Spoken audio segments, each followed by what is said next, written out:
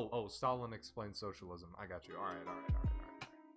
The Republicans think that calling things socialist is going to work, and they're so cocky and confident about that.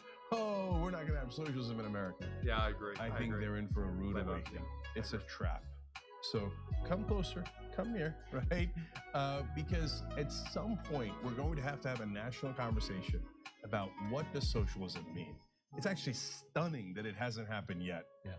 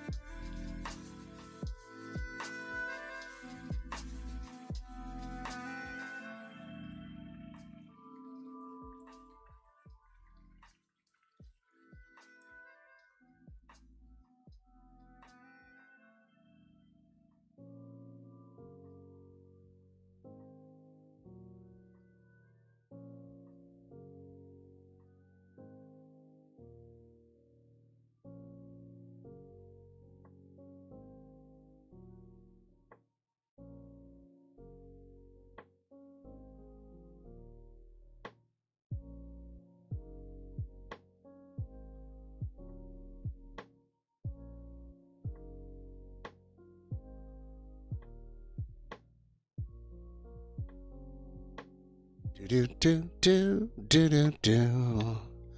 That's a test. That's a test. That's a test. That's a test. That's a test. Do do do. That's a test. That's a test. That's a test. That's a test. That's a test. Do do do do do do do. That's a test. That's a test. That's a test. And that's a test. That's a test. Do do do do do do do do do do do. That's a test. That's a test. And that's another test. Do do do do do do do do do. That's a test. That's a test. That's another test. That's a test. That's a test. That's a test. That's a test. It's all one big test. That's a test. It's a test. That's a test. It's a test. That's a test. It's a test. It's a test. It's a test.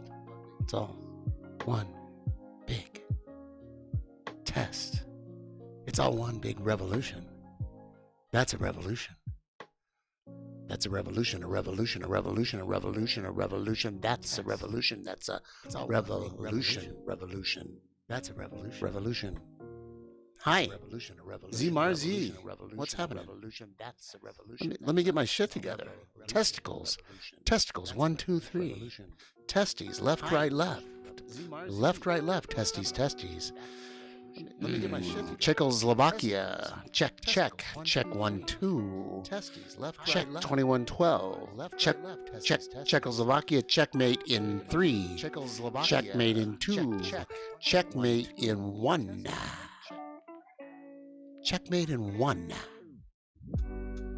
Checkmate in 1.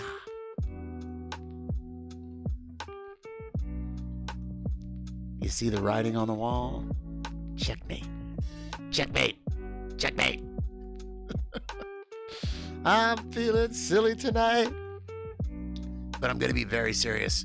We're going to preach and we're going to rant and we're going to be full of vitriol and we're going to scream and yell and we're going to do all that stuff with a smile. We're going to do it in a nice way.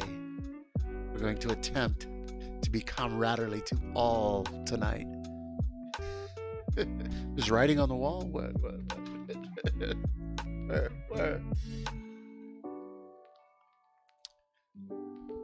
So what? Oh, shit. Sorry. I have my old headphones here, freshly taped up with all sorts of wonderful Gorilla Tape. Sadly, they're on their last legs. But happily, we have a new set. Check them out. Got the new cans. Got the new cans last week. Really like them. Had them for a week. So much more comfortable. It fits so well. Not too tight. Not too loose. Open back, so if somebody yells at me, opens the door and I don't look up and they yell at me, and I can hear them. Keep my ears warm when I go out. I had to go out today. I live in New York City, right? So I had to go out and I had to pick up my new glasses. Look, they look just like my old glasses, only they're not 4 years old and falling apart. I had to go to pick up my new glasses in the Upper West Side. I live in Harlem, so it's, a couple miles. And it was all fine and dandy on the way there. I go in, we put them on, da-da-da-da-da. 15 minutes in and out, I walk outside in a fucking blizzard. A blizzard, I tell you. And it's going to be worse tonight. We're supposed to get 14 more inches of snow. School has been called, well, most of school has been canceled anyway, but my significant other is at a preschool, and they have called off school for tomorrow.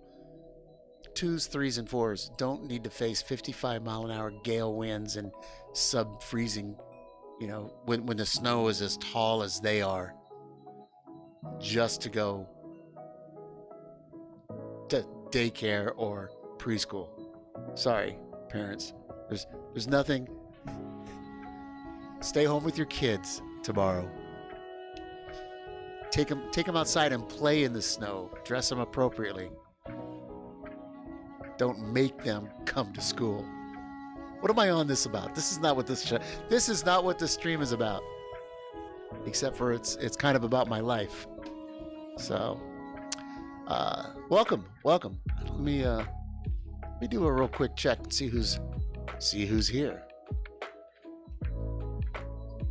Zmar Z, Tommy the Real Pro, Subcountable.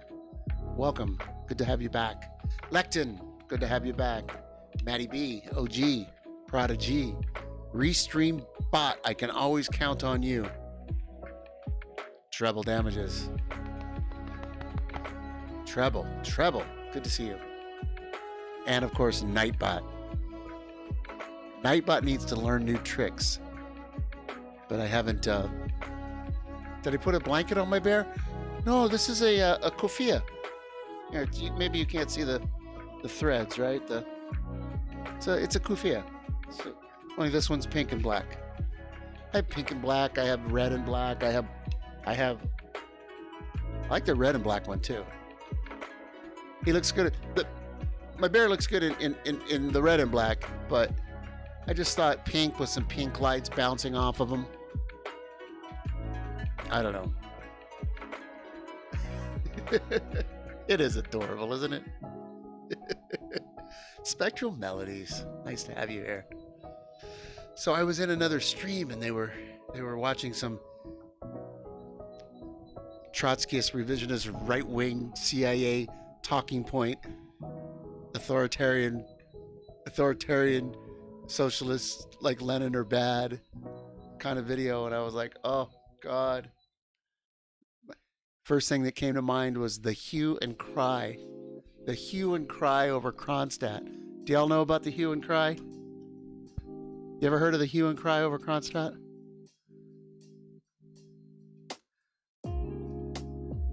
I'm not going to do the whole thing. I just want to mention it at the top of this stream because it's on my mind. Because you'll hear a lot of people crying about Kronstadt. 100 and what? It's not 100 years later, but yeah, it's 100, almost 100 years later. The hue and cry over Kronstadt. You can see this over at Marxist.org. A Trotskyist outfit, by the way. I being a Marxist-Leninist. But that doesn't mean Trotsky, you don't throw everything Trotsky did or said, you don't throw that away. He was very vital in the Russian Revolution. And he was not always a Bolshevik. He traded sides a couple of times. I mean, never with the Nazis or anything. But anyway. But yeah, he was a Menshevik.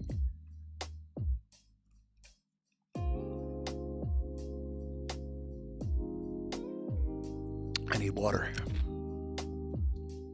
We're going to try to drink 5 times as much water tonight as we do wine. We want a 5-to-1 water to wine. I don't know. Just making this shit up as I go. Maybe I won't have a hangover tomorrow. But I like to have a little cocktail when I stream. Porcupine wine out of a box. I got the rosé instead of the deep. I got a deep red, but I also got the rosé today. So we're gonna mix it with ice. We're gonna have a nice, cool drink as we look at Leon Trotsky and what he had to say.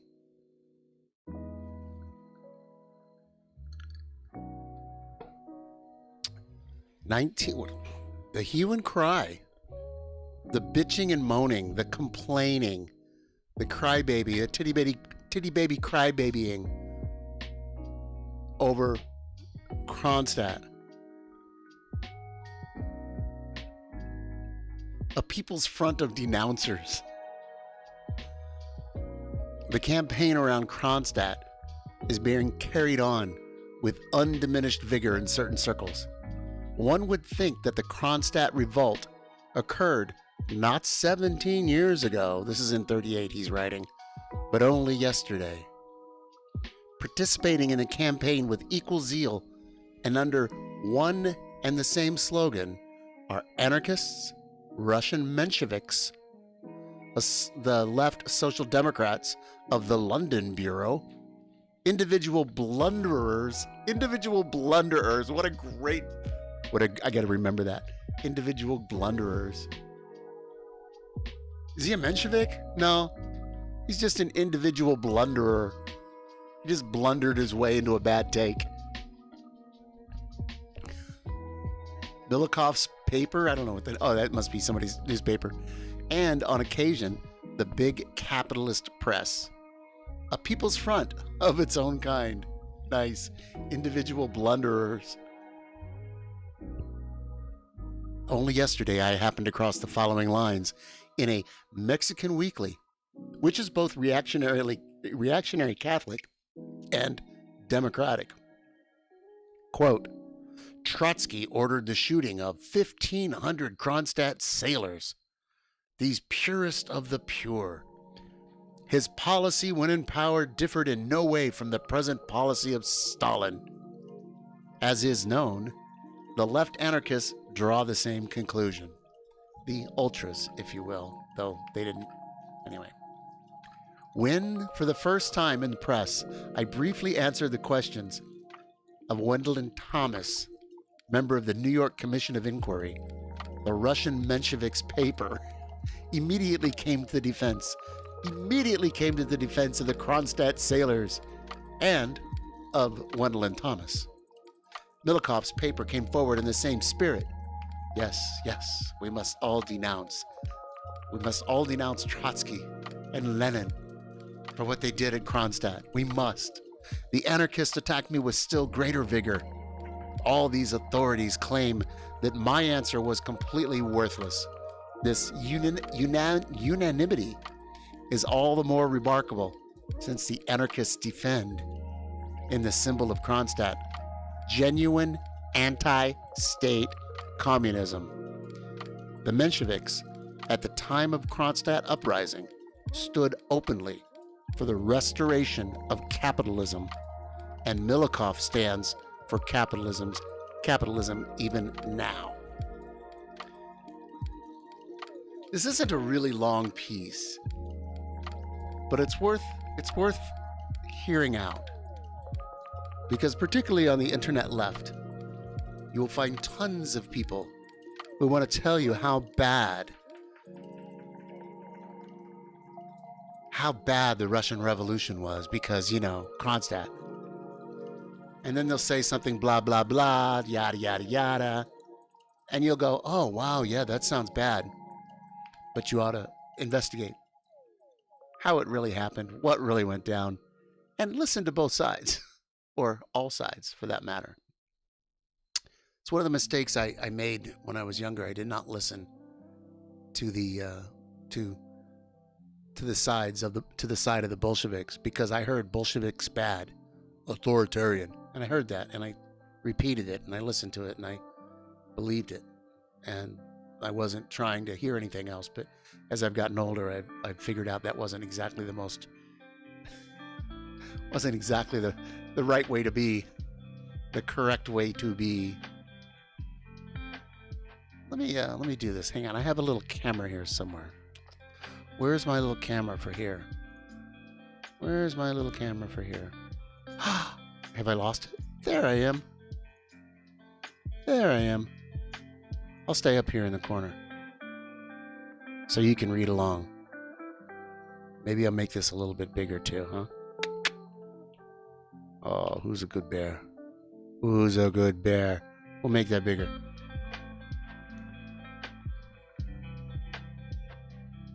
How can the Kronstadt uprising cause such heartburn to anarchists, Mensheviks, and liberal counter-revolutionists all at the same time? How can it be that they're all on the same page? The answer is simple. All these groupings are interested in compromising the only genuinely revolutionary current, which has never repudiated its banner, has not compromised with its enemies, and alone represents the future. It is because of this that among the belated denouncers of my Kronstadt crime, there are so many former revolutionists or semi-revolutionists, people who have lost their program and their principles, and who find it necessary to divert attention from the degradation of the Second Internationale or the perfidy of the Spanish anarchists. As yet, the Stalinists cannot openly join this campaign around Kronstadt, but even they, of course, rub their hands with pleasure, for the blows are directed against Trotskyism, against revolutionary Marxism, against the Fourth Internationale. Sorry, I'm just having a little fun with this. I need more water.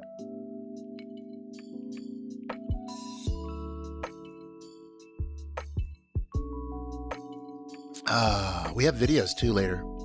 Lots of videos. We may even have something from The Mandalorian.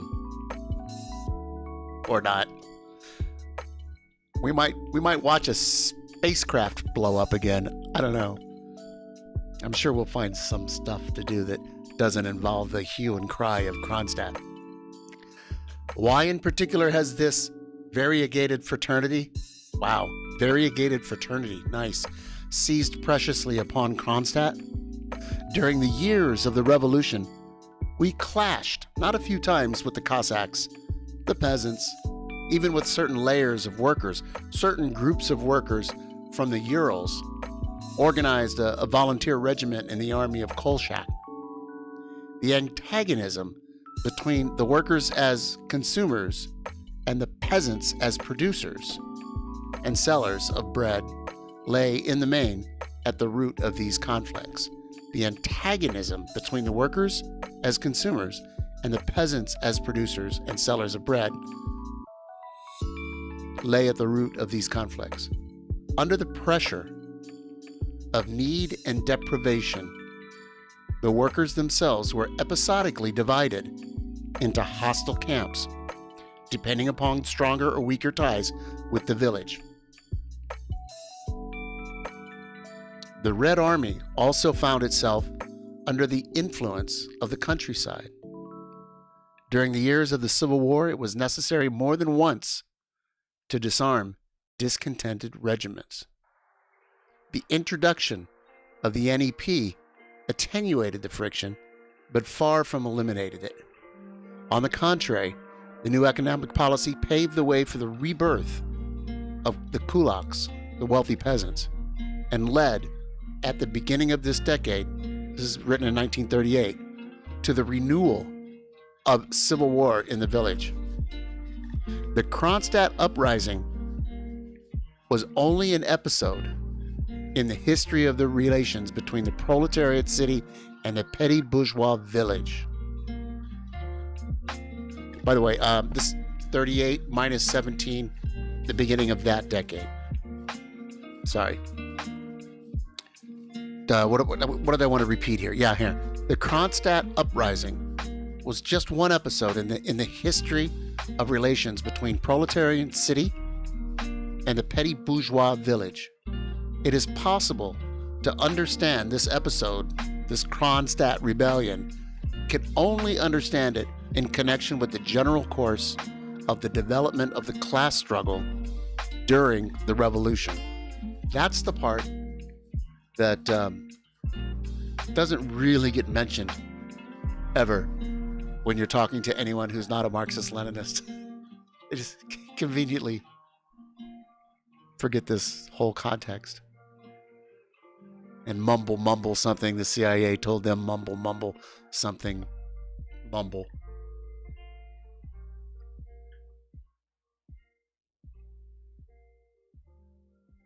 That's a lot of water for the first 20 minutes. I'll be taking a lot of pee breaks tonight. Kronstadt differed from a long series of other petty bourgeois movements and uprisings only by its greater external effect. The problem here involved a maritime fortress, a fucking fortress, a maritime fortress, you know, a place where you could have like a whole fleet of military ships. The problem with this conflict between the petty bourgeois movement and the workers' movement is that this conflict was in a major fucking seaport where you can put a whole bunch of warships. The problem involved a maritime fortress under Petrograd itself. During the uprising, proclamations were issued and radio broadcasts were made. The socialist revolutionaries, the SRs, and the anarchists, hurrying from Petrograd, adorned the uprising with noble phrases and gestures. All this left traces in print. With the aid of these documentary materials, false labels, it's not hard to construct a legend about Kronstadt. All the more exalted since in 1917, the name Kronstadt was surrounded by a revolutionary halo. Not idly does the Mexican magazine quoted above ironically call Kronstadt sailors the purest of the pure. Yeah, sub. I was exposed. I was exposed to somebody beating up on the authoritarian socialists and crying about Kronstadt. So I decided maybe I should just start this stream with this. The hue and cry over Kronstadt.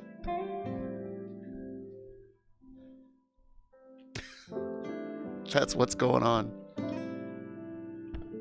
I mean, it's something it's something people talk about on the left, or at least on the internet left. My comrades in the party, nobody talks about it. It's like, okay, if you want to talk about it, yeah, we can answer it. Here, read this. What do you want to know about it?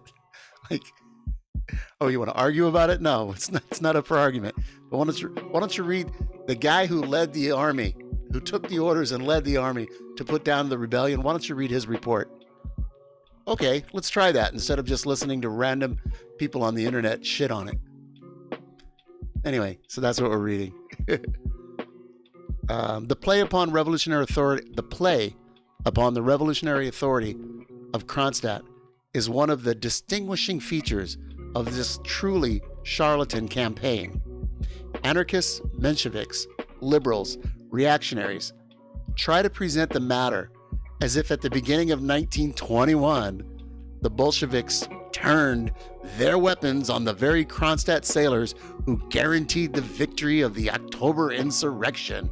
How could they do that? Oh, we were all on the same side and they just turned around and stabbed us in the back for no reason. I mean, that's the story. That's the story. Just ask anybody on the internet. Ask any white guy on the internet. Ask any white guy under 30 on the internet. And under 40. Oh, no. Oh, gosh. Broad strokes here. Broad strokes, people. Broad strokes. So here is the point of departure. Here is the point of departure for all the subsequent falsehoods. Whoever wishes to unravel these lies should first read the article by Comrade J.G. Wright in the New International, February 38. My problem is another one. I wish to describe the character of the Kronstadt uprising from a more general point of view. Trotsky in the red corner tonight, right? Look. Say what we will about the followers of Trotsky today. And say what we will about some of his bullshit back in the day. But you can't throw them all away, right? You can't. I mean, you can, but... How you doing? Chill out. Welcome. I'm looking for a coaster. There we go. One of these days, I'm going to get all my shit together. Get it all together, put it in a backpack, take it to the shit museum. You're here for the Trotskys, man. Trotsky's the man. Yeah, look, up to a point, right? At least for me, up to a point. Anyway, so Trotsky says, my problem is another one. I wish to describe the character of the Kronstadt uprising from a more general point of view. Social and political groupings in Kronstadt. A revolution is made directly by a minority. The success of a revolution is possible, however, only where this minority finds more or less support, or at least friendly neutrality, on the part of the majority. A revolution is made by the minority, but they've got to have at least friendly neutrality by the majority. The shift in different stages of the revolution, like the transition from revolution to counter-revolution, is directly determined by changing political relations between the minority and the majority, between the vanguard and the class. Among the Kronstadt sailors, there were three political layers. There was the proletarian revolutionists, some with a serious past and training, the intermediate majority, mainly peasant in origin, and finally, the reactionaries, the sons of kulaks, shopkeepers, and priests. In Tsarist times, order on battleships and in the fortress of Kronstadt could be maintained only so long as the officers, acting through the reactionary sections of the petty officers and sailors, as long as they subjected the broad intermediate layer to their influence or their terror, thus isolating the revolutionists, mainly the machinists, the gunners, the electricians, i.e. predominantly the city workers, the machinist, the gunners, the electrician. So in order to maintain, let's just read that again. During the times when the Tsar, when the king, before the revolution, in Tsarist times, order on battleships, keeping things shipshape on the battleships and in Kronstadt, the base. Order could be maintained as long as, and only as long as, the officers, acting through the reactionary sections of the petty officers and sailors, subjected the broad intermediate layer to their influence or their terror, thus isolating the revolutionists, mainly the machinists, gunners, and the electricians, i.e. predominantly the city workers.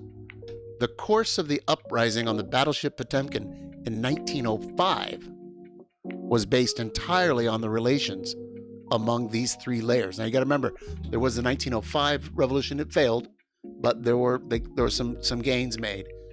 Then it was 12 years later, there were two revolutions in 1917. So the course of the uprising on the battleship Potemkin in 1905 was based entirely on the relations among these three layers, i.e., on the struggle between the proletarian and the petty bourgeois reactionary extremes for influence upon the more numerous middle peasant layer. Whoever has not understood this problem, which runs through the whole revolutionary movement in the fleet, if you don't understand this problem, you better be silent about the problems of the Russian Revolution in general. Like, this is a guy who might know a thing or two about the Russian Revolution. He wrote this little book called The History of the Russian Revolution by Trotsky. He was there, you know.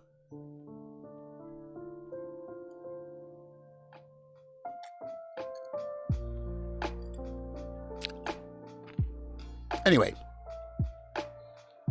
our man says, you know, if you don't understand how this shit works, the different layers at work, particularly on a naval base, you probably shouldn't be talking about what you think you know about what happened at Kronstadt. Just saying. For it was entirely, and to a great degree still is, it's a struggle between the proletariat and the bourgeoisie for influence upon the peasantry. During the Soviet period, the bourgeoisie had appeared principally in the guise of kulaks, the top stratum of the petty bourgeoisie, the socialist intelligentsia, and now in the form of the communist bureaucracy. Such is the basic mechanism of the revolution in all its stages. In the fleet, it assumed a more centralized and therefore more dramatic expression. Okay? Please do tell us about it. The political composition of the Kronstadt Soviet reflected the composition of the garrison and the crews. The leadership of the Soviets as early as the summer of 1917, belonged to the Bolshevik Party, which rested on the better sections of the sailors and included in its ranks many revolutionists from the underground movement who had been liberated from the hard labor prisons. But I seem to recall that even in the days of October insurrection, the Bolsheviks constituted less than 1/2 of the Kronstadt Soviet. The majority consisted of SRs, revolutionary socialists, SRs, and anarchists. There were no Mensheviks at all at Kronstadt as early as the summer of 1917. The Menshevik Party hated Kronstadt. The official SRs, incidentally, had no better attitude towards it. The Kronstadt SRs quickly went over into opposition to Kerensky and formed one of the shock brigades of the so-called left SRs. They based themselves on the peasant part of the fleet and of the shore garrison. As for the anarchists, they were the most motley group. Among them were real revolutionists like Zhuk and Zelenikov. But these were the elements most closely linked to the Bolsheviks. Isn't that interesting? Let's just say that again, because it feels good. As for the anarchists, they were the most motley group. Among them were real revolutionists, like Z and Z. But these were the elements that most closely linked to the Bolsheviks. Most of the Kronstadt anarchists, and he puts that in quotes, air quotes, for a reason. Most of the Kronstadt anarchists represented the city petty bourgeoisie, and they stood upon a lower revolutionary level than the SRs. Most of the Kronstadt anarchists represented a city petty bourgeoisie and stood upon a lower revolutionary level than the SRs. The president of the Soviet was a non-party man, sympathetic to the anarchists, and in essence, a peaceful petty clerk who had been formerly subservient to the Tsarist authorities and was now subservient to the revolution. The complete absence of Mensheviks, the left character of the SRs, and the anarchist hue of the petty bourgeoisie were due to the sharpness of the revolutionary struggle in the fleet and the dominating influence of the proletarian sections of the sailors. Just wait. Changes during the years of the Civil War. The social and political characterization of Kronstadt, which, if desired, could be substantiated and illustrated by many facts and documents. I can back my shit up, he says. The social and political characterization of Kronstadt is already sufficient to illuminate the upheavals which occurred in Kronstadt during the years of the Civil War, and as a result of which, its physiognomy changed beyond recognition. Should we look that word up? Let me just finish this thought. Precisely about this important aspect of the question, the belated accusers say not one word, partly out of ignorance, partly out of malevolence. And I think that's still the case today. There's a lot of people that hue and cry over Kronstadt on the internet, and it's mostly out of ignorance, partly out of malevolence. I used to be one of those people that hewed and cried over Kronstadt. There's hours and hours of me available in audio form, repeating everything I ever heard from anybody online that bad-mouthed communists and always pointed to Kronstadt as the big betrayal. I'm embarrassed that I used to do that, but live and learn. Sometimes you just live and you don't learn.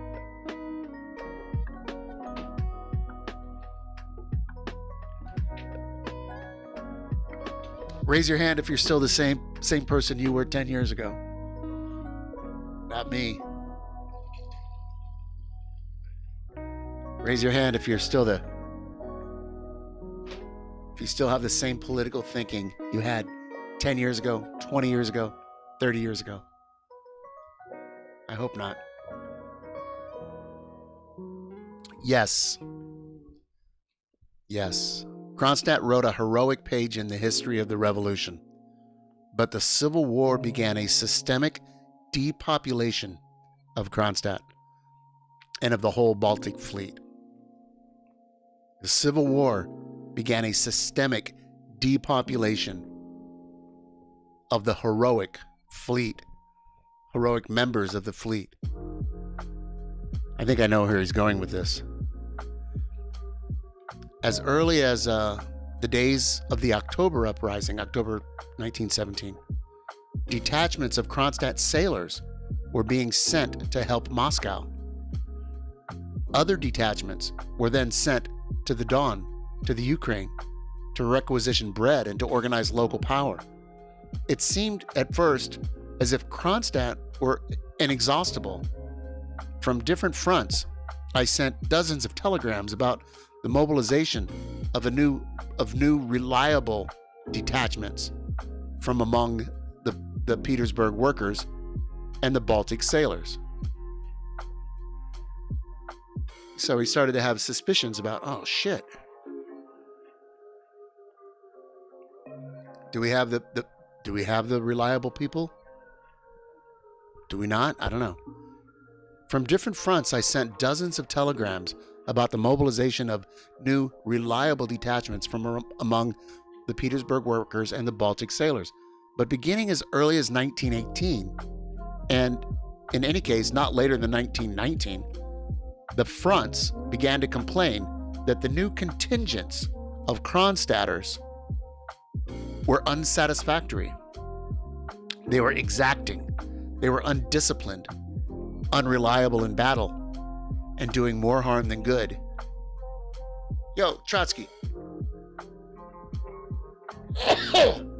Quit sending us these worthless soldiers. Give us some real ones. Yeah, video game architect. Let's learn about Kronstadt first, shall we? Oh, I feel a whole lot of sneezing coming on. Hold on. I'm gonna mute.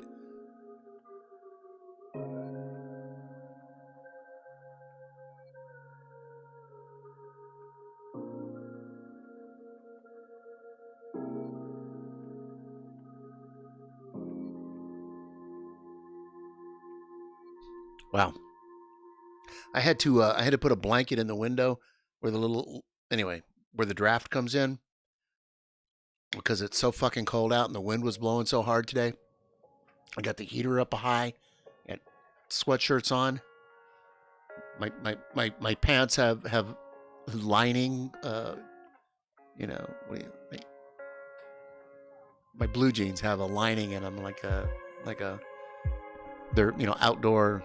Anyway, fucking cold here. But all of a sudden I got real hot, and I'm sneezing.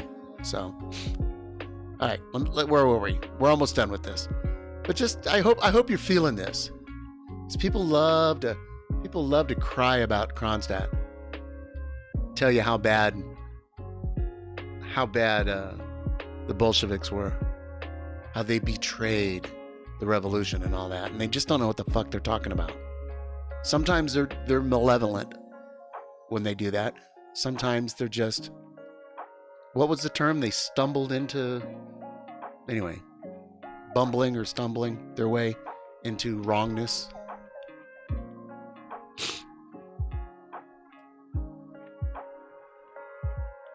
After the liquidation of Udenich in the winter of 1919, the Baltic Fleet and the Kronstadt garrison were denuded of all revolutionary forces, depleted, denuded. There wasn't anything revolutionary left. The legendary Kronstadt sailors that were so important during the revolution, they had all shipped out. They had all gone on to other places, and they had been replaced by people who, weren't so revolutionary. They were, in fact, oftentimes reactionary.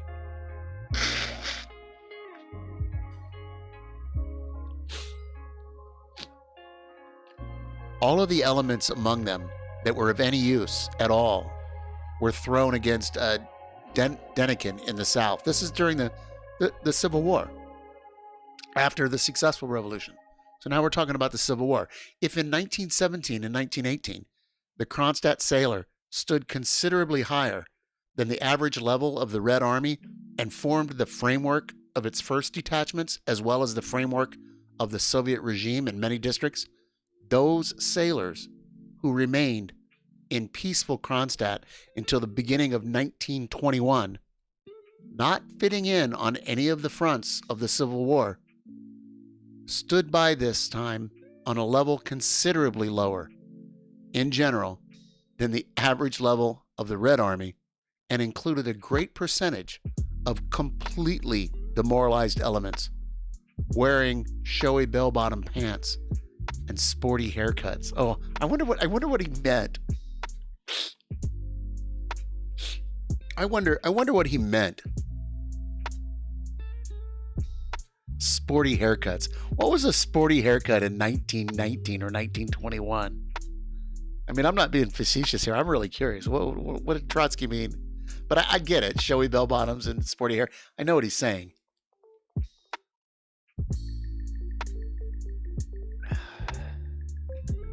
Hey, Treble, how are you? Demoralization based on hunger and speculation had, in general, greatly increased by the end of the Civil War. The so-called sack carriers, petty speculators, had become a social blight, threatening to stifle the revolution. Precisely in Kronstadt, where the garrison did nothing and had everything it needed, the demoralization assumed particularly great dimensions. Where the garrison had everything, it had all the supplies, it had, food, liquor, ammunition, clothing, firewood, quarters to sleep in. Precisely in Kronstadt, where the garrison did nothing and had everything, the demoralization assumed particularly great dimensions. When the conditions became very critical in hungry Petrograd, when the conditions became bad in Petrograd, the political bureau more than once discussed the possibility of securing an internal loan from Kronstadt, where a quantity of old provisions still remained. But the delegates of Petrograd workers answered. They said to the hungry people of Petrograd, you will get nothing from them but kindness. They speculate in cloth, coal, and bread. At present in Kronstadt, every kind of riffraff has raised its head. That was the real situation. It was not like the sugar-sweet idealizations after the event. Now keep in mind, he's writing this 17 years after they put down the Kronstadt Rebellion.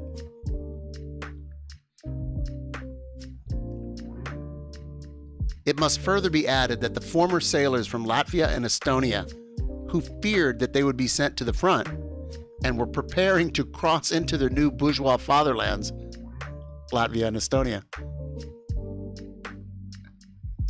it was feared, it must further be added that these sailors had joined the Baltic Fleet as volunteers. These elements were in essence hostile to the Soviet authority and displayed this hostility fully in the days of the Kronstadt uprising. Besides these, there were many thousands of Latvian workers, many former farm laborers who showed unexampled heroism on all fronts of the Civil War. We must not, therefore, tar the Latvian workers and the Kronstadters with the same brush. We must recognize social and political differences. Very, very fair of you, my friend. Social roots of the uprising. Oh, and if you're just joining me, I promise you I'm not going to be doing this all night long. This is not a reading stream. I just thought today would be a good time to do this because it was on my mind as I came to the interwebs. The problem of a serious student consists in defining, on the basis of the objective circumstances, the social and the political character of the Kronstadt mutiny and its place in the development of the revolution. If you're a serious student,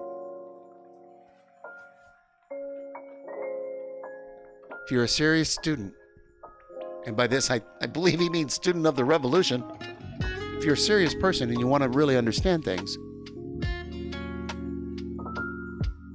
look at the objective circumstances, the social and the political character of the Kronstadt mutiny, and put it in place in the development of the revolution.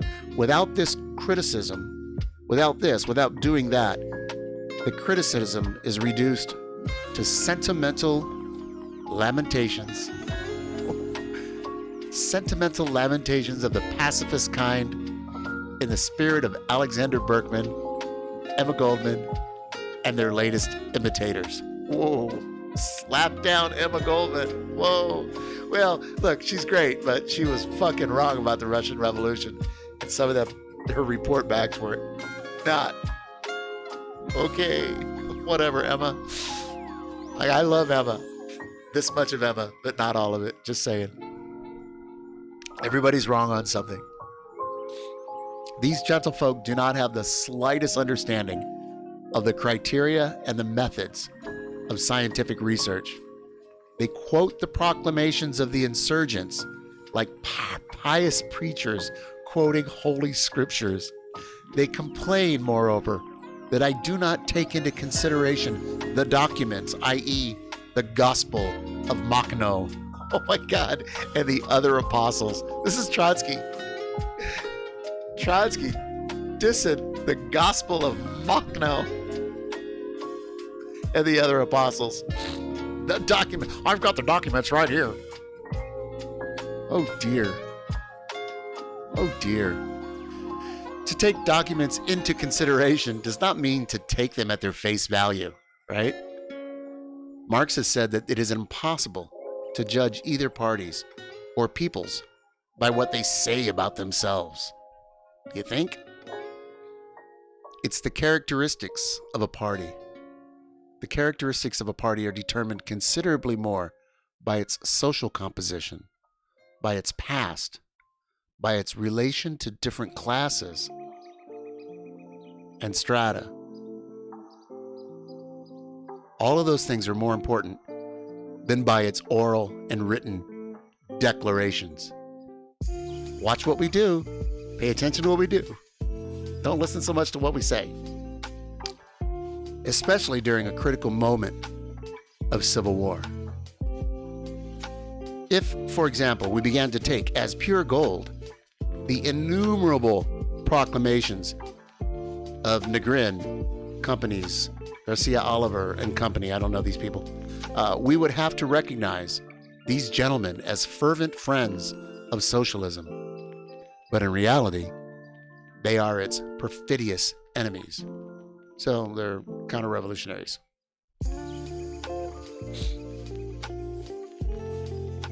Thank you for taking... Thank you, Sub Cannibal, for that. Thank you. Yeah, and Video Game Architect, when I'm done with this, we can chat about stuff. But I wanna focus on this, and hopefully it makes sense to people. In 1917, 1918, the revolutionary workers led the peasant masses, not only the fleet, but of the entire country. The peasants seized and divided the land, most often under the leadership of the soldiers and the sailors arriving in their home districts. Requisitions of bread had only begun and were mainly from the landlords and the kulaks at that. The peasants reconciled themselves to the requisitions. They reconciled that as a temporary evil. Okay, you're going to come take some of our shit so you can feed people? Okay. But the Civil War dragged on for 3 years. The city gave practically nothing to the village and took almost everything from it, chiefly for the needs of the war. The peasants approved of the Bolsheviks, but became increasingly hostile to the communists. Interesting. Where is he going with this? If in the preceding period the workers had led the peasants forward, the peasants now dragged the workers back. He says if, but it's in the preceding period. The workers led the peasants forward, but now, after the revolution, through the Civil War, now the peasants were dragging the workers back. Only because of this change in mood could the whites, the white army, the counter-revolutionaries, could the whites partially attract the peasants and even the half-peasants, half-workers of the Urals to their side. This mood, this hostility to the city, nourished the movement of Makhno, who seized and looted trains marked for the factories, the plants, and the Red Army. They tore up railroad tracks, shot communists, etc. Of course, Makhno called this the anarchist struggle with the state. And people still, particularly white anarchists on the interwebs, idolize that shit. Think it's some sort of romantic good move and good take. There was a civil war going on. The revolution against the Tsar was won, but it wasn't secure, and the war was still on. And Russia had been invaded by 13 different Western nations. The United States alone sent 23,000 troops into Russia after the Russian Revolution to fight with the whites against the Red Army. Japan, England, France, all the usual suspects. Perfidious. In reality, this was a struggle of the infuriated petty property owners against the proletarian dictatorship. A similar movement arose in a number of other districts, especially in Tamvosky, under the banner of social revolutionaries. I don't know anything about Tamvosky. Finally, in different parts of the country, so-called green peasant detachments were active.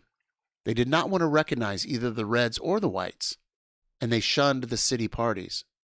The Greens sometimes met the Whites and received severe blows from them, but they did not, of course, get any mercy from the Reds. Just as the petty bourgeois is ground economically between the millstones of big capital and the proletariat, so the peasant partisan detachments were pulverized between the Red Army and the White.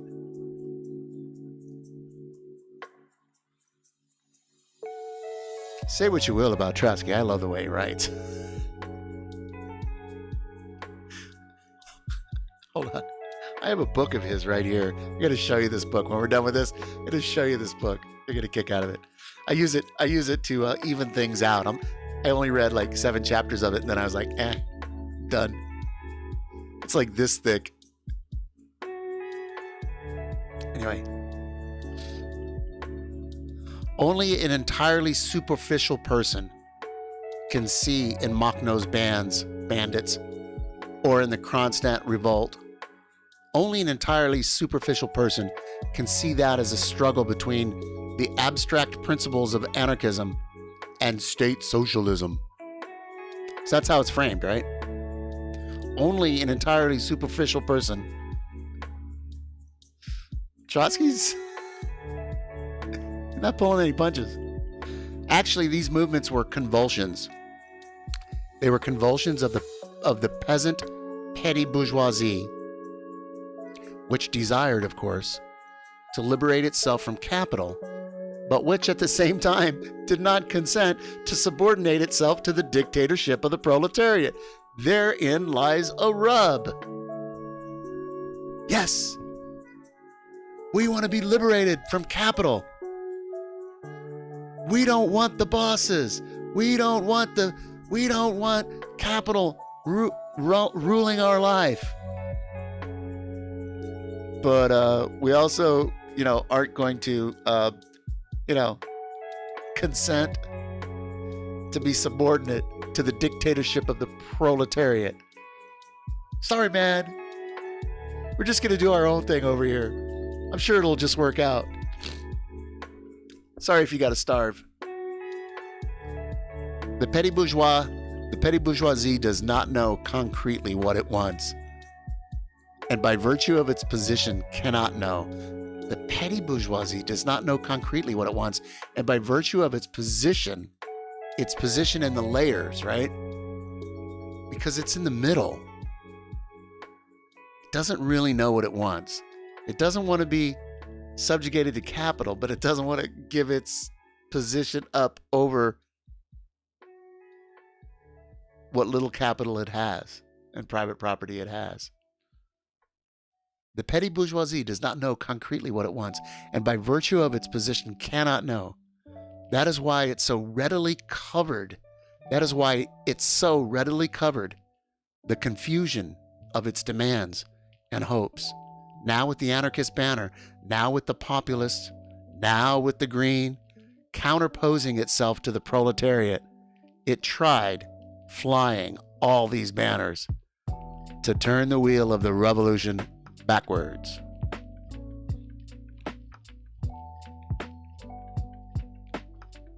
I'm finding this a really interesting document. This is not the first time I've read it.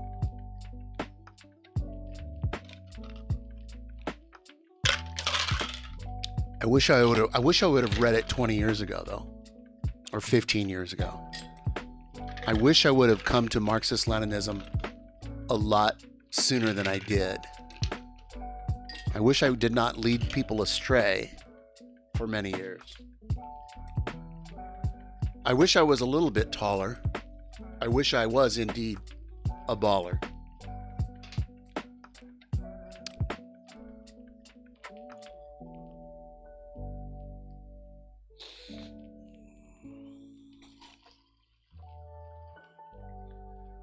Tonight's reading brought to you by a fresh box of porcupine wine. Can you dig it? It's rosé. It's rosé on ice. It's very nice. We'll also mix it with some berry kombucha later. Kind of cut it. Just, keep things copacetic. Shall we finish this? There's just a little bit left. The exciting conclusion of the hue and cry. The hue and cry over Kronstadt. It's my go-to link when people are getting all cry about Kronstadt. It's a thing. It's a thing that I do. The counter-revolutionary character of the Kronstadt mutiny. And this is shocking. This right here, the counter-revolutionary character of the mutiny. This is fucking shocking to a lot of people because, the Kronstadt sailors, they were the best. They were the most heroic. Yeah, 3 years before this happened. And then it got depleted. And now they had a bunch of people who weren't all that heroic. Some troublemakers. Got them killed. Anyway, where was I? There were, of course, no impassable bulkheads dividing the different social and political layers of Kronstadt. There were still at Kronstadt a certain number of qualified workers and technicians to take care of the machinery. But even they were identified by a method of negative selection as politically unreliable and of little use for the Civil War. So there were a certain number of qualified workers and techs, people taking care of the machinery on the battleships and on the other war boats in the garrison. But by whatever rating system that they had in place, they had been judged unreliable politically and of no use to be in the actual shooting Civil War part. So they were there, and they stayed there. Some leaders, and this is in quotes, some leaders of the uprising came from among these elements. Doesn't surprise me. However, this completely natural and inevitable circumstance, to which some accusers triumphantly point, does not change by one iota the anti-proletarian character of the revolt.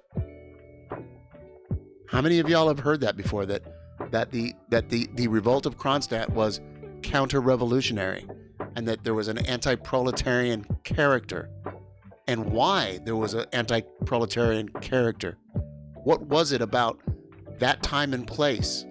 Where had all the good characters gone? Where had all the reliable, politically reliable and technically capable, where had they gone? Because they weren't there anymore. So you have to understand that these kind of relationships and characterizations.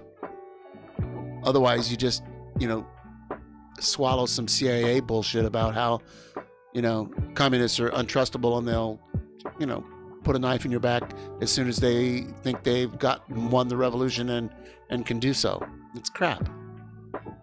It's crap to believe it. And texts like this can help unravel it and show you about it if you're interested in that sort of thing.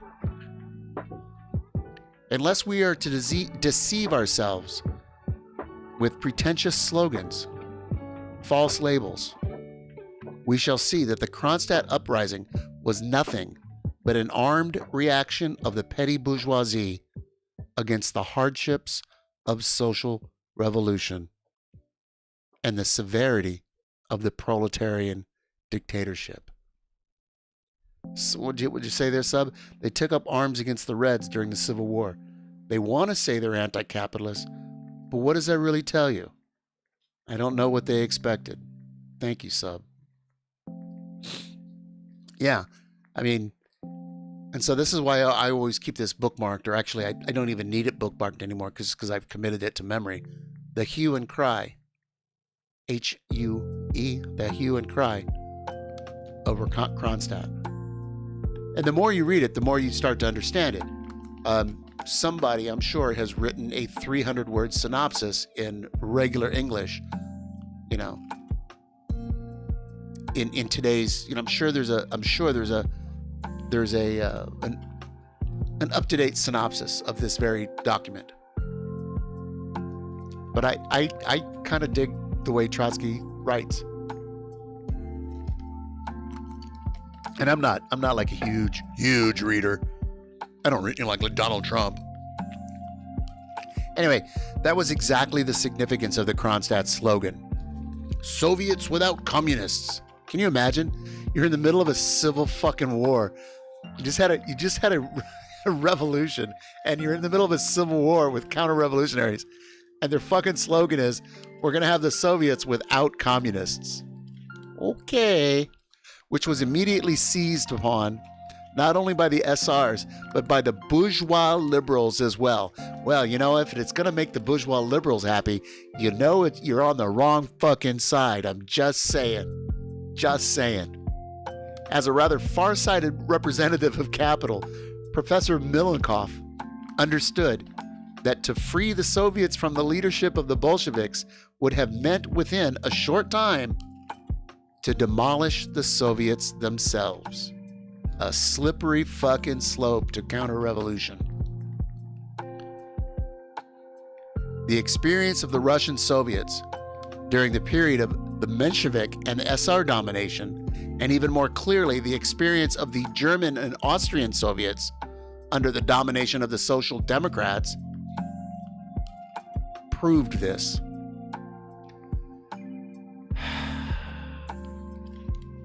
Bernie killed Rosa. Bernie killed Rosa. Social revolutionary anarchist Soviets could serve only as a bridge from the proletarian dictatorship to capitalist restoration. This is the problem. This is the problem. You have this fortress, this naval station, these battleships. The best sailors have already, been dispatched to win the Civil War. And so now you got a bunch of ne'er-do-wells claiming to be, hardcore heroes of the Russian Revolution. Yeah, the Kronstadt sailors were at that time, but this is a couple years later. And that population has moved on. And now they don't want to be subordinate. They don't want to follow orders. They don't want to share their stores, their bread, so to speak. And they want to fight about it. And the liberals are on their side. The petty bourgeoisie is on their side. And you know who else is on their side? The actual bourgeoisie. Trust me on that. Trust me. That's the whole thing. You don't want to give up your big naval station and your port. You don't want to lose that. I'm just saying. Like, oh God. Where was I?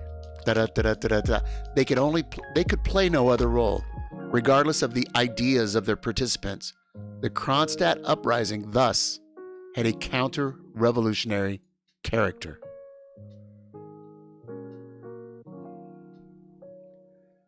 But Macronstadt. Look, I used to say it all the time. I'm not shitting on anybody who currently thinks that way. I'm just saying there's plenty of information out there. And you can find it, and you can find it, and you can read it, and you can study it, and you can discuss it with people, and you can come to the realization that, some of the things that you used to hold are no longer true, and you let them go. I used to think that liberals were tax and spend, and they were weak on defense, and that conservatives were good on defense, and I needed them to keep me safe. Therefore, I voted for Reagan twice, 80 and 84. I was fucking wrong. I was so wrong. And yet I repeated that all the time. And so finally, enough people had talked to me. Enough people took the time to say, hey, Bear, come on, man. You're saying this shit, but have you read this? I'm like, no, I'm not reading that. Come on, dude, read this. I'm like, no, I'm not reading that. Eventually I read it and I was like, oh, is this true? And then I talked to more people and I talked to more people. I talked to people outside of my bubble. And once I started talking to people outside of my bubble and I started looking at people who are actually doing work, organizing on the ground, doing things, seriously doing things that make a difference in people's lives, I just find the communists to be the vanguard. I believe them to be ahead of the curve, and it's not everybody is ahead of the curve, But I think that, becoming teachable is probably one of the greatest achievements of your life. Yeah, Spectral, a lot of us are like that. I mean, God, the arrogance that I had when I was younger. Fuck, I still have, like, who am I kidding? I still have it. But the amount of arrogance that I had before, oh my God. Yeah, sub, we could talk about Hungry in 56. Clickety clack tank tracks coming down. Yeah, we could talk about that sometime. Maybe even tonight. I appreciate that. His argument is pretty similar to Marcy's reasoning about Hungry. Like, if y'all don't know who Sam Marcy is the founder, Sam and a few others, Dottie Ballin, and so Sam is the founder of Workers' World Party. I'm a member of Workers' World. We're a Marxist-Leninist party, and we have branches all over the United States, and the main branch is here in New York City, and I'm a member of the main branch. And anyway, we may get a Workers' World Twitch stream sometime, Twitch channel. We may get one if we can get enough members that are interested. It could happen. It would be very cool. We could have candidate classes. We could have discussions on Discord and about, different texts, what is to be done at State and Revolution. This is a real thing that could happen. This is actually the main reason I came to Twitch when COVID hit. I thought, oh, this could be fun. Is this a thing? And I really think it is. And so there are some other people in the party who think it might be a good thing. And so it's in discussion. So you still have arrogance too. Yeah. Yeah, we're all a little bit arrogant, right? I'm sorry. We just are. I don't know if that's a good or bad thing, but... So anyway, they could play no other role regardless of ideas of their participants. Kronstadt Uprising thus had a counter-revolutionary character. From this class point of view, without offense to the honorable eclectics, I don't know what the honorable eclectics are, but I guess I think what he's trying to say is without painting a broad brush and smearing the good name of some people. From a class point of view, without offense to the honorable eclectics, remains the basic criterion, not only for politics, but for history. It is extremely important to contrast the behavior of Kronstadt to that of Petrograd in those critical days.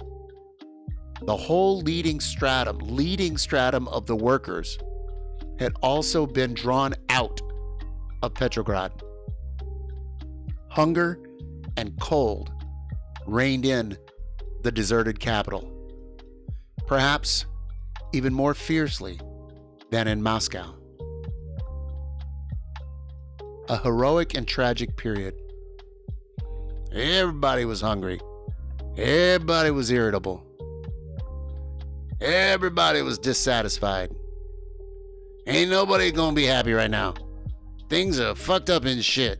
It's cold and we're hungry and god damn it, the war and Jesus fucking Christ, right? In the factories, there was dull discontent. Underground organizers sent by the SRs, underground organizers sent by the white officers, tried to link the military uprising with the movement of the discontented workers, right? So if you're a counter-revolutionary and you know the people you're fighting, the left, the Bolsheviks, the communists, if you know that they're hurting, what you want to do, you want to put a wedge anywhere you can. And if you can get people, if you can get the sailors on Kronstadt to say, you know what, hey, we got ours, fuck you, get yours. If you can drive a wedge, then that's good for your side, the reactionary side, if you're on that side. Our job as leftists Our job as revolutionaries and as leftists, if you call yourself a leftist, is to drive a wedge between the forces of capital, right?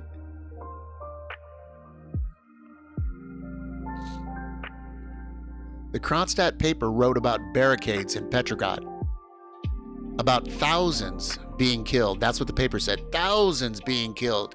The press of the whole world proclaimed the same thing. Actually, the precise opposite occurred. The Kronstadt uprising did not attract the Petrograd workers. Oh, it's almost as if there was lies and propaganda. The uprising did not attract the workers. It repelled them. The stratification proceeded along class lines. The workers immediately felt that the Kronstadt mutineers stood on the opposite side of the barricades, and they supported the Soviet power. The political isolation of Kronstadt, that was the cause of its internal uncertainty and its military defeat. Now there's a hot take for you. Yeah, here's a hot take for you. The reason Kronstadt rebellion wasn't successful is because it didn't have support. It didn't have enough support because people took a sniff and they said, that's some petty bourgeois bullshit right there. You're likely to get us all killed and we lose the revolution. I ain't signing up for that shit. The political isolation of Kronstadt was the cause of its internal uncertainty and the cause of its military defeat. All right. The NEP and the Kronstadt uprising.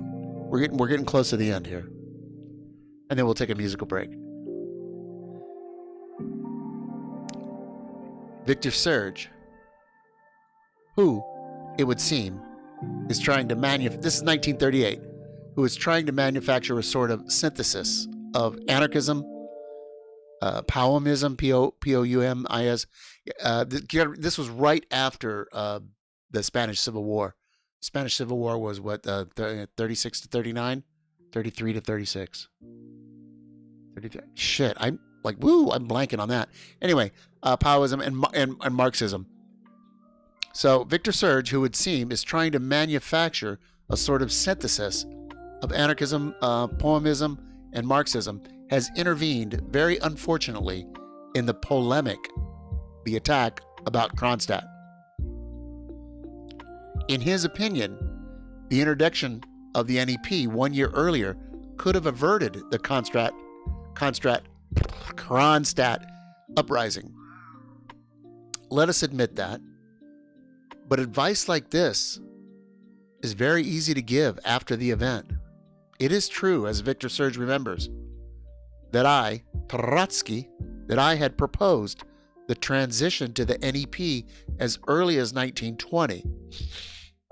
But I was not at all sure in advance of its success. I mean, how could you be?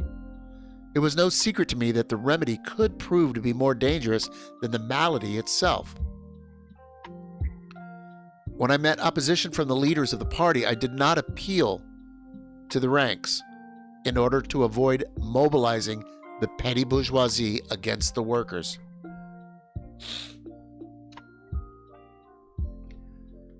So he got some opposition to his idea. And instead of taking it to the rank and file, because he thought, you know what? If I take it to the rank and file, the petty bourgeoisie, the counter-revolutionaries, will be encouraging that shit. And that could be bad for everybody. If I understood that correctly. When I met opposition from the leaders of the party, the Bolshevik Party, I did not appeal to the rank and file, in order to avoid mobilizing the petty bourgeoisie against the workers. Nice. The experience of the ensuing 12 months was required to convince the party of the need for a new course. Remember, they're like doing this. This is like the first time this ever happened on the planet. So, there is no blueprint. You work shit out. Theory and practice, theory and practice. But the remarkable thing is that it was precisely the anarchists all over the world who looked upon the NEP as a betrayal of communism. I think that's still true today. It's so, well, I mean, it can be infuriating, but it's anymore. I'm just like, ah. But now the advocates of the anarchists denounce us for not having introduced the NEP a year earlier. All right. In 1921, Lenin more than once openly acknowledged that the party's obstinate defense of the methods of military communism, war communism, I believe is another word for that. Correct me if I'm wrong. But Lenin more than once acknowledged that the party's obstinate defense of military communism had become a great mistake. But does this change anything? Does this change matters? Whatever the immediate or remote causes of the Kronstadt rebellion, it was, in its very essence, and this is important, this is a big takeaway, it was a mortal danger to the dictatorship of the proletariat, simply because it had been guilty of a political error. Should the proletarian revolution really have committed suicide to punish itself? Simply because it had been guilty of a political error? Because we didn't do the NEP a year earlier, just because of that, we should just like throw away the whole revolution and commit suicide? And let the bourgeoisie and the petty bourgeoisie take over this, all these battleships and the fortress? I don't know. The base? I don't know. Probably not. Or perhaps it would have been sufficient to inform the Kronstadt sailors of the NEP decrees to pacify them. Fucking illusion. That would have been an illusion. I love that. Illusion. I wish I knew what he sounded like. Then I could do an impersonation. The insurgents did not have a conscious program, and they could not have had one because of the very nature of the petty bourgeoisie. Ah, thank you. I think we go over that. It's getting hot in here. I'm going to open up this window a little bit. I am going to let the cold air flow. I may regret this. Oh, dear God, I feel it already. Woohoo! Here come. Look. I have snow.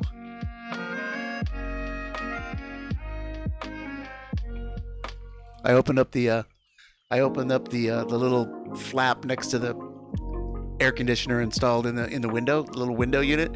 Fucking snow fell in the room. We're supposed to get like 18 inches. School's been canceled tomorrow. So I got some box wine delivered today. I'm so petty bourgeois. I have an internet connection, a ring light, a red wall, and box wine. And thank you for that donation yesterday. You know who in the chat room. If you would like to donate to the Pink of the Bear Box Wine Fund, there is a button, PayPal button. Anyway, so the insurgents did not have a conscious program, and they could not have had one because of the very nature of the petty bourgeoisie. A conscious revolutionary program. It's really important, my friends. They themselves did not clearly understand that what their fathers and their brothers needed first, what they needed first of all, was free trade.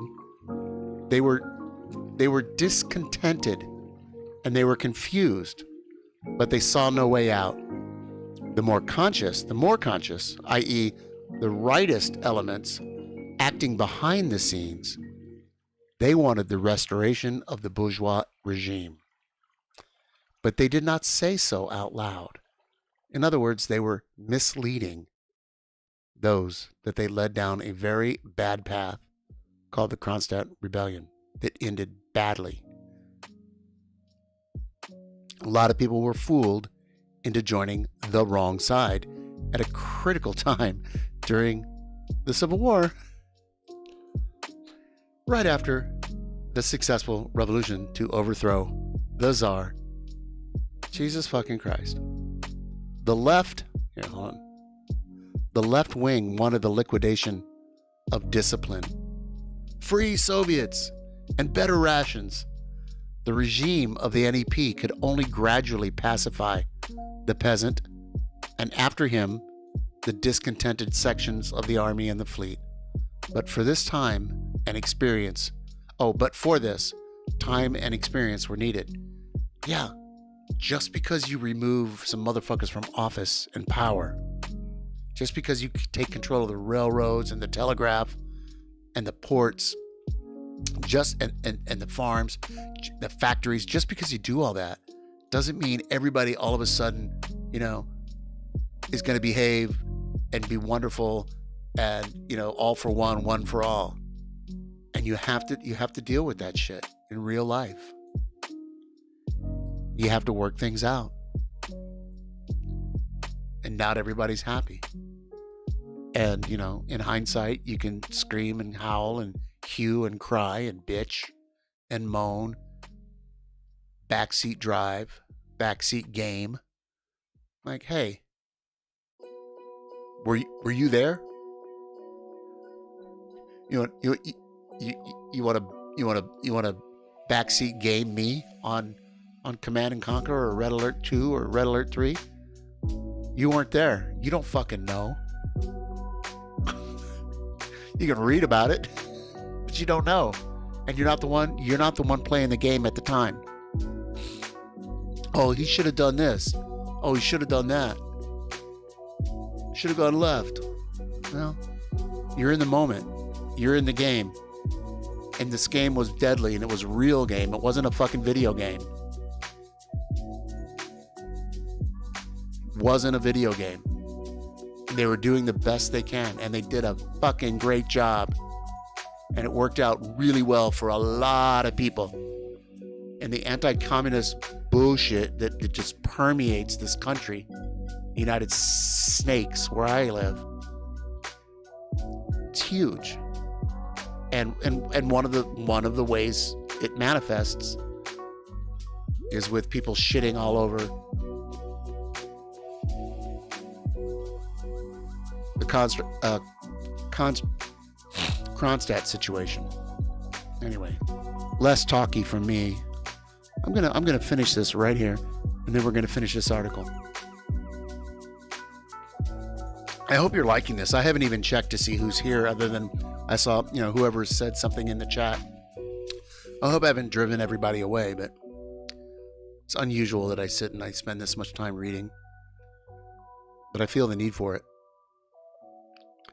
Most puerile of all is the argument that there was no uprising, that the sailors made no threat. See, I've never heard that, but I guess that was something.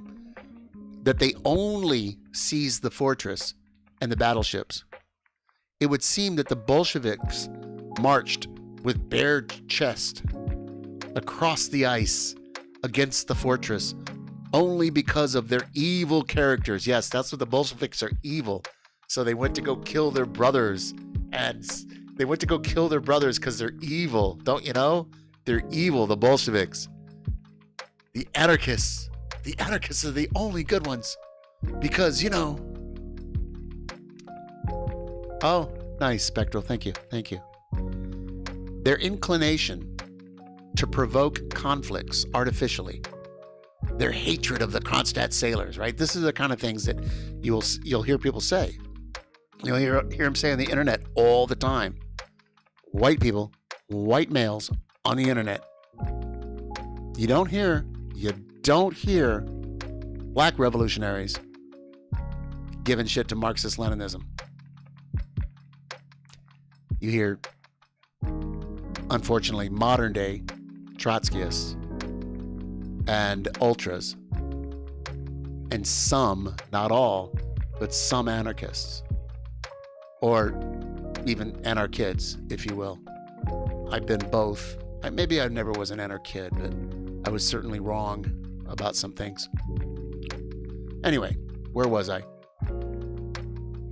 It would seem that the Bolsheviks, if you listen to them, the other ones, it would seem that the Bolsheviks marched with bared chests across the ice of the fortress, only because of their evil characters, their inclination to provoke conflicts artificially, for no good fucking reason, for their hatred of the Kronstadt sailors, or their hatred of the anarchist doctrine, about which absolutely no one, we may say in passing, bothered in those days. He was writing this in 38. The anarchist doctrine? Nobody was bothering about the anarchist doctrine in those days. It's only modern days. Well, probably shortly after the Spanish Civil War and forward. Anyway, is this not childish prattle, bound neither to time nor place? The dilettante critics try, 17 years later, they try to suggest that everything would have ended in general satisfaction. Everything would have been great. Everybody would have been happy. You'd be happy, and she'd be happy, and they'd be happy, and you'd be happy. If only the revolution had left the insurgent sailors alone. Unfortunately, my friends, the world counter-revolution would in no case have left them alone. Unfortunately, the counter-revolution would in no case have left them all alone. Let me rewind that. Unfortunately, the world counter-revolution would in no case have left them alone. The logic of the struggle would have given predominance in the fortress to the extremists. That is, the logic of the struggle would have given predominance in the fortress, in Kronstadt, to the extremists. The most counter-revolutionary elements there would have rose to the top. The need for supplies would have made the fortress directly dependent upon the foreign bourgeoisie and their agents, the white emigres. If you let the insurrectionists, if you leave them alone, they would no longer get supplies from the countryside, from the peasants. They wouldn't get any of that. And then where would they get their supplies? Well, they have battleships and they have a base, a naval base. They'd get it from the counter-revolutionaries. They'd get it from those who support the whites. They'd get it through back channels and, maybe forward channels from the bourgeoisie and the ruling class of all of the capitalist nation states and all the remaining feudal states. That's what would have happened. Yeah, subcountable. I'm not schooled at all on Cliffites.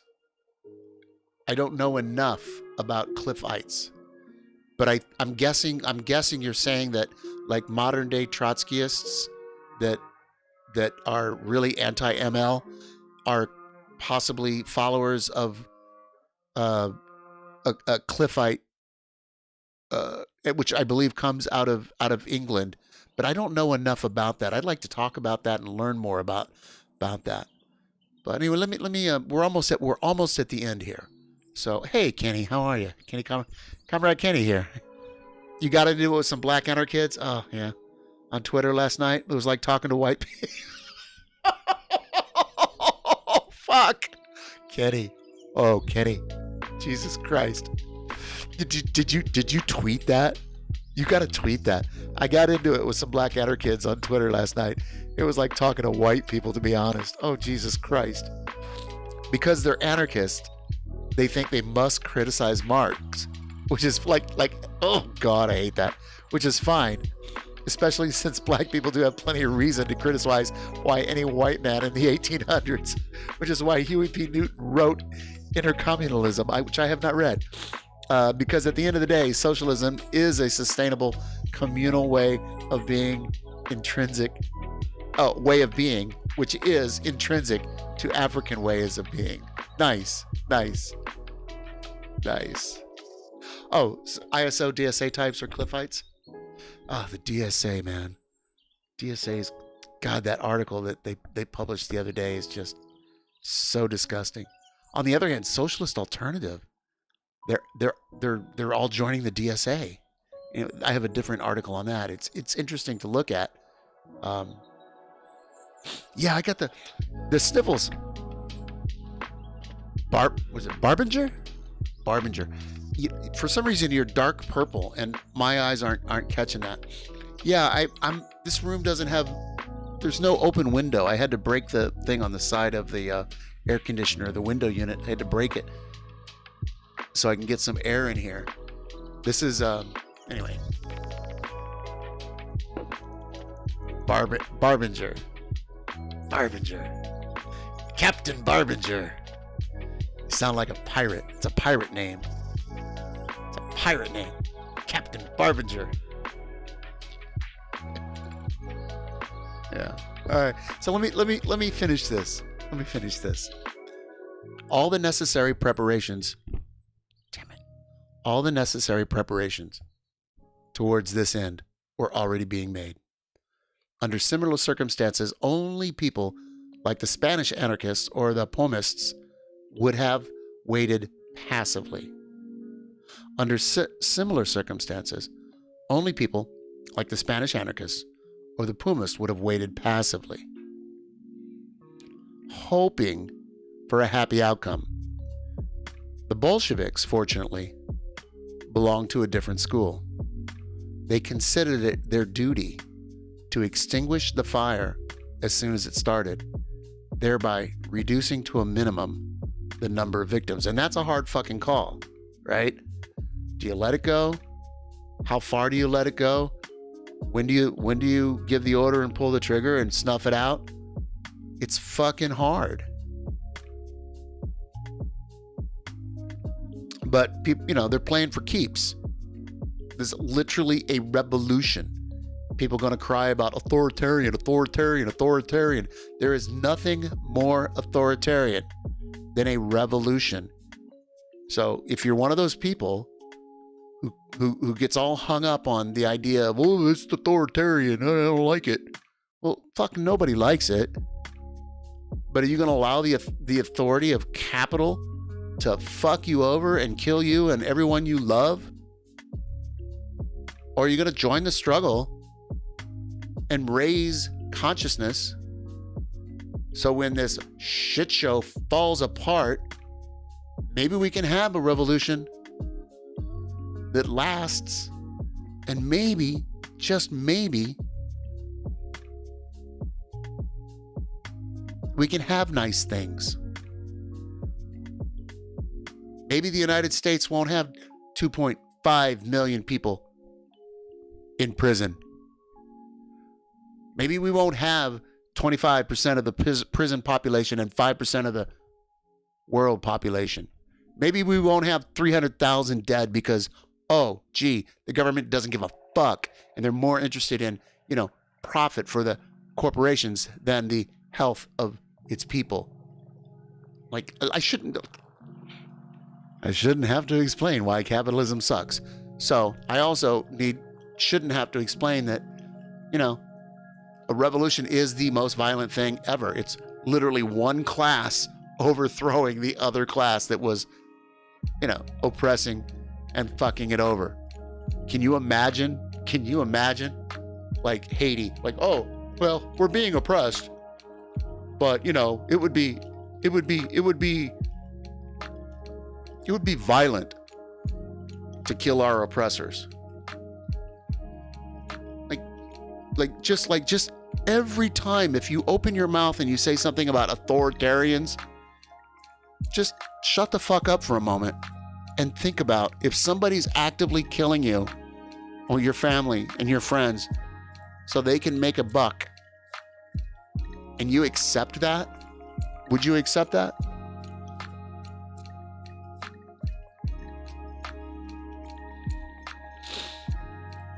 Anyway, I just let me move on.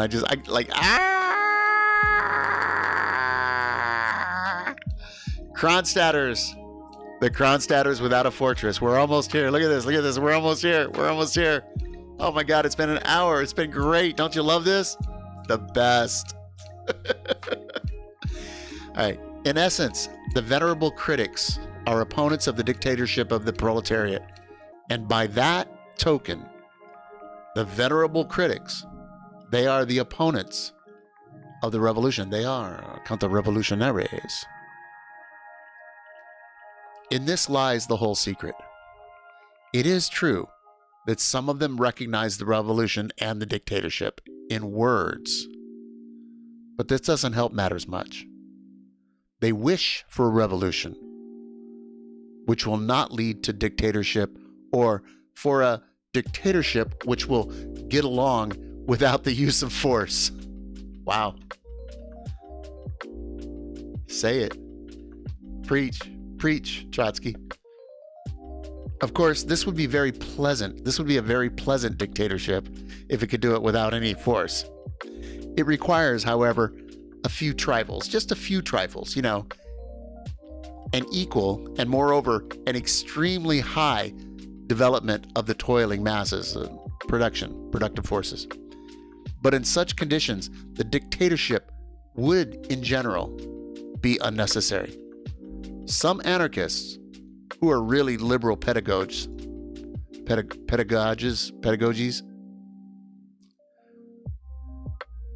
I'm sorry, I lost it. There it goes. Some anarchists who are really liberal pedagogues hope that in 100 or 1,000 years, the toilers will have attained so high a level of development that coercion will prove unnecessary. Here, everybody just read these books, read these books, read these books. Education is the key. Naturally, if capitalism could lead to such a development, there would be no reason for overthrowing capitalism. There would be no need either for violent revolution or for the dictatorship, which is an inevitable consequence of revolutionary victory. However, the decaying capitalism of our day leaves little room for humanitarian pacifist illusions. Be an anti-imperialist, don't be a hippie. Just saying. I don't think Trotsky said that. What else we got here? We're in our last two. The working class, not to speak of the semi-proletarian masses. The working class is not homogeneous. It's not homogeneous socially. It's not homogeneous politically. The class struggle, it produces a vanguard. It produces a vanguard that absorbs the best elements of the class. And just for clarification, when he says best, I don't think it's like, oh, your life is worth more and you're better. You're just more advanced in your political thinking, your understanding, and your professional approach to making revolution. Okay? Best elements. It's not like best in show, at the Dogs Westminster. So the class struggle produces a vanguard that absorbs the best elements of the class, the working class. A revolution is possible when the vanguard is able to lead the majority of the proletariat. But this does not at all mean that the internal contradictions among the toilers disappear. At the moment of the highest peak of the revolution, they are, of course, attenuated, lessened. I'm sorry I did that. I shouldn't have done that. I assumed you didn't know what attenuated mean. But only to appear later at the new stage in all their sharpness. Such is the course of the revolution as a whole. See, now I'm distracted by what I did. Attenuated is not a word. I don't think it's a word that gets thrown around a lot. So when I read these kind of things, I tend to replace certain words. And I don't know if that's the right thing to do, but that's what I do sometimes. But I'm distracted by it. That I did that, and I don't feel like I needed to. So my apologies. Anyway, but this does not at all mean that the internal contradictions among the toilers disappear. At the moment of the highest peak of the revolution, they are, of course, attenuated, but only to appear later at a new stage in all their sharpness. Such is the course of the revolution as a whole. Such was the course of Kronstadt. When Parlor Pinks, oh my God, I forgot about that. Parlor Pinks. I haven't read this in a couple years, but yeah.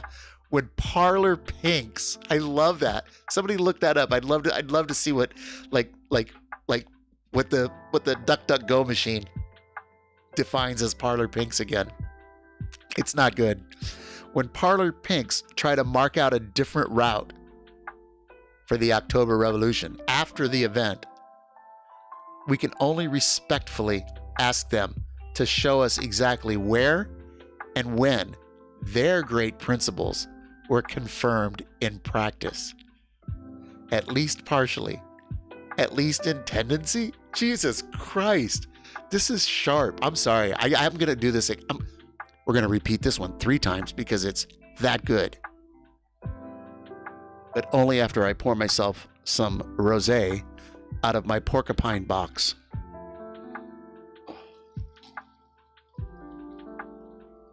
Parlor Pinks. I'm pretty sure that this is the only stream that has mentioned Parlor Pinks all month.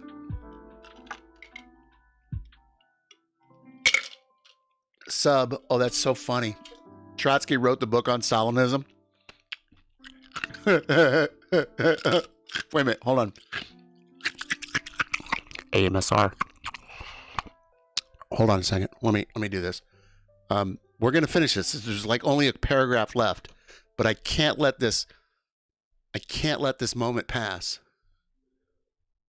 Subcountable at Barbinger. Trotsky wrote the book on Stalinism. Let me move my Go LXR mixer. And let me get my Go XLR mixers, the thing that it sits on. I have before me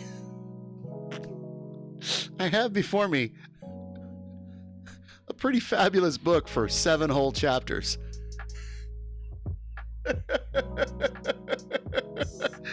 Oh my God, there's a story behind this book. As there's a story behind everything. But this is the biography of Stalin by the guy he had killed. Trotsky. How did Trotsky finish a book like this when he literally, was killed? I'll let you know about this story. We'll talk about this and this book. This is really a fascinating thing. And I would highly recommend the first 7 chapters. Oh God. That was too funny. I can't believe. Yeah, anyway, I use that as a so I can reach it. I mean, where was I? We were in the last part of this. Jesus Christ. Misophonia? What is that? Misophonia. Is that a fear of words, or what is misophonia? You got to do legs before you sleep? Well, I can tell, like you like to come out, Kenny. You like to come out and show your guns and stuff, right? I noticed. I'm like, look at this guy. Oh, by the way, that was a dope fucking hat you were wearing the other day. The plaid black and red hat, Kenny. That shit was dope. I love that hat. You look great in it too, by the way. Anyway, let's enough about Comrade Kenny. Let's talk about the hue and the cry over Kronstadt. When Parlor Pinks try to mark out a different route.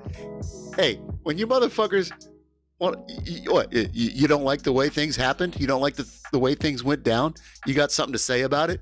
Hey, why don't you show me your fucking receipts? What were you doing during the revolution? What were your great contributions? What did you do in the war, Daddy? Where are your successes in leading revolutions? Because I can show you a lot of Marxist-Leninists all over the planet who did quite well. Thank you very much.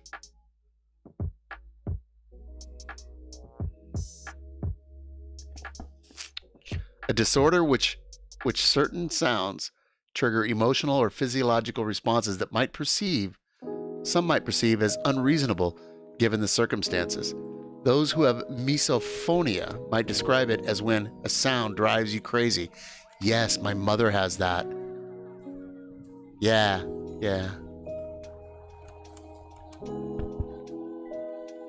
Isn't this just a spiral back into Stalinism? I'm not a fluffy you're not a fluffy non-violence bunny, but look, Barbinger. Vanguardism makes you cringe because you've internalized bad definitions of vanguardism, horrible lies about vanguardism, and you've heard about how bad vanguardism by people who literally are wrong, right? I mean, so it makes you cringe. I get that. Believe me, I was a cringer too. So.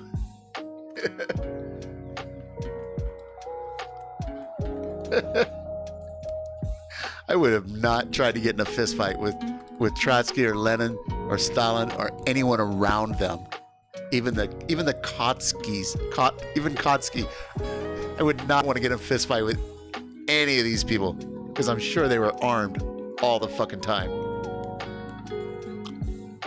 So when the Parlor Pinks try to mark out a different route for the October Revolution after the events, we can only respectfully ask them to show us exactly where and when their great principles were confirmed in practice, at least partially, at least in tendency. Where are the signs? Where are the signs that lead us to expect the triumph of these principles in the future? We shall, of course, never get an answer from the Parlor Pinks. I promise you that. A revolution has its own laws, my friends. Long ago, we formulated those lessons of October, which have not only a Russian, but have an international significance. No one else has even tried to suggest any other lessons. This is 1938 again. The Spanish Revolution is negative confirmation on the lessons of October. And the severe critics are silent or equivocal. The Spanish government of the People's Front stifles the socialist revolution and shoots revolutionists. The anarchists participate in this government or, when they are driven out, continue to support the executioners. And their foreign allies and lawyers occupy themselves, meanwhile, with the defense of the Kronstadt mutiny against the harsh Bolsheviks. A shameful travesty. Like we're in here talking about Kronstadt and this motherfucker saying Trump or Sleepy. Get the fuck out. Somebody put Rocks Gaming on a timeout. Just shut the fuck up. Nobody cares.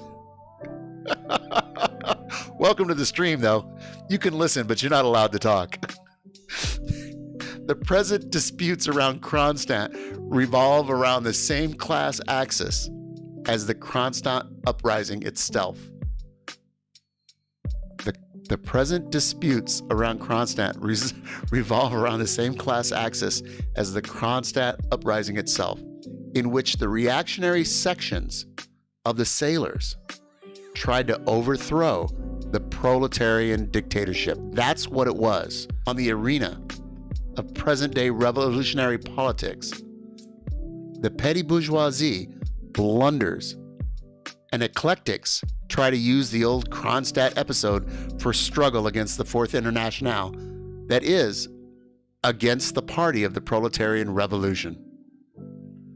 These later-day Kronstadters will also be crushed. True, without the use of arms, since, fortunately, they do not have a fortress. Oh my God. That was certainly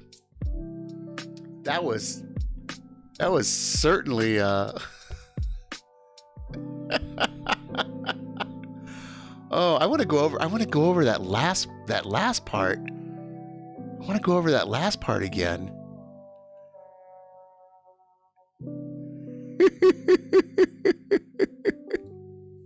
Whoops. Did I get the wrong person? Oh shit, I got the wrong person. How do I do that? Pinko made me a mob. Timeout. Did I just time you out? How do I here? God damn. What did I do? I was trying to find our friend. Where's our friend? Oh my God. There he is. Fuck this guy. Hold on a second. Yeah, we need to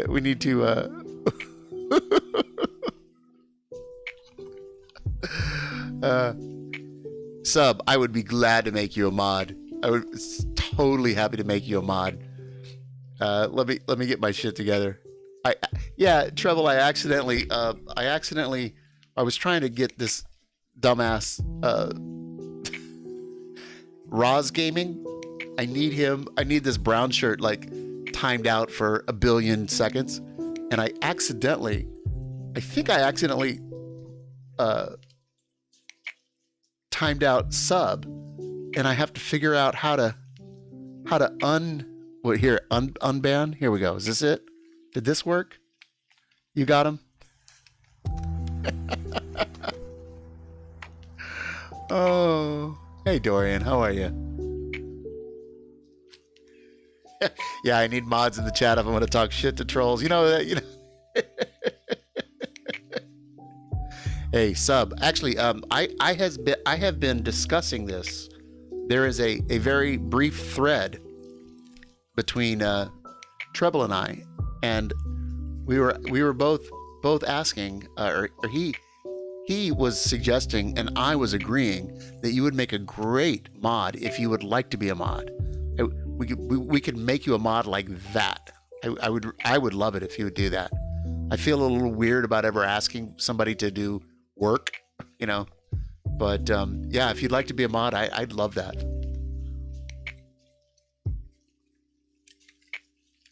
Treble, do you know how to make him a mod? Or do I have to? Hey, Blue Fox, how are you? Welcome. Treb, do you know how to make him a mod?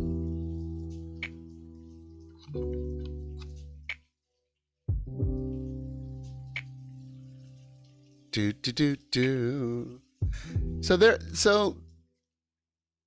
Oh, yes. All right. So yeah, so let me get back to this thing real quick. I just want to go over the end of this again. Okay, so /mod space and username. Cool. I'll do that in just a second. I'll do that during a musical break. Like, I had no idea this was going to go on this long. I've been on for like an hour and a half. Jesus Christ. I've been on that long just to cover this. And I think the reason is, first of all, because I saw a streamer that I like, actually.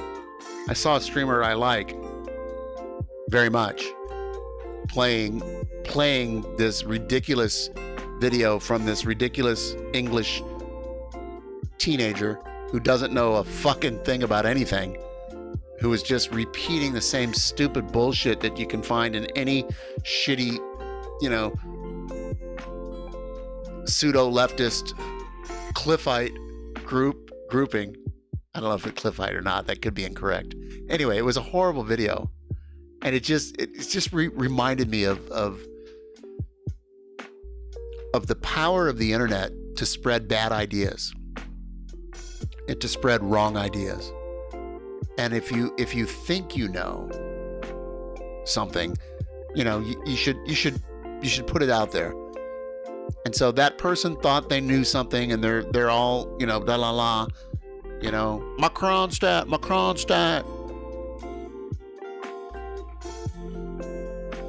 And I'm just like, so I've been there, done that. Did I read the Fed release? No. Which accidentally said the USSR was a good government with low corruption? No, I didn't, but the feds know a lot more than they tell us. Like, they know, like, really, the highest levels know all sorts of shit.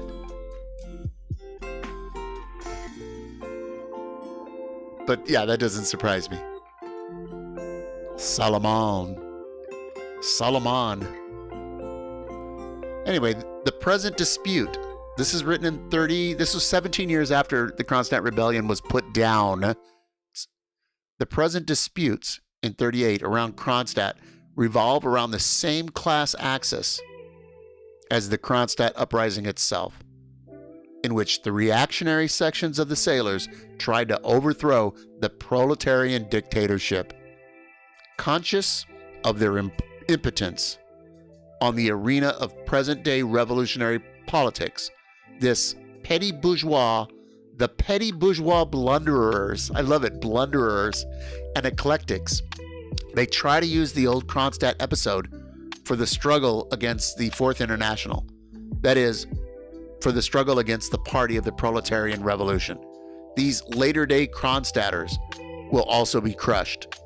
True, without the use of arms, since, fortunately, they don't have any fortress anymore because we took it away from them. Because,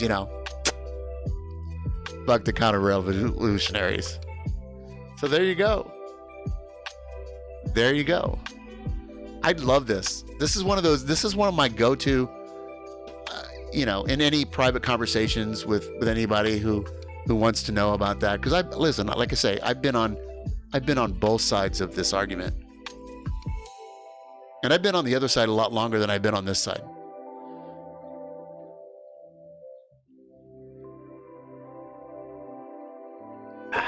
My gosh. I can't believe I spent that much time. On this. I hope you liked it.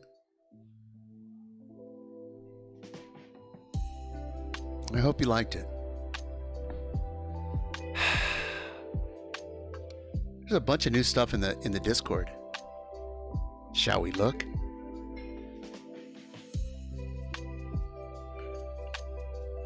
Barbinger. You said, here's the thing. To you, arguing for a vanguard is like trying to argue that there is a micro evolution, but no, not macro evolution.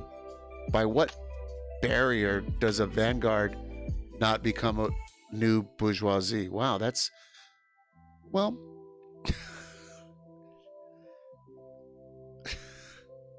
all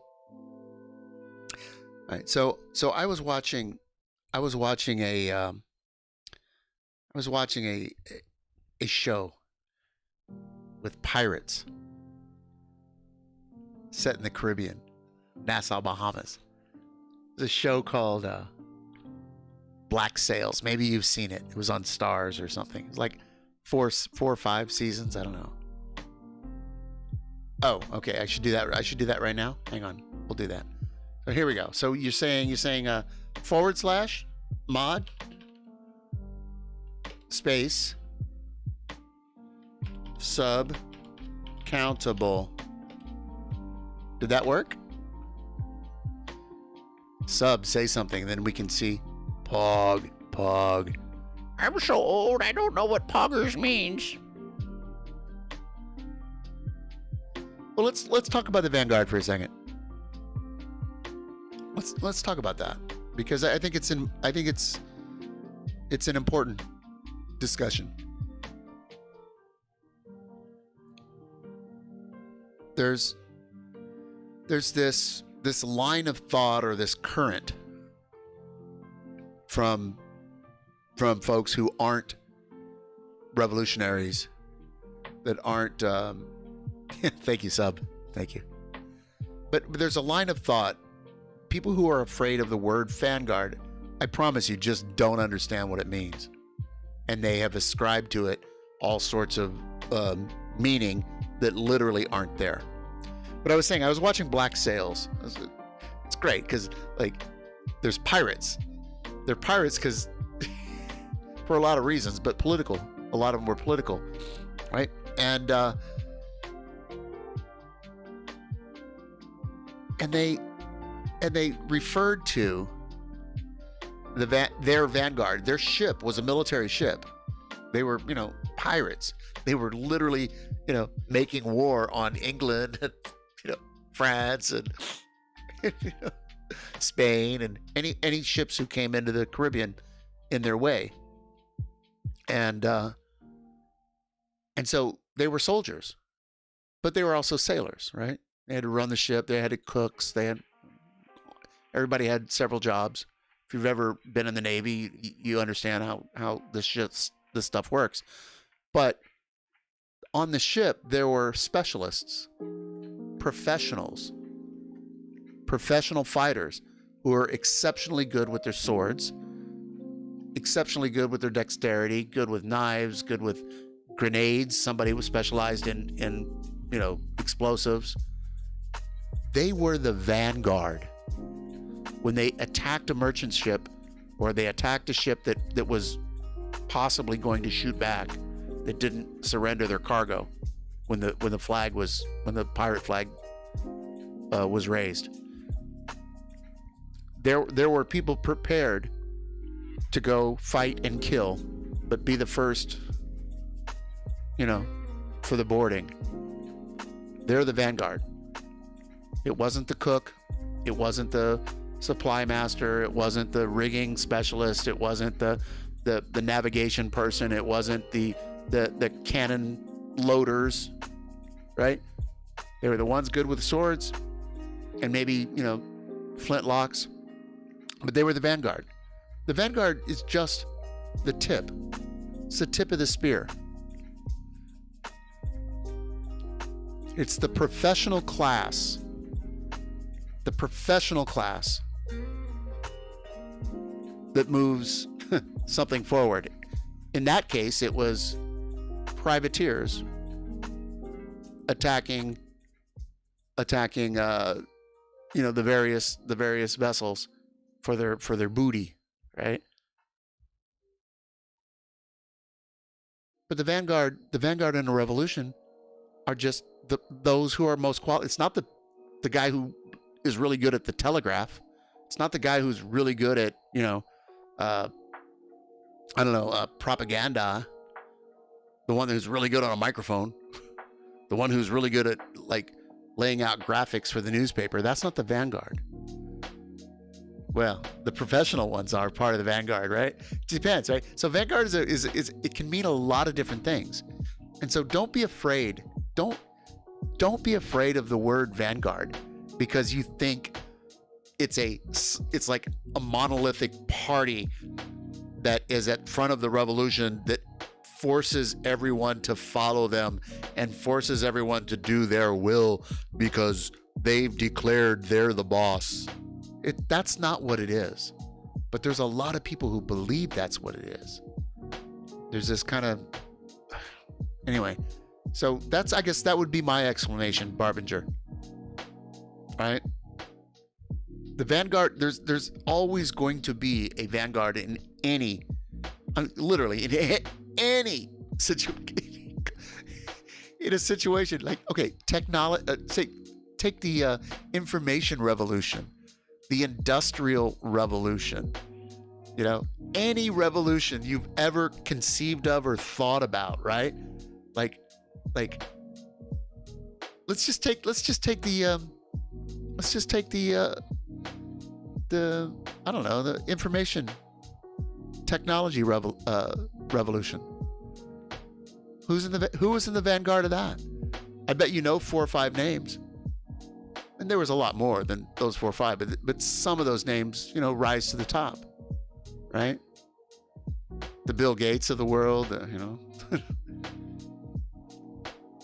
Paul Allen, right? I mean, come on. So all we're talking about is in a revolutionary period, when one system is collapsing, when one system is collapsing, capitalism, feudalism, slavery, when that system is collapsing and people are fighting back, some people are more dedicated, more practiced, more intense, more full-time, more 100 than others. There's different layers. During a revolution, there's many different layers. And I think the hue and cry over Kronstadt talked about that early on. You might not have been here, Barbinger. You might not have been here, but early on, Trotsky was talking about the different layers. Like, revolutions are made by a minority. It's never a majority. It's just a minority. There's a minority that pushes, and then there's a majority that is neutral, that looks at that and goes, well, we know there's a minority here and a minority here. The right wing is a minority. The billionaires and the killionaires are a minority. Teeny weeny. 1% versus 99. But in reality, it's the 1% and, some percentage of bootlickers that'll go to war with them, 3%, 5%, whatever it is. But over here, it's like, 1/10 of 1%, 4%, 3%, whatever the revolutionary number is. All they have to do is to get those motherfuckers in the middle who can't make a decision over anything. You have to get them to be neutral and go, yeah, these guys suck and I think you're right, but I'm not willing to pull the trigger, so I'm going to sit here quietly in my house while shit goes down. So there's different layers in every society during revolutionary times. This is the best way I can explain it. I mean, other people, probably have better ways to explain it. I'm not like trying to say that like I got the lockdown on all this, but this is how I understand it. It's a small number of people that are literally revolutionary. And then the broad majority in the middle, they just want to watch TV and have sex and cut their lawn and see their grandkids and, maybe if they've seen their I don't know, whatever. But they just want to live their lives, right? But they're comfortable enough that they're not moved to join the insurrectionists. But they might know that the insurrectionists are correct. And they might be hoping that the insurrectionists win. So they remain neutral. So then it becomes a struggle. This is how I think. This is how I look at it. It's how I've read enough. I've talked to enough people. I think it makes sense. Yeah, I was radicalized through a lot of video and a lot of audio, a lot of podcasts mostly from Chomsky, if you can believe that. Now I'm like, with Chomsky, but Chomsky was really an eye-opener for me. Dubois, Malcolm X, right, nice. Zinn, Howard Zinn, of course. So yeah, me too. I went all down those roads, right? So I went through all of that stuff, but I was afraid of vanguardism. I was afraid of Marxist-Leninists. I was afraid of communists and all of those things. And it wasn't my fault. I picked it up by being in the United States from 1962 to today. But just that trajectory, that time, all the movies and the media, right? You were radicalized by reading ANCAP stuff. See, that's so weird to me, 12 of 13. Like, I get it, and I know you're serious, right? But 10 years ago, 10, 12 years ago, when somebody said they were an ANCAP, it was an immediately laugh out loud. Nobody thought it was a real thing. Nobody thought it was a real thing. Just like, 40 years ago, when Ayn Rand was coming around and saying her bullshit, nobody thought it was a real thing. 12 people in her living room on Friday nights when they got together in New York, including Milton Friedman. But, just a handful of people listened to her crazy, stupid shit. And now,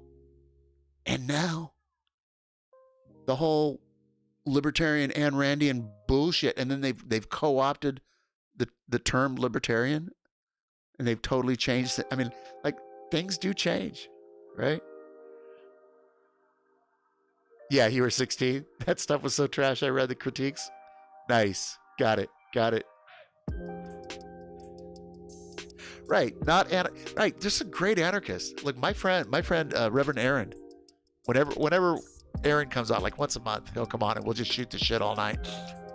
And the VOD is still up. It was like a 5-hour VOD of me and Aaron just shooting the shit and talking about politics and life and stuff. And he's an anarchist, and we're good friends.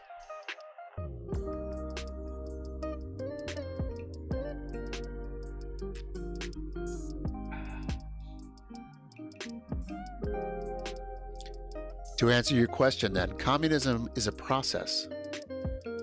We use conscientious self-criticism, as Mao talked about, to improve our policy outcomes, i.e. the program, which is why each iteration of the socialist project is better. Thank you. This is so good.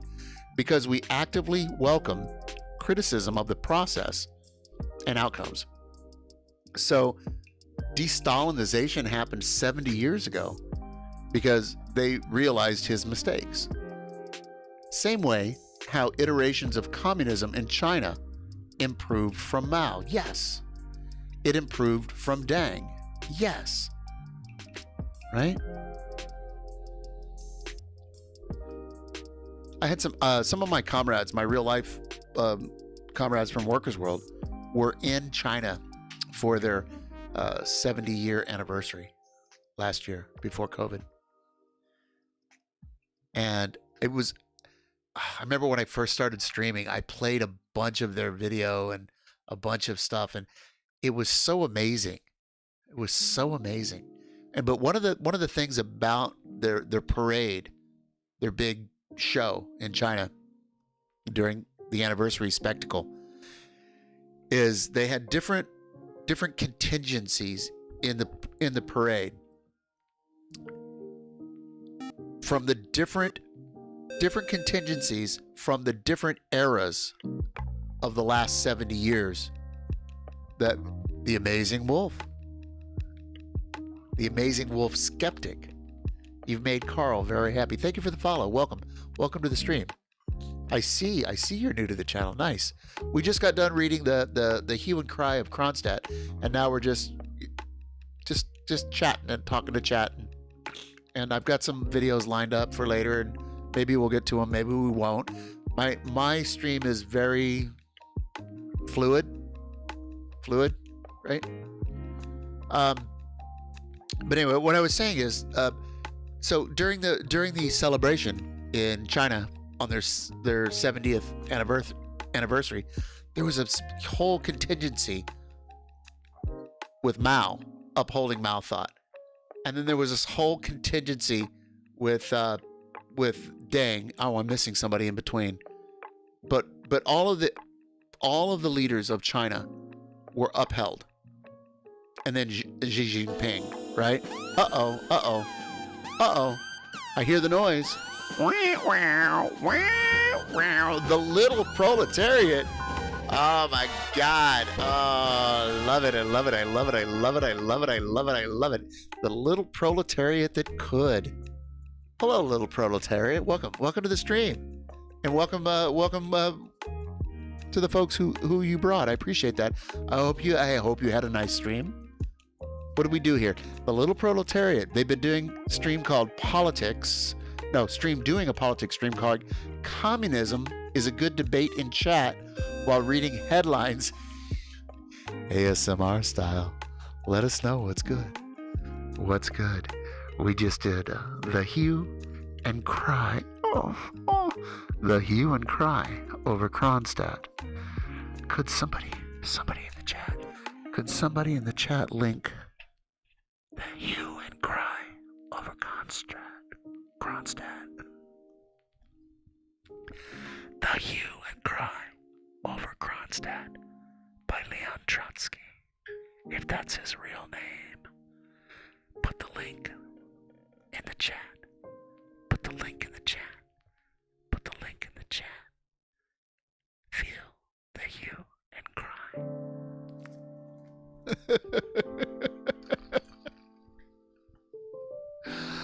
Oh. Yeah, so we've been talking about the crybaby titty babies about Kronstadt and why they're wrong. Yeah, in short, you don't need to worry about Stalinization coming from a political system that de-Stalinized itself 70 years ago. Yeah, see, that's one of the things, right? Everybody's worried about, not everybody, but people worry about shit that's never going to happen. Oh, you're going to stab me in the back because somebody I heard that was a authoritarian communist stabbed somebody who I heard was an anarchist in the back after a successful revolution and they didn't need him anymore. Like, yeah, that's how things work. Like, people worry about a lot of stupid shit. We got 300,000 dead people in this country, in the United Snakes, because of COVID, because of the government response, non-response. I'll lose 50,000 people a year because they don't have health and they don't have health coverage. 50,000 a year. We've been at war for our whole lifetimes. 60%, 65% of our fucking budget goes to the military industrial complex, but we can't get like food stamps or rent relief during the time of COVID. Like, things are so fucked up and shit, but somebody wants to argue about stupid shit from 100 years ago. So I wasn't arguing tonight. That's the road I went down. I went down the hue and cry because I was in somebody else's stream and they were platforming somebody who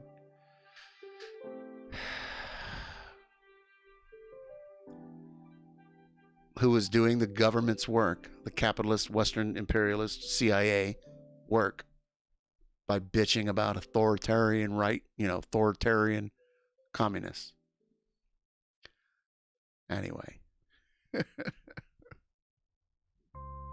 But I think that's a good thing about the internet. At least we can all talk about these things. And if I share something that is counter-revolutionary, I want somebody to be able to feel comfortable enough to say, yo, Abear, Pico, that's not as cool as you think it is. I'd like that. I mean, hopefully I don't do that.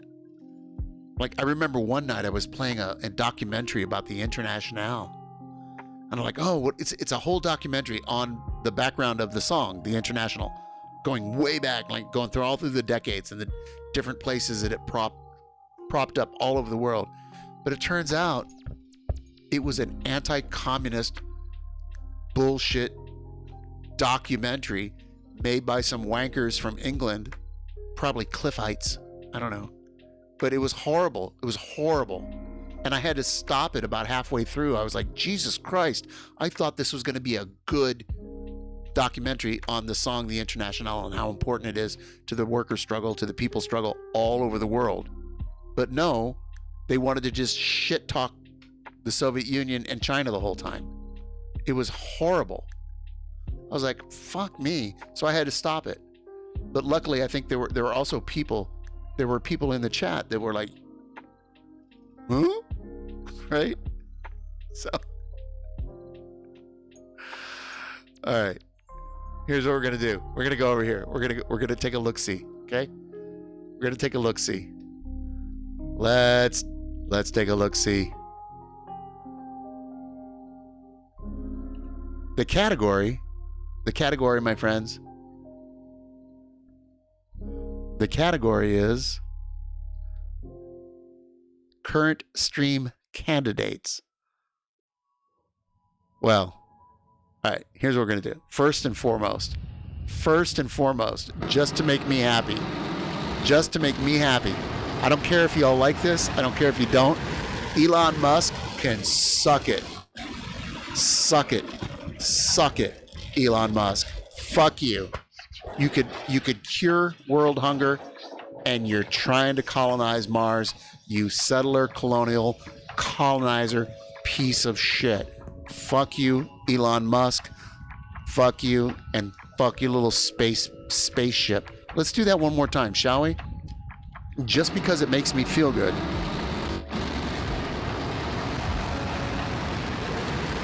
Just because it makes me feel good. I'm just saying.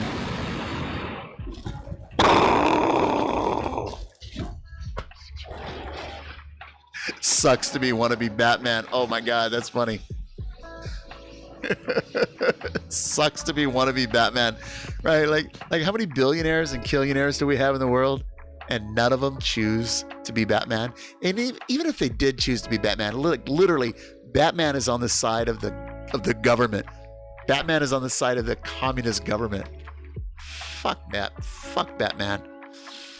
Oh, all right. So let's get off of politics. Let's get off of politics for 4 minutes and 38 seconds. And the reason is, I discovered a new song. It's a Marty Robbins parody. Only old people know Marty Robbins. Marty Robbins from the 60s. I have been playing a different parody, but I found this one, and I'm like, you know what? I just have to share it with you. Oh, I have to get rid of the what is it? The hip hop, right? The lo-fi. Sorry, lo-fi, you got to go. Lo-fi went away. So I'm gonna take a break. We're gonna listen to this. I'm gonna get some more ice. Everybody, fortify. We have a couple hours left, and it's gonna be good. Oh, it's gonna be good. But right now, here's a story of episode 3 of The Mandalorian. Oh, don't crash. You have to watch this. 4 minutes. Give me 4 minutes. Give me 4 minutes. Out on the outer rim planet of Sorghum, I fell in love with the shrimp farming girl. The child and I landed out here in the boondocks to lay low like womp rats and hide from the world. I gotta get some ice. I went into town just to have a quick look-see. I told him to stay, but the child came along. Sipping on bone broth, but there in the corner, a shock trooper rebel, she's looking so strong. 1 second she was right over there, the very next second she's gone.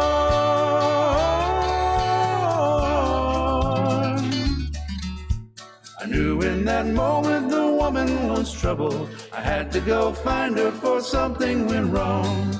But in anger, she ambushed me right outside of the cantina. Punched me in the helmet, but didn't hurt her hand. She was a brawler and quick with a blaster, a misunderstanding that neither had planned.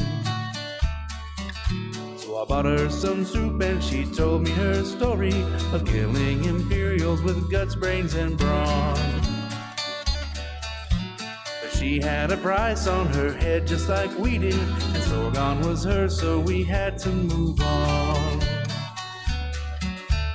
Later that eve we were ready to leave. The villagers came in the night.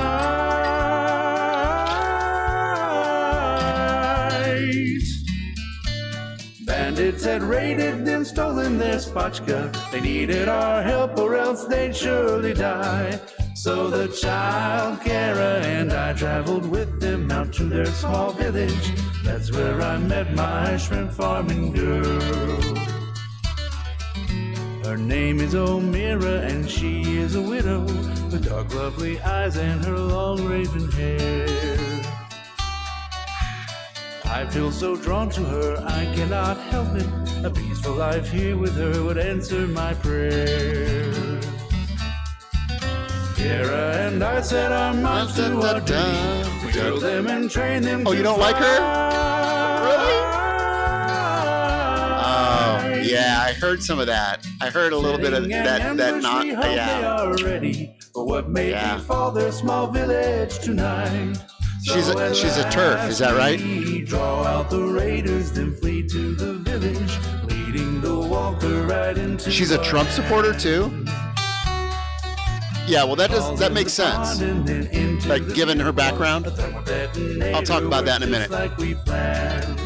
Yeah, her character's cool. After the battle, there's peace. But there's no way she's a liberal. And there's no way she's a communist. There's no way she's a socialist. None of these people are, really. Come on. But she's particularly problematic with her turf bullshit, right?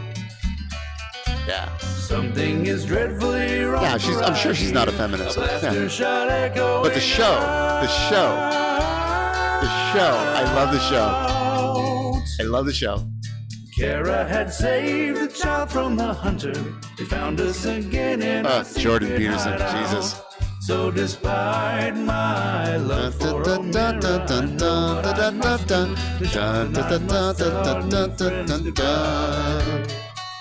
Marty Robbins, everybody. I know they'd never be safe. Marty Robbins' greatest hits. The parody on this compared to Marty Robbins' song is spot on. No bounty on either the child. Little Proletariat. Do you know where else she is? Do you know where she is? She's Natasha. But until then, my O'Meara. Goodbye.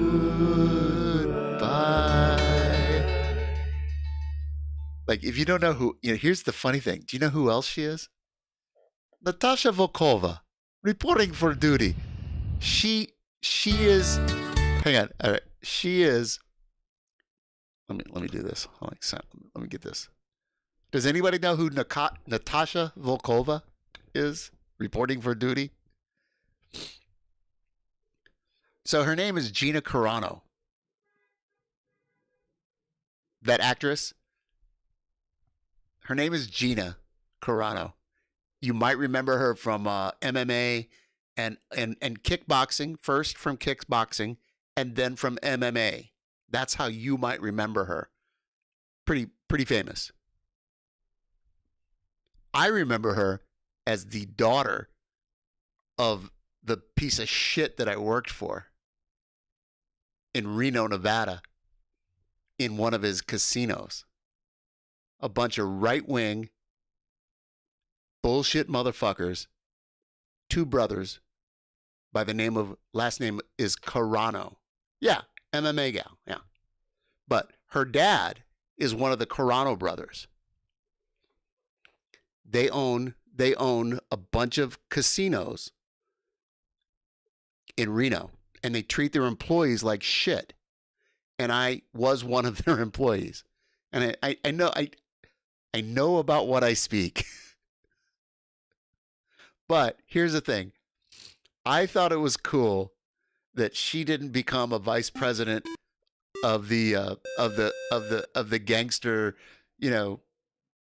casino racket in Nevada. Jolly.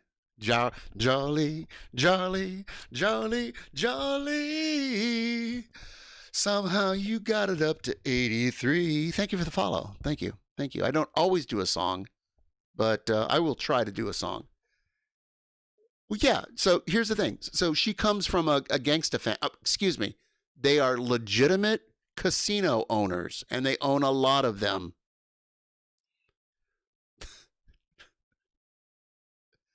And, it's a nice Italian family. not everybody comes to the family business. Some people have other aspirations and they can do that. And so it's cool. So she pursued MMA and, you know, did that stuff. And I thought that was, you know, that was kind of cool. But then what I didn't actually, let me back up. I don't think MMA and that shit is cool. I don't watch it. I don't support it. People want to do it, whatever. Not my thing. Don't even think it. I don't like it. It's brutal. It's mean. There's a lot of things not to like. But I'm like, okay, she's doing that. The next thing I know, 2008, the fucking economy explodes. We're all fucked. You know, it's the derivatives and the, you know, it's all bad.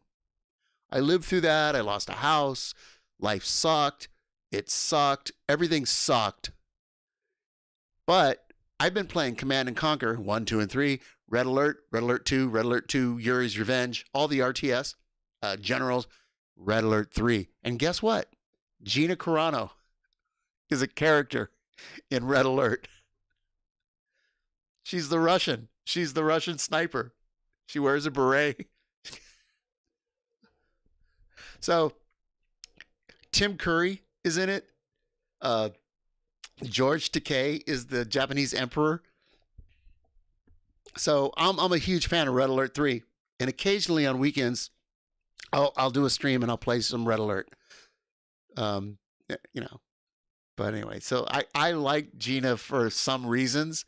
And then I see her show up in The Mandalorian. I'm like, oh, cool. But I know she comes from a bourgeois family. All of her interests are bourgeois. There's no reason why she would be a leftist.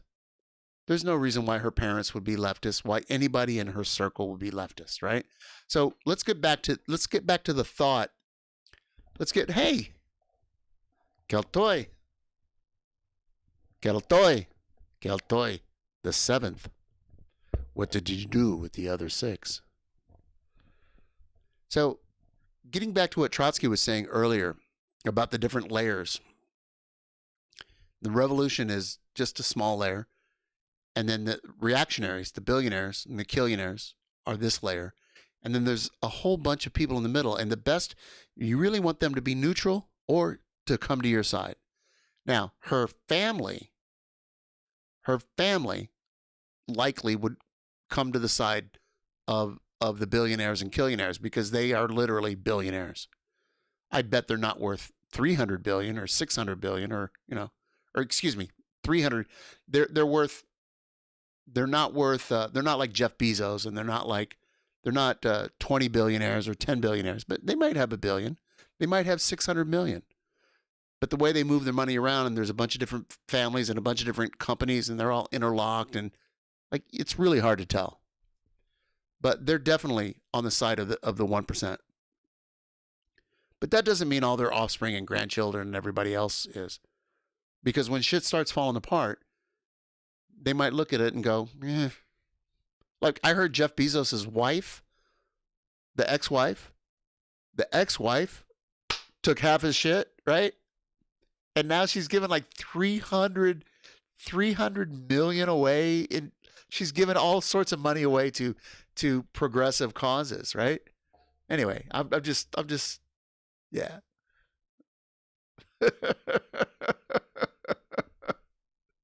Anyway, I'm a fan of The Mandalorian. And you know what? Here's one thing. Look, I was a fan of the Sex Pistols. And look at it. I was a fan of like any art. You're going to find problematic stuff, particularly when they make it and they have tens of millions of dollars and hundreds of millions of dollars. But then you'll find the occasional person like Roger Waters from Pink Floyd. Roger Waters, who showed up to the anti-war thing that we held pre-COVID. I was running the sound and we set up a stage, blah, blah, blah. We had people from coming in and he was one of the speakers, right? So you find some people who have the money, who understand how fucked up the world is, and they speak out. But they don't speak in revolutionary terms, but they do support quietly and then publicly, but they're careful about what they say. So this was anti-war rally in front of Macy's, New York City. Here's a little story. I got all the best stories. So Macy's, everybody knows Miracle on 34th Street, New York City, right? Broadway, Macy's, 34th Street. Uh-oh, what's happening? What's happening? What's happening? What's happening? Unelectable airwave.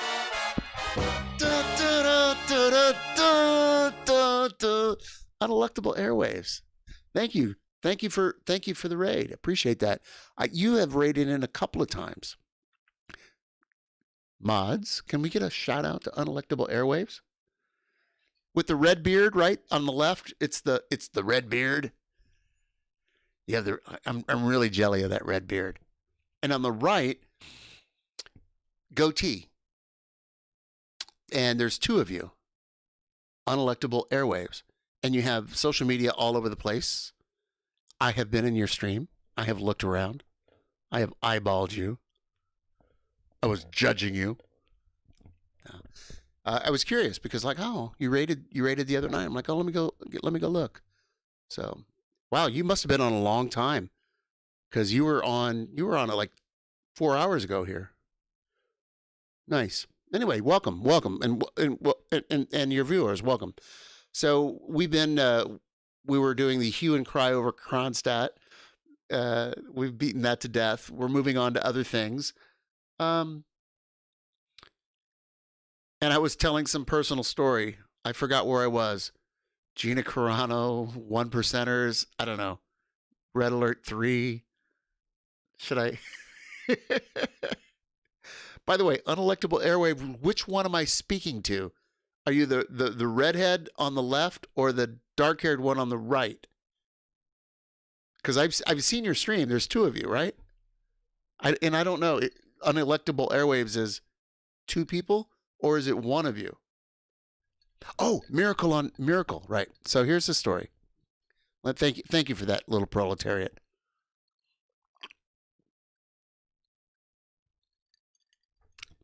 So we're doing this anti-war.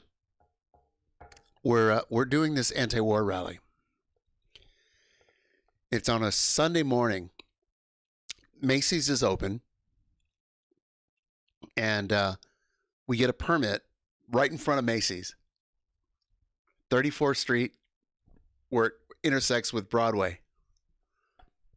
And I'm running the sound system, and my party, we bring the stage. We're in a coalition with the UNAC, United National Anti-War Coalition, and with Frizo, Freedom Road Socialist Organization, with, I don't know, like a bunch of different, with Bayan, the Filipino, the political arm in the United States of the Filipino uprising. So we're with people who know what anyway, there's a bunch of groups. But we pulled a permit, and we have the sound system. We rented the stage. We got the crew. We got people to come and volunteer. This is what organizing is. This is what organizing is. It's not just running your mouth on the internet or whatever. I like to do that, but there's other stuff to do. So we had our meetings, and we did our outreach, and blah, blah, blah, blah, blah, blah. And I put together an anti-war soundtrack for an hour. Big speakers. And then, anyway, I could talk about it for hours, but I had a good time.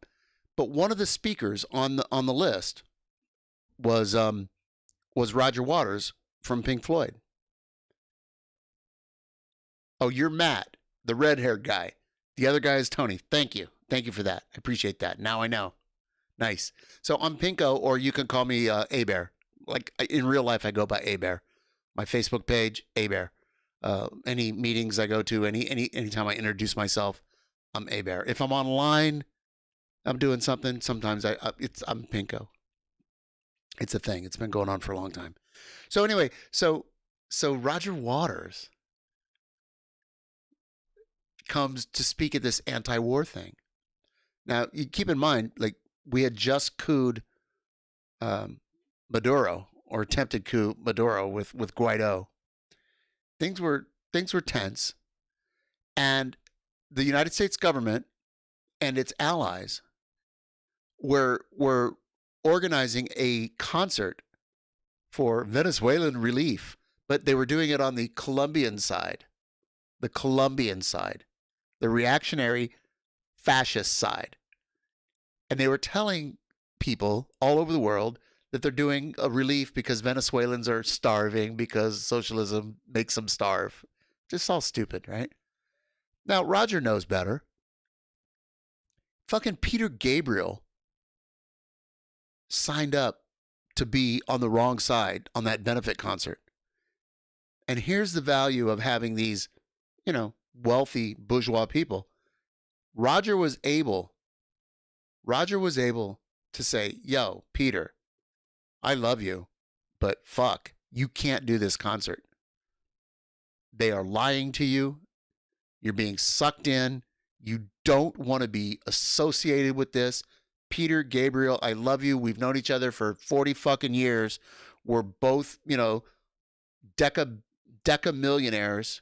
We want for nothing, but you can't suck so hard that you give in to this imperialist bullshit, and you can't do this concert. And Peter pulled out of the concert because Roger told him. So just because somebody's got a lot of money, and particularly if they are an artist, I don't want to shit on them. Now, where was Roger the last 40 years? Believe me, I've got all the albums. Believe me, Pink Floyd is my number one. My number one of all time, as far as, musical artist goes. Elton John is my number 2. I'm almost 60 years old. And I was a house music DJ for 20 something years. So, but to watch Roger Waters show up at a critical time and say things on our stage, he's not the best speaker. He's a great bass player and a writer. We had 23-year-olds that just joined the party that were on stage that were just spitting fire and better than everyone, right? Like literally, we actually have a couple of high school members of Workers World that spit fire better than Roger, but anyway. Oh, you booked Frankie Knuckles at your club? Get the fuck out, Comrade Kenny. No, you booked Frankie Knuckles. Did he show up? Was it profitable for you? And what year was it? Yeah, I'm 50. I'm 58. I'm 58. Thank you, Jarly. All right, Kenny, I got to know about this Frankie Knuckles thing, because Frankie is my number one all-time favorite remixer producer. I am my number one all-time favorite DJ. Me. And if I had to go to somebody else's show, I would go to David Morales. I would go to Carl Cox. I would go to Frankie Knuckles, rest in peace. I would go to Kenny Dope Gonzalez. I would go to, Todd Terry. I would go to, that genre. Those are the people I would go to. Bad Boy Bill. But I am my favorite house DJ. Comrade Kenny, I'm going to put this in the chat. Hang on. Shit, how am I going to do this? The best way to do it is here. I have a Mixcloud, my friends.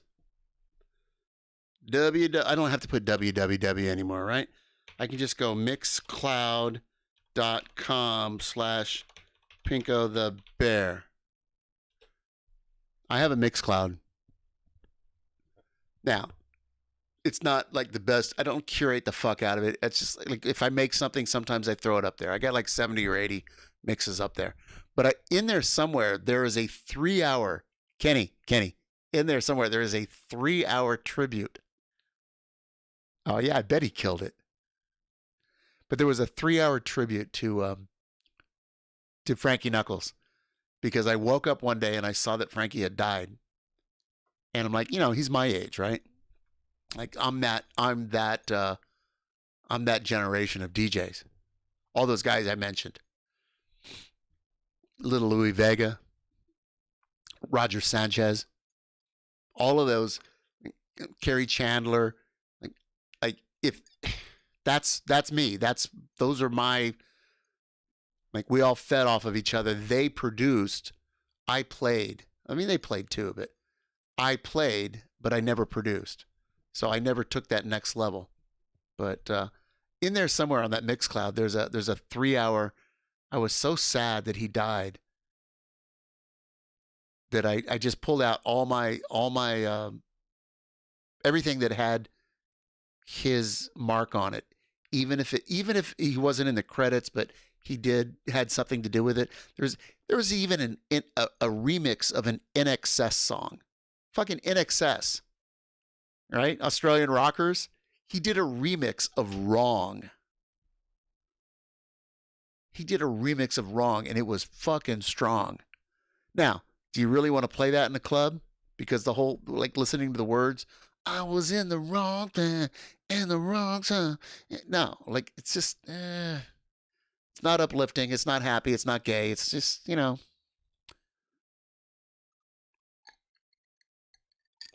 my God. My name is Abear, Jaru.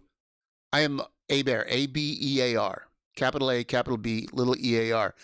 But I'm pretty much pre-internet. I started DJing for a living in 1981, and I quit in 2001, just before September 11th.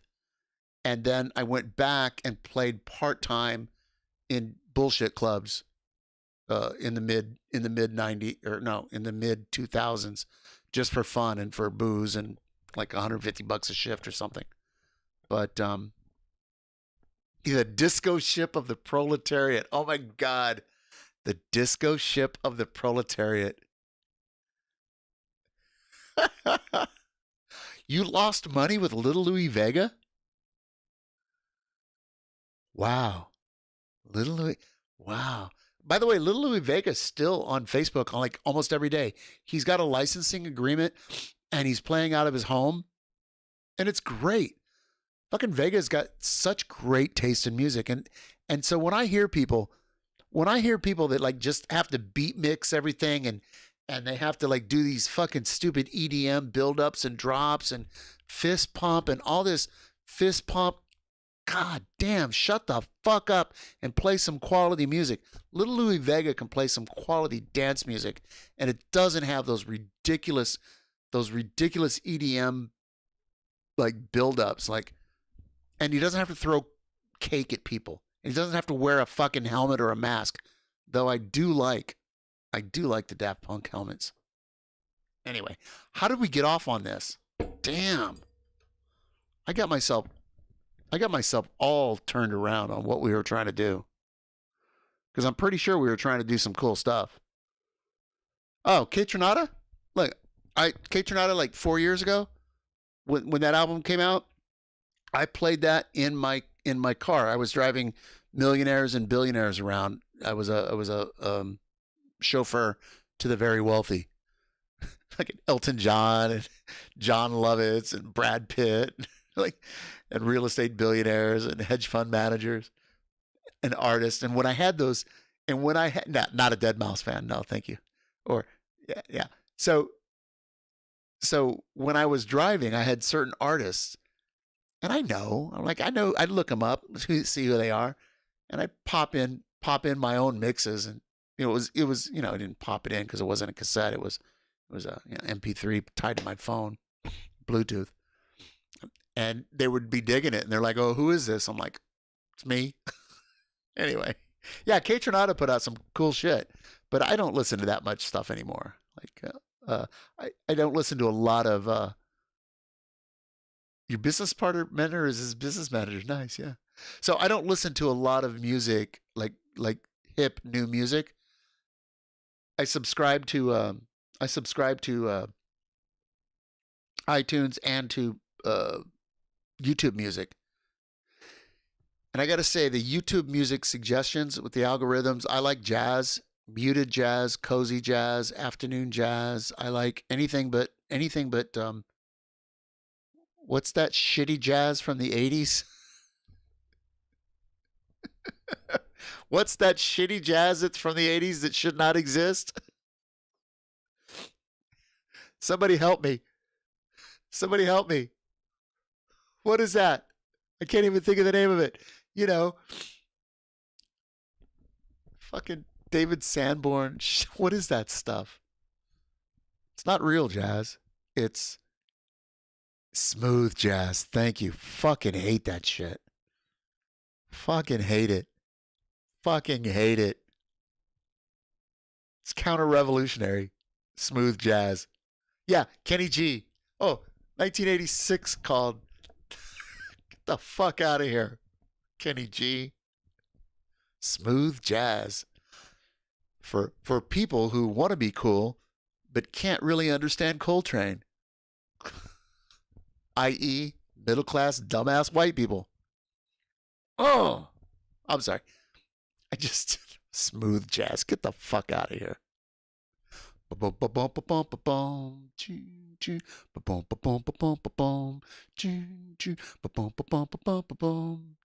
god. No, I like real jazz. But I also like muted jazz. I like trip hop. I like all of that. But it's that generic, like, okay, George Benson's first, the album Masquerade, that album was like the forerunner of smooth jazz. Was it called Masquerade, the album? George Benson? That album was the forerunner.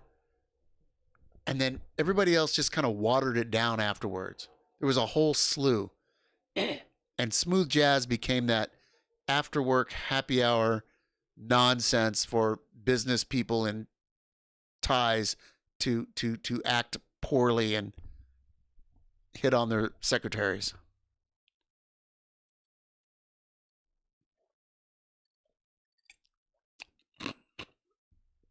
Anyway, wow. I love jazz. But real jazz, like if you have Sirius Satellite, Sirius XM, real jazz, channel 67, I believe. Breezin' was nice. Look, man. Breezin'? That's George Benson. George Benson. Da-da-da-da-da-da-da. Da-da-da-da-da-da-da. And the Al Jarreau version of Breezin' with the vocals on it. Or the Al Jarreau, what is the Freddie the Freeloader. Oh my God. One of my all-time favorite songs, The Kind of Blue album is my favorite all-time jazz record. Kind of Blue by Miles Davis and the Boys. But there's a song called Freddie the Freeloader, and there's a vocal version with what Kurt Elling and Desmond somebody and Al Jarreau doing vocals on Freddie the Freeloader. Bitches Brew, yeah. Tripping balls of years back at Burning Man in the middle of the desert listening to Bitches Brew. Oh my God. Yeah, real jazz is like one of the best channels because you got Marcus Miller. You got Miller Time. Like, how do you, look, anybody who listens to smooth jazz, just stop it for a minute and listen to real jazz and listen to Miller Time 360 degrees of jazz. Miller Time, right? Did you know this? Like, how did we get here? But Marcus Miller has more bass playing credits than any other human being. He has more credits on more albums, on more songs. Marcus Miller has more playing credits than any other human being on the planet. That's a bold statement right there. Somebody check it out to see if it's true. That Marcus Miller, the bass player, has more credits on more albums and more recordings than any other human being on this entire planet of, like, what do we have? 7 billion people? That's Marcus Miller from Miller Time on Sirius XM. He won't tell you that in his show. But fuck.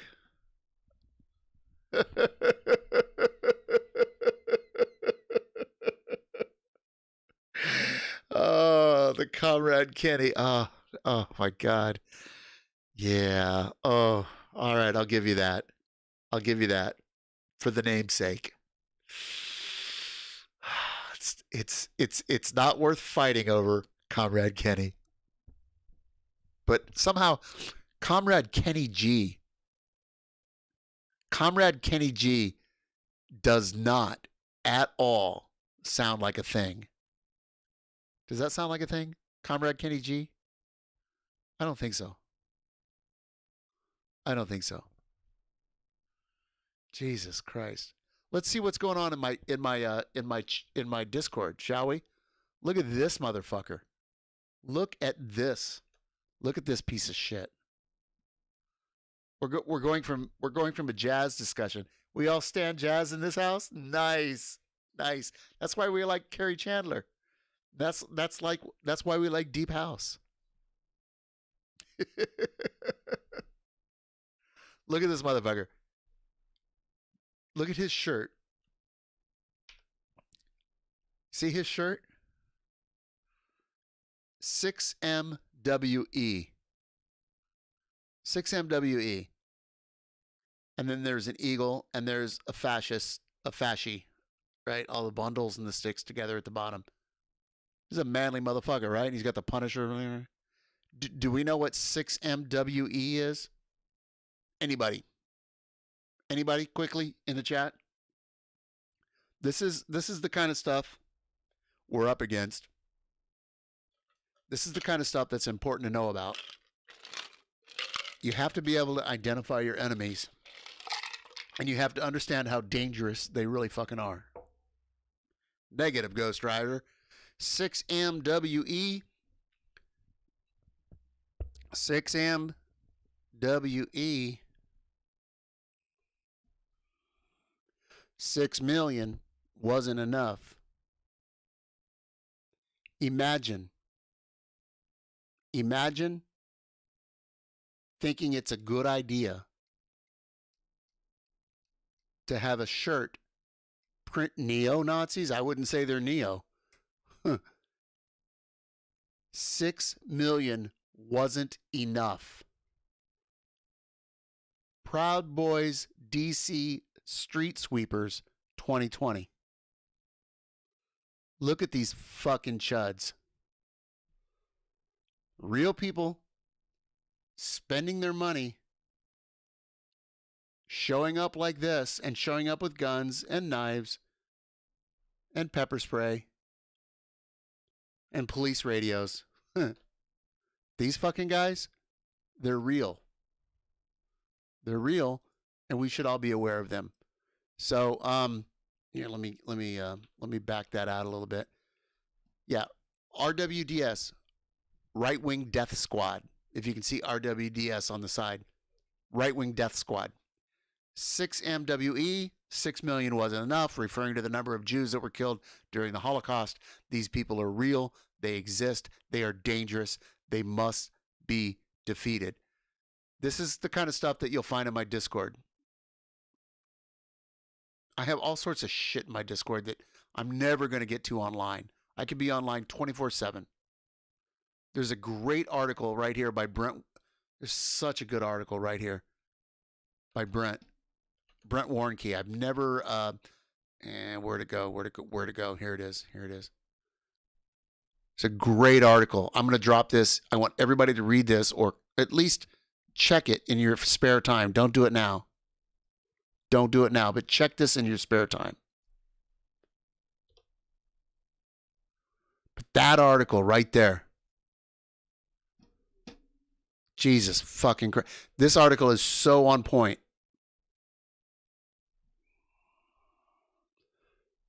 We've been done that, Joe. We've been done that. We've done all these things. Step by step, step by step, step by step. You can read it all. It'll blow your mind. If you're young, it'll blow your mind. If you're middle-aged, you'll be like, yeah, that sounds familiar. If you're new to the left, you'll be like, what? But you need to read this if you're new. If you're old school left, then you'll be like, yep, we've been done that. We've been here before. It doesn't work. It doesn't work. And then earlier tonight, I was doing the hue and cry over Kronstadt. Let me just throw this in here real quick. Hey, DeCobbs, I see. How are you, buddy? Are you in the chat? I didn't see you slide in. Oh, I see. You messaged back. Enjoy your stream. Sorry if I interrupted. No, you didn't interrupt at all. Not at all. I don't know if you're in the chat or not.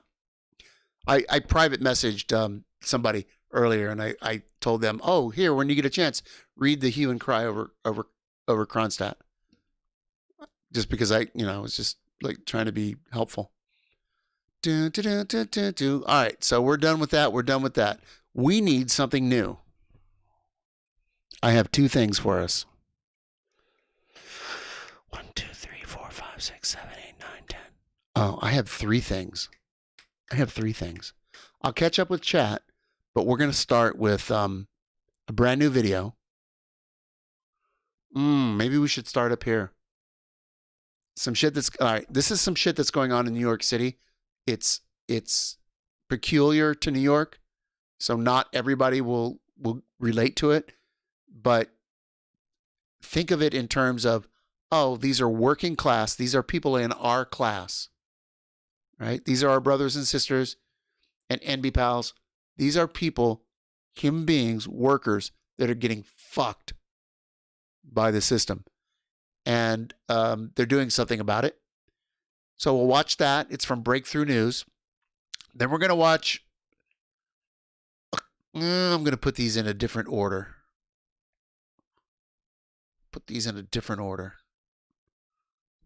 Anyway, we'll see how this goes. But I'm tired of talking. So let's check this out, shall we? Welcome, everybody. Hope you like it. It's Monica Cruz with Hi, Monica. Breakthrough here in Lower Manhattan, where a group of yellow cab drivers are joining together to do a caravan to Washington, Nice. D.C., demanding a people's stimulus. People's stimulus. The New York Taxi Workers Alliance has organized this caravan, Nice. which will be joined by cab drivers from states including Pennsylvania, Virginia, and Maryland.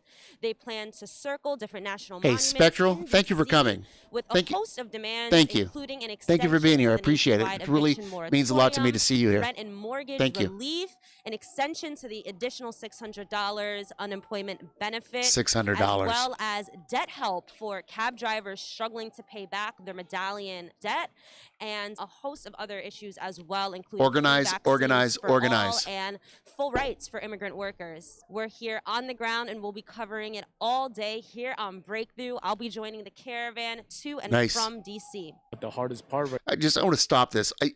When you join a revolutionary organization, when you join an organization, this is the kind of thing you need to help out with. Organizing, promoting, boosting, showing up for, making the signs for, doing the calls, sending out the emails. That's organizing. There's, like you can be a collectivist and you can share stories. Things are fucked up. Here's a story. Things are fucked up. Here's a story. That's one level. Then there's like an activist level. You show up, you listen to the speeches, you march, somebody gives you a sign, right? There's different levels. And then there's the organizer level. Organizer revolutionary. Like there's a whole thing. And I guess going back earlier, I think our friend has left, but our friend that was afraid of the Vanguard made them like afraid. I think when you go through these levels and you become more serious and you become more more serious, but more professional, more dedicated, more like available and more committed, you become the tip of the spear, the vanguard. It doesn't mean you proclaimed yourself the leader of a movement. It just means that you're out there in the front doing the work that needs to be done to allow the movement to move forward and gain momentum, and then, possibly have an effect for the good of the workers. So don't be afraid of the word vanguard, right? Don't be afraid. And if you're a collectivist right now, fine. And if you can be an activist later, great. And if you can be an organizer and you can be a revolutionary, great. Yeah. Anyway, here we go. Right now is just there's no light at the end of the tunnel. Yeah, And frontliners. Yeah. This is why we're getting together and putting signs on our taxis, driving all the way to DC. Sorry, there's not more volume out of this. Our time, our money, and just and our day just to go all the way there and demand for help. Yeah, the body's not always up for it. I get it. Like I have not been out in real life since COVID. But 4 years ago, I had triple bypass. And then the bypasses failed one by one. And I got a couple of stents. So I'm running on like 40%, 30%, it's 36%. It's hard to know, but I'm running on a very small percentage of oxygen. I do the best I can. So I'm doing more back end stuff. I'm doing more online, but back end online. This is my personal stream. This is not my Workers World Party stream.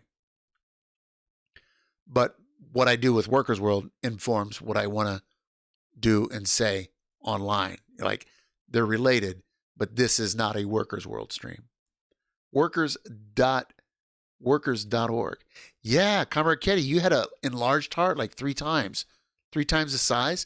But what I never heard is how you got by that, and how, like, A, what caused it, or B, how you got by it. I never heard that. Oh, thank you, Chill Out, for that. Workers.org. And we're gonna have a Workers World channel on Twitch. And let me just do, before I go on anymore, let me plug this. Tomorrow night, Thursday night. Hold on, this is important. It's so important. We need the big cam. This is how important it is. Right? So, different organizations have different demographic makeups for real reasons. Unavoidable, actual, like, material conditions caused it to look this way or that way. A lot of far left, actual communist organizations have a lot of older people, a couple of people in the middle, 30 to 50. God, I want to say I'm in the middle. Maybe I'm not, because I'm almost 60. But then we have a bunch of new people, a bunch of young people. This is a kind of a common weird curve that happens demographically. And tomorrow night, Workers World has a public forum. It's a public meeting. Anybody can watch it. You can register for it by going to Workers World, workers.org, or finding us on Facebook and register to be in the meeting, in the audience. Or, since you're here, just come to my stream, because I'm going to be in the meeting, and I'll bring it and I'll put it on. I'll put it on Twitch. I do this every Thursday. I take our meetings and I throw them on Twitch, and I hang out with the chat. But here's what's kind of exciting. This one is all young people. Like, and when I say young, we're talking high school and up, and barely out of college. And it's all younger people, young communists, young people who joined the party because they know this is the way. This is the way. Little Mandalorian thing there for you. This is the way. So, Young Communists tomorrow, here, 8 p.m. Eastern.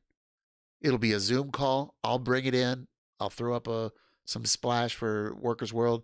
I'll stay off camera for the most part, but I'll be in the chat. And if you have questions for the people on the panel, give them to me, and I will put them in the chat in the Zoom call. Okay? This is the way. So that's what's happening tomorrow at 8 o'clock. Let's go back to this. I want to hear the rest of this breakthrough.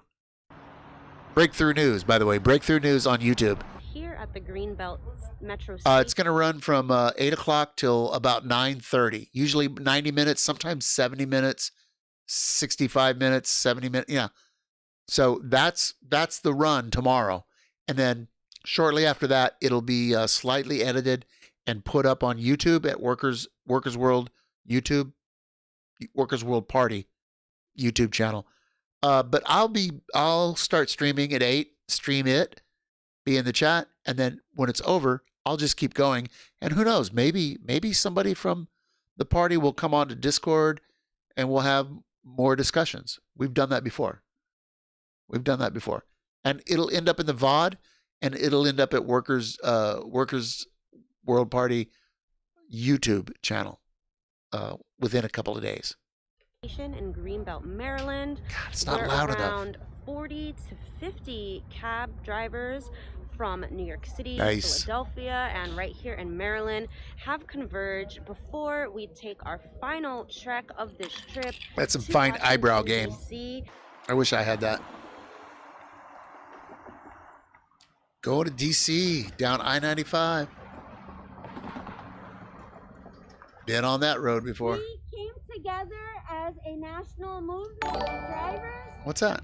to bring home the message I heard to our Comic-Con. Comic-Con is hosting with one. Thank you, Comic-Con. Thank you for the host. I appreciate that. Crisis. Unemployment is about to end for 12 million Americans. 30 million Americans are likely to be evicted if the eviction moratorium also ends. 1 out of 8 Unfortunately, there's Americans not a lot of volume say out of that this. They're now experiencing hunger. I've got it all the In way New up. York City, I might be able to get something. 80% Hold of our on. members have said that they don't have enough money for groceries for the next month. Some of the drivers are waiting 9 hours for a $30 job. They say go back to work. There's work out there. Oh, And the drivers are Gyro. going out there. Gyro Lee, They thank go you. to the Thank you for train this. station, Thank they're you waiting for the 2 host. hours, and they're getting a $5, $6 job. Carl's going to pee in the pool And soon. it's impossible to imagine that in an era where you have extreme wealth and in the richest country in the history of the world, By the way, I changed some settings in OBS to boost that. I don't know if it actually did. So if you would let me know if it sounds a little better since I boosted it compared to my own voice, I'd appreciate it. that our people could be suffering to this level. So we came here from all of our cities to demand that David Congress Sirota, listen to the people, that Congress unelectable. I would talk to you about David Sirota The sometime. Americans needs to make sure that Americans have a roof over our heads. Needs to understand that we should not have to choose between a one-time stimulus Yeah. check Yeah. and unemployment. You think? People are suffering, not just taxi drivers. It's the food cart workers. It's the hotel workers. It's the restaurant workers. Yeah. It's millions of workers throughout this country that are suffering. Get the microphone here. up to your We're mouth. asking Congress to stop waiting, to stop playing political games. Right. Because when you play political games, you're playing with people's lives. Americans are in a desperation like we have not seen in That's some generations, good B-roll. in almost a century. Good B-roll. It's Nice. not just Nice video. the global pandemic that is killing our people. It's also the hunger. Yeah, they don't want to pay us more homelessness on unemployment. and the utter They don't. desperation.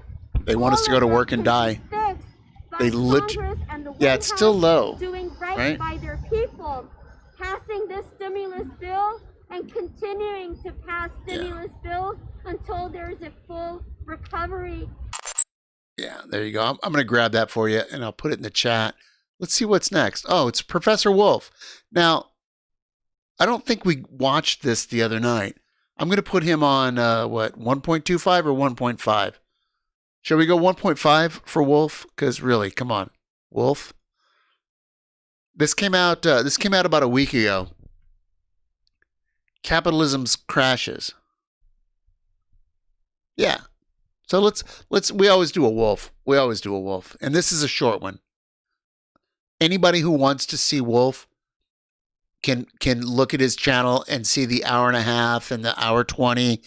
You can see all the longer ones, right? But on a stream like this, I just want to give you the 6 or 8 or 10 minute little snippets here and there.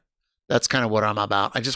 I think he does a great job on the 101 and he can put people on the right path.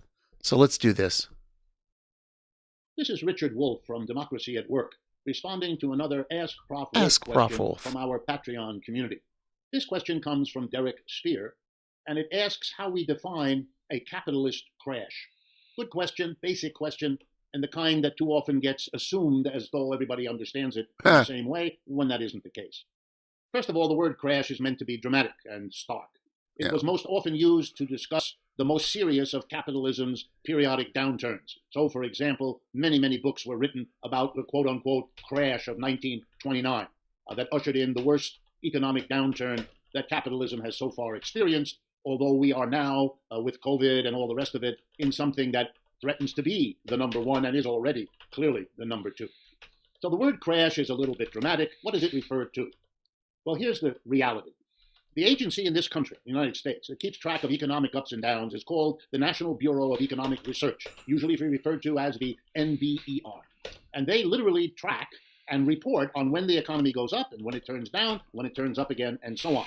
Capitalism, for the 300 years or so that it's grown from its base in England to become the worldwide system we have today, wherever it has gone, has had recurring downturns. Very important to understand. First, what are they? Well, they are fairly sudden drops in the level of activity. I mean sudden, and I mean drop. Millions of people in the United States are suddenly thrown out of work in a matter of weeks or months. He's totally freebasing. Businesses cut back the production. Totally freebasing. Many of them lay off workers as a result, hence the unemployment. Many businesses, particularly medium and small ones, go belly up, declare bankruptcy, stop functioning altogether.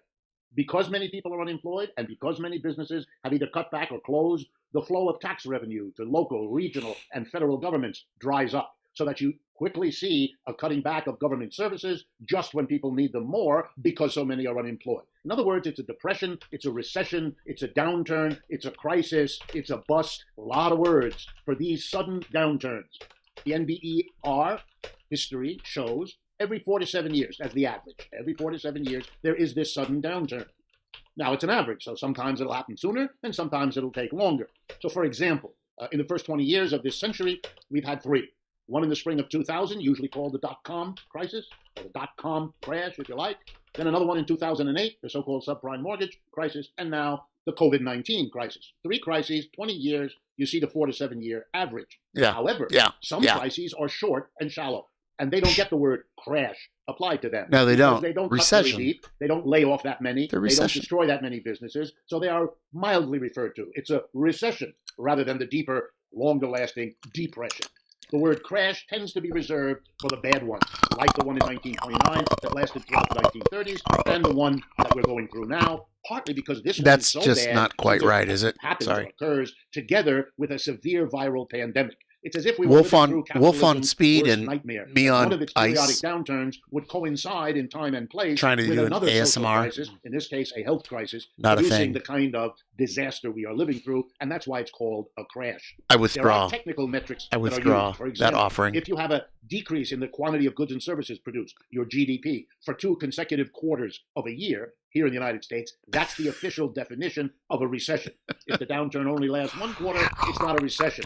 It's then a downturn. But these words are vague. They are differently used by different approaches, different right. thinkers, different writers. So I wouldn't get too lost in the words. Basically, crash is when you want to All right. stress that this is one of those capitalist downturns that's worse than most. In Yeah, terms of it's the the number of worst people hurt, ever. the number of businesses hurt, how long it lasts, the worst what its social ever. consequences are. I hope that answers your question. Yeah. This is Richard Wolff for Democracy at Work, thanking our Patreon community. Yeah, we're literally, look, you hear about the Great Depression and you hear about this, like, God damn, man, we are so fucked. There is so much fuckery happening. There is so much fuckery happening. We are in such a death spiral.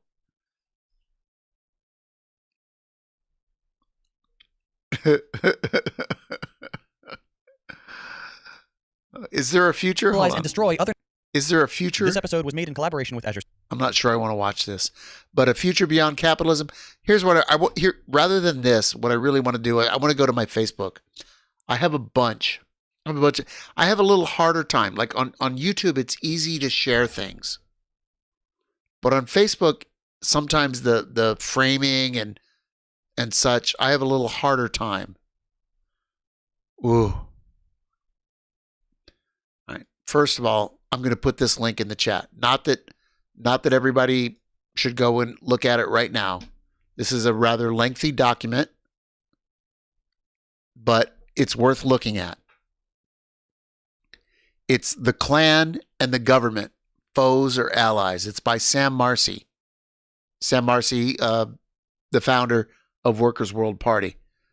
Workers' World Party is a split from the Trotskyist Party, known as the Socialist Workers' Party here in the United States, the SWP, split in 1959. Yeah, we all need $2 or $3 grand a month. We all need that, and we need rent. We need rent suspension, and okay, the landlords get suspension of payments to the banks, and the banks could just fucking suck it up. Or we can just create money and give the banks. Like, the government can easily handle all of this if they wanted to. China handled it. Vietnam handled it. Cuba handled it. Laos handled it. The government can handle any of this if it wants to. Under capitalism, they don't want to. They give it lip service, and they're allowing people to die on purpose. It's genocide. They're allowing genocide in their own countries because, you know what? Who needs the old? Who needs the sick? Who needs the infirmed? Who needs those with comorbidities? We have too many workers. They're a superfluous population. We can't lock them all up. Let's just let them die. Gee, is that a hot take? No, it's the fucking reality. It's not a hot take. It's the reality. It is the reality that we live in. But you're not going to hear that from, Russia Mad Cow. You're not going to hear that, from Rachel Maddow. You're not going to hear that from the talking heads that get paid millions of dollars that work in the corporate, for-profit, media industrial complex. Oh, I'm so mad. I'm still alive. And I have an internet connection. And I haven't been disappeared yet, but I'm here in the red corner 3 or 4 nights a week. Fucking angry. So that's one thing I wanted to show you. Did I put it in there? I did, right? I have a bunch of things. That I wanted to share that I put on. I'm so angry right now. My brain is turning off. I need this. All right, this is what I need. Right now, my friends, hold on. This is what I need right now. This will make me happy. Come along and be happy with me. Ready? Can you be happy with me? Come on. Come on, everybody. Get up out of your chairs. Kenny, are you still with me?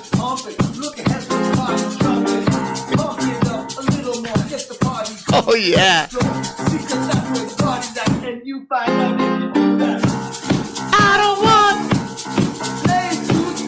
get your booty on the dance floor. Everybody up. Everybody up. Everybody. Oh, make my day. Make my day. Make my fucking day. If the oh my God, he's overmodulating. Everybody's overmodulating. Oh my God. Oh my God. Oh my God, what have I done? Oh my God, I don't know. So I'm just thinking, if the cocaine isn't this white and the beat isn't this fire, then don't even bother inviting me. Oh, you're gonna need that link? God, I can't tell you how many times I played Pump Up with the Jam. That was a 90s anthem. Pump Up the Jam, Rhythm is a Dancer, all the CNC Music Factory shit. Oh my God. So much fun. When I saw this, I about shit myself. And the dog is like, shut the fuck up. What are you doing, dude? Look at the dog is like, what?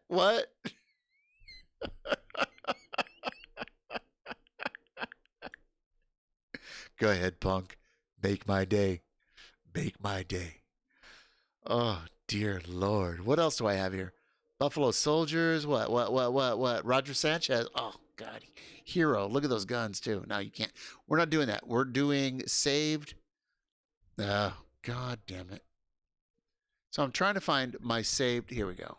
I'm going to get it. Oh, freestyle was great, man. 80s, 90s freestyle. Oh, Little Proletariat, you got to go? All right. Chef's kiss. Thank you for coming. Appreciate it. Get wrecked, Zoomer anarchists.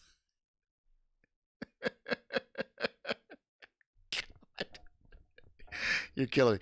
Thank you, Little Proletariat. I hope to see you. I hope to see you around soon. I'm here Monday, Tuesday, Wednesday, Thursdays, midnight to 4, or on Thursdays 8 o'clock Eastern till 4 or 5. Who knows? Whenever I run out of steam. Xenophobia, understanding the anti-Chinese industrial complex. Maybe we'll take a look at this. I'm just going to grab a couple of these things first. Things that I saved that I thought were Portland. This is important. This is what we're going to do right here. Hang on. This is what we're going to do. First of all, can you all see this? Let me see. All right, everybody can see this, right? So, a thing went down in Portland. There was some video that was out. And we have a branch. Workers World has a branch in Portland. And one of our comrades, who is a Vietnam War vet, a trans comrade as well, went into the house, the little red house, for the eviction and interviewed. And we have an article at our paper. I think, I probably should, I believe this video, I believe, is from the same situation. So let's check this out right here. Let's see what this is. Because I think this is what that is. Yeah, Portland, they tried to evict a family.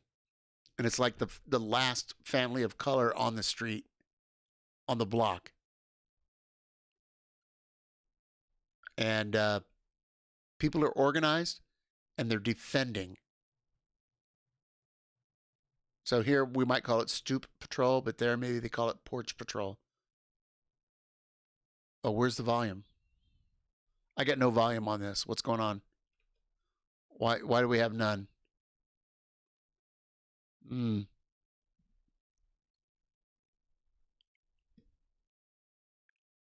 I'm sorry. There's no volume on this. I'm gonna reload it just for, let's see if it helps.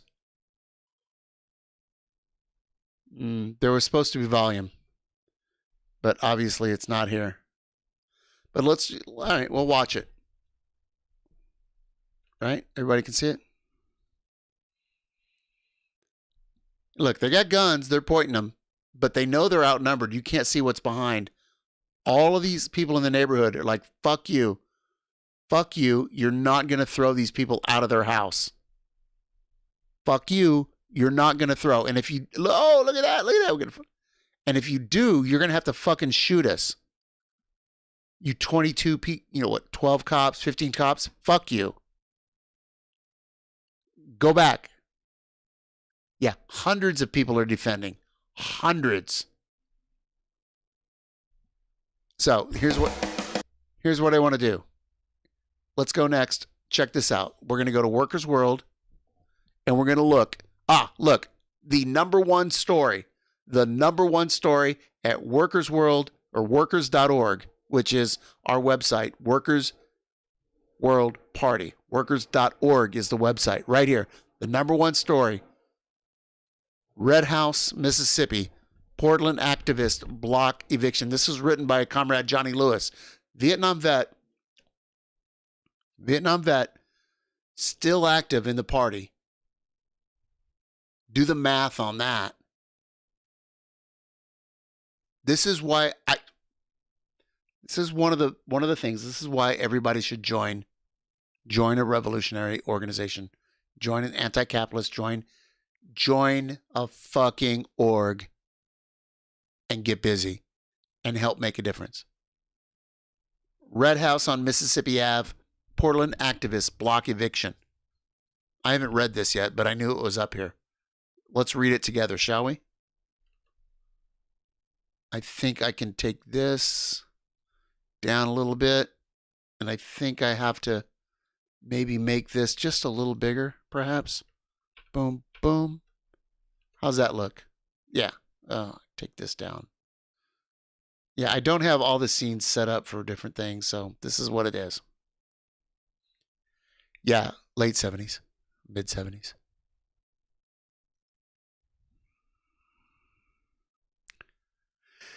December 14th, the Kinney family, owners of the now internationally famous Red House on Mississippi, is the last Black indigenous family in their neighborhood. They've been fighting foreclosure and now eviction since 2018. The house purchased in can you imagine? House purchased in 55 for what? $400?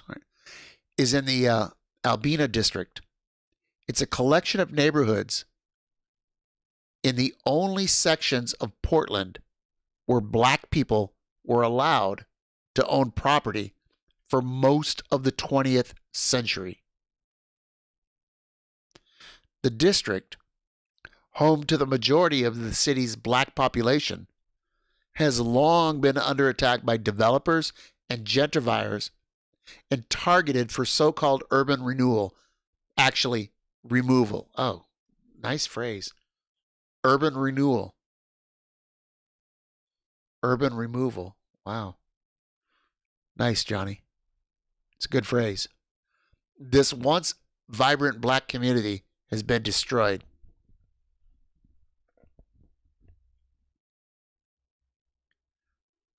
Joined by supporters, Kinney family resists eviction.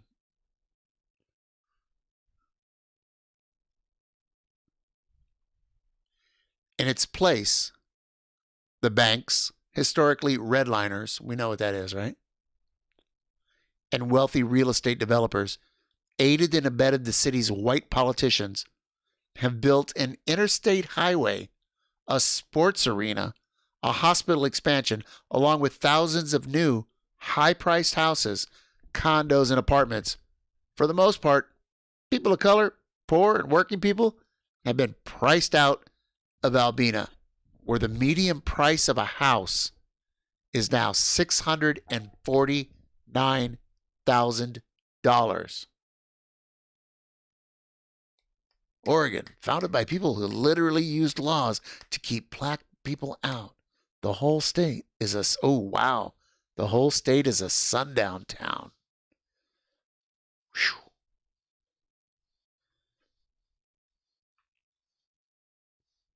It's funny, I know some good leftists there. I don't think they would disagree that the whole state is a sundown town. The state being the apparatus, right? The courts, the enforcers, the government, the deciders. But not the population. The Kinneys say they paid their mortgage on time, but got caught up in predatory loan schemes to take their homes. And that's such a fucking real thing. That is such a real thing. Predatory loan schemes. Right. Portland's the pond of blue in a red state. Yeah, I get it. Austin is the pond of blue in Texas in a red state. Urban Housing Development LLC purchased the property in 2018, but the family remained in the house while pursuing lawsuits in state and fed to keep the home. Years-long court battle over the foreclosure. A judge ordered the eviction last September. The attempt to evict the family last September. This is not the first time. Last September, a judge ordered this. The attempt to evict the family led to a mobilization of militant support. Yeah, the 2008, exactly, chill out. In an effort to defend the Kinney family from eviction, hundreds of Black Lives Matter, Antifa, Black Bloc, notice it's lowercase b, lowercase b with no K, correct. Occupy, popular mobilizations, and other black youth, notice black is capitalized, people of color, white, queer revolutionaries, this is quite a menu here, have established a Red House autonomous zone similar to Seattle's Capitol Hill autonomous zone. Wow. Wow. It involves a compound of about 6 square blocks around the house. I did not know this part. 6 square blocks around the house that includes a kitchen serving free meals and a coffee shop supporting the movement with free coffee. On December 8th, the compound was attacked by Portland police. 2 days later, December 10th, this reporter, who dat? Give me a follow. Who dat? Let me look. What you got? Hello, Taco. Taco cat? I like a little taco kitty. Yeah, thank you for the follow. And there's Carl the follow otter, peeing in the pool. He was so happy. It's okay, Taco Kitty. I love it. Thank you for the follow. I'm here every Monday, Tuesday, Wednesday, Thursday, for the most part, and midnight to 4 a.m. Eastern, and then sometimes, well, all times, Thursday at 8 o'clock p.m. Eastern, because it's a special kind of night. All right, on December 10th, this reporter, this is our Vietnam vet, member of the Workers' World, working class gal doing working class stuff, reporting. Nobody needs CNN. Go to a working class paper, written, produced, and distributed by our class, the working class. Go to workers.org. On December 10th, this reporter entered the compound, now behind a 10-foot-high barricade, to learn more about the police assault. I was warmly greeted by defenders, offered free food, but asked not to take photos. I get that.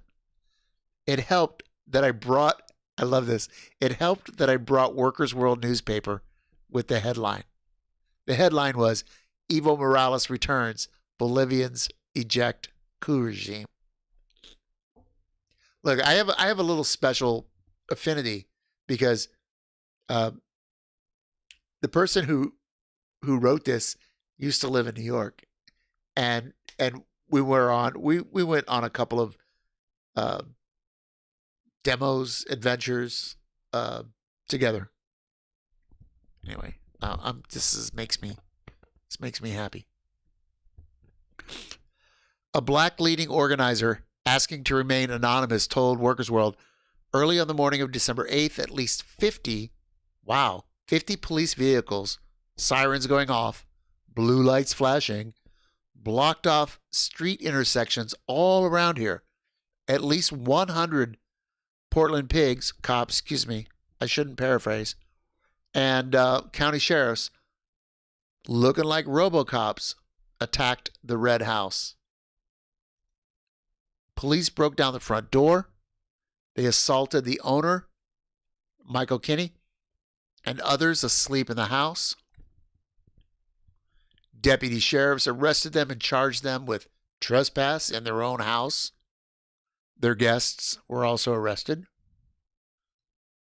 Defenders were unable to stop the initial assault, right, of course, on the house, and the arrest of Kinney and others inside. But very quickly, the hundreds of defenders regrouped and prevented the deputies who were backed by the cops, because those are different entities, right? Sheriff deputies and then cops, prevented the deputies who were backed by the cops from taking possession of the property and house and removing its contents. So that's the video that we saw, was get the fuck away from the house. Okay, you arrested them, but you're not taking the house and you're not throwing the shit on the street. This is why you need to be in an organization. And you can't be just that person who's all alone, who's mad, who's clicking and sharing. You start that way, but you move on and you join. And just because you join this doesn't mean you're going to be in it forever. Join, learn, work. Join, learn, work. Change, evolve. Make something happen. Thank you, Notbot. Joining the anti-capitalist, anti-racist, anti-imperialist organization today. The organizer recounted how defenders, armed with wooden banner and placard poles, broom handles, tree limbs, wow, baseball bats, I love a baseball bat, trash can lids, and other homemade defensive weapons. In an organized, here's this interesting part, in an organized and military fashion, they pushed the cops down the street and out of the neighborhood. Yeah, Keltoy, teach the children well. No, I know. It's a thing. Like not everybody can do the thing, right? We all do what we can. Teach your children well and do what you can in the meantime and do what you can in the future, because it is your future and it's your kids' future, right? It's your kids' future. Another activist told Workers' World, quote, 12 of our people were grabbed by the cops, but for the lack of evidence, most were released uncharged. The Portland cops announced the same day that they would arrest no more until those arrested were actually charged with something. Oh, isn't that interesting?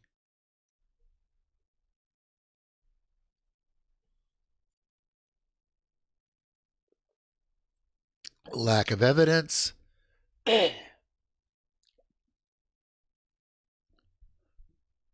If the kids are united, we will never be divided. Nice. That's funny.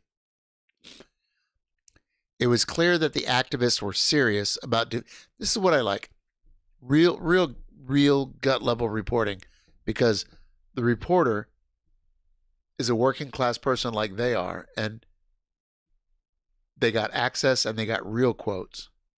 This is no CNN bullshit. It was clear that the activists were serious about defending the Kinney family, while in the compound, this reporter was told by young activists, "We're here to stop the eviction. We're waiting for our marching orders." Just then, a platoon of maybe 30 people marched by, chanting in cadence, carrying poles and shields. I got goosebumps.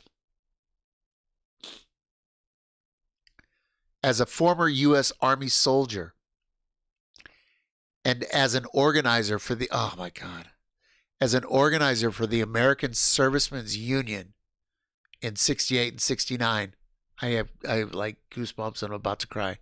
This reporter knows a military formation when they see one. My whole body is full of goosebumps. If you don't know anything about the ASU, please look for, just Google, don't Google it. DuckDuckGo, American Servicemen's Union.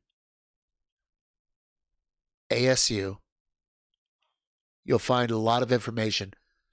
Also, you might want to DuckDuckGo search ASU plus Turn the Guns Around, or Turn the Guns Around, John Catalanato. It's a book. Also, The Bond, BOND. All of these tell a story that's an unbelievable story of resistance during the Vietnam War. So, yeah. Anyway, since the arrests, apologies. Since the arrests, more and more fighters have gathered behind the 10-foot-high barricades surrounding the house, where many live around the clock. People have brought in boxes of food, crates of bottled water, firewood, sleeping bags, tents, canvas sheets, more. The nice smell of food cooked, along with the biting but pleasant aroma of smoke from cedar wood fires, wafted over the compound. King of William, thank you for the follow. Appreciate that. Barricades were strengthened in anticipation of more police attacks. Groups of a dozen or so stood around and watched around the wood fires near the entrances, armed for self-defense. Oregon is an open carry state, meaning that most people are allowed to carry firearms openly without a permit.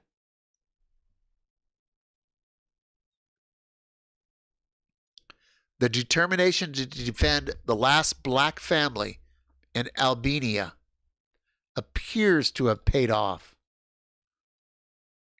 KGW News reported December 10th that the developer who bought the red house is willing to sell it back to the Kinneys at cost. Holy fuck.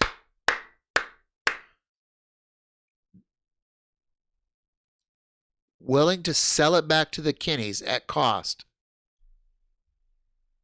As of December 11th, a GoFundMe campaign has raised over $280,000.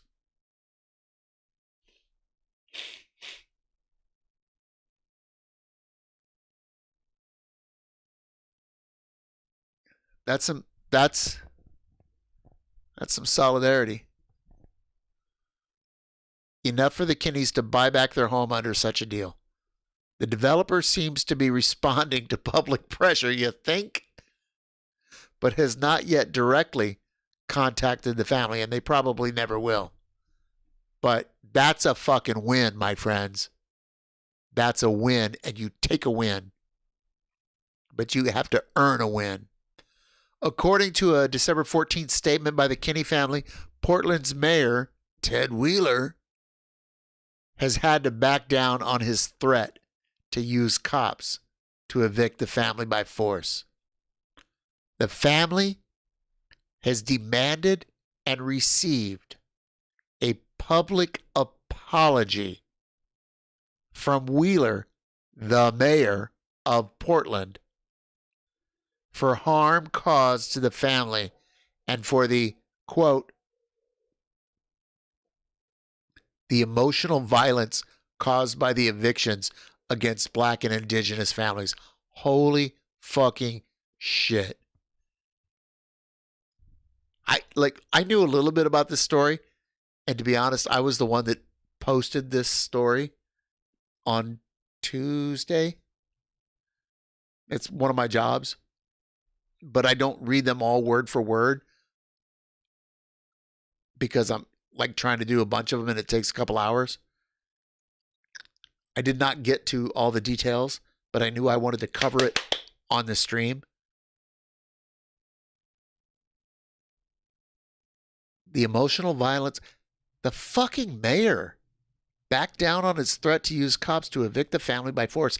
The family has demanded and has received a public apology from the mayor of Portland, Ted Wheeler, for harm caused to the family and for emotional violence caused by evictions against Black and Indigenous families. The statement conveys, the statement conveys firmly that as the family has not yet secured their home, supporters would still be present, defending them and the house. Chat.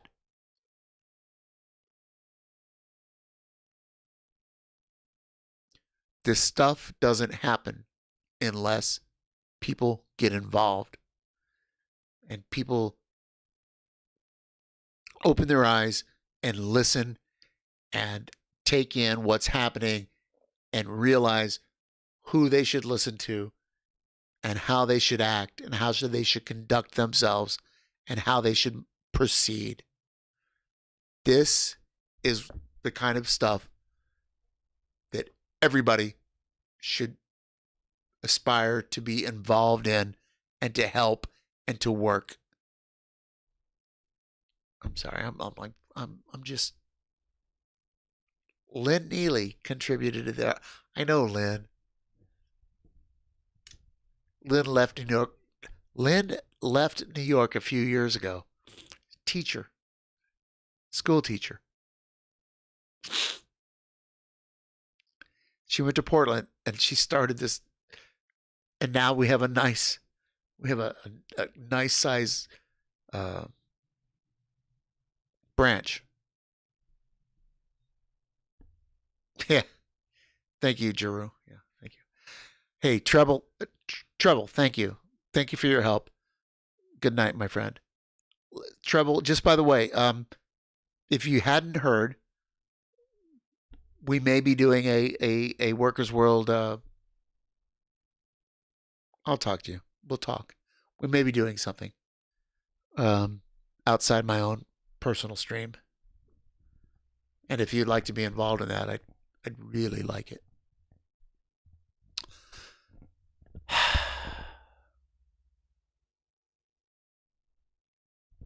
Anyway.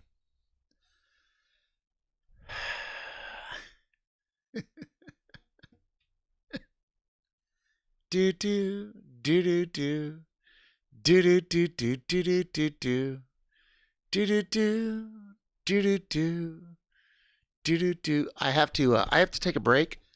Part of that is I have to reassess the rest of the night, and part of it is I have to pee.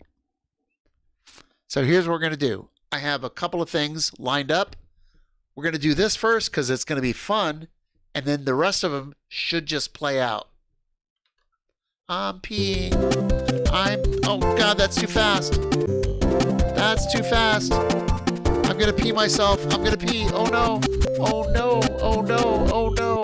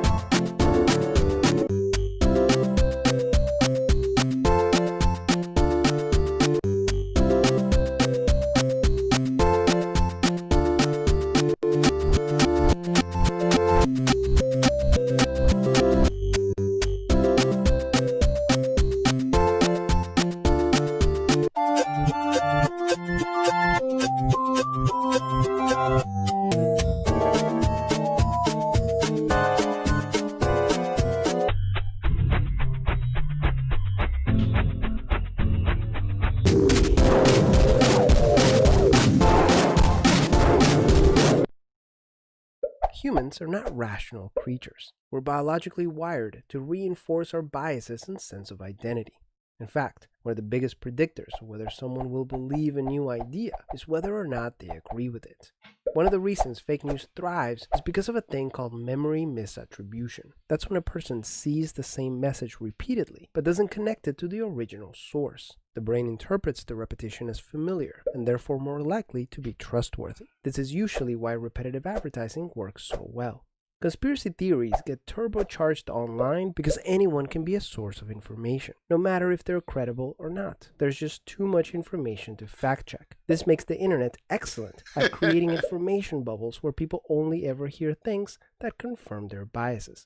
In addition to expanding our bubbles, we always need to ask, does this source have a long track record of trustworthiness? And who benefits from me believing this? Done. We want to be able to leap on that stockpile and stabilize it if necessary. And the third reason we're there is because there are 20 million Uyghurs, and they don't like Han Chinese in Xinjiang province in western China. And if the CIA has to mount an operation using those Uyghurs, as Erdogan has done in Turkey against Assad, there are 20,000 of them in Idlib in Syria right now, for example. That's why the Chinese might be deploying military forces to Syria in the very near future to take care of those Uyghurs that Erdogan invited in. Well, the CIA would want to destabilize China, and that would be the best way to do it, to foment unrest and to join with those Uyghurs in pushing the Han Chinese and Beijing from internal places rather than external. Not saying it's going on right now, you didn't hear that, but it is a possibility. So that's why we're there, and I'll wager on a handful of Americans who realize that we, our military, has decided that for these strategic reasons, which are well thought out, we're going to be in Afghanistan for the next half century. The Ron Paul Institute. A broken clock that is right twice a day. Jesus Christ. Oh, I've been wanting to watch this.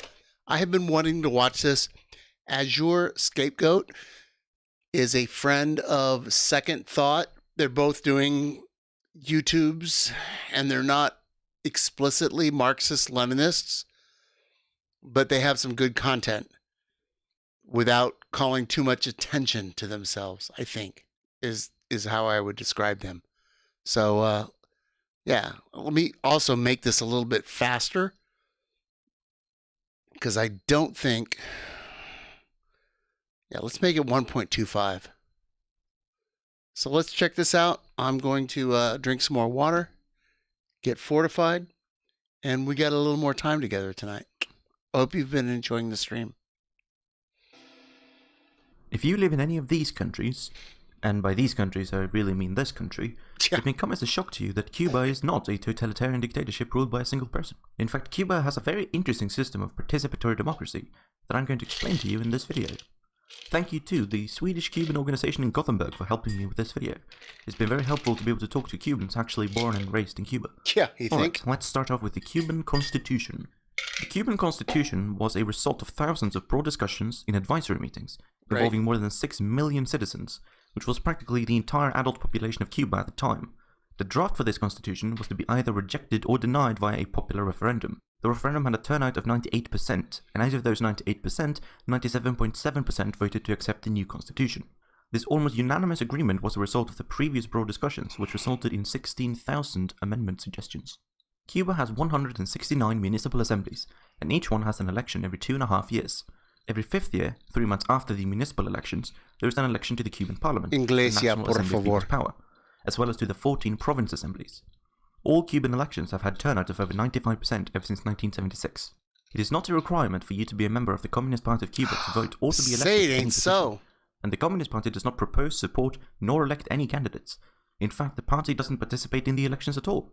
No one here has gone to an election and been presented with a ballot paper and told, these are the party members for whom you have to vote, nor is anyone nominated for being a party member. Oh, say it This ain't element so. can perhaps be invoked as a Say reflection it of ain't so. leadership, fitting conduct, good performance, or a vocation for public service, but not because the condition of party member is I established see. as a requirement to enter public office in our laws, says Dr. José Luis Toledo Santander. Claro que la mayoría del pueblo apoya la revolución. I am fine. Good morning. Good afternoon. Buenos tardes. Let's see. We're doing well. We've been a little bit all over the map tonight. This is a leftist, Marxist, Leninist stream, communist stream, revolutionary socialist stream, and we entertain all sorts of things. What's happening? I hear noise. I hear the incoming noise. The incoming. We have Castle 8492. Castle 8492 bringing 2 and 2. Welcome, Castle. Good to see you again. I hope your stream went well. I do. Can we get a shout out to Castle? I'm sure it was revolutionary politics.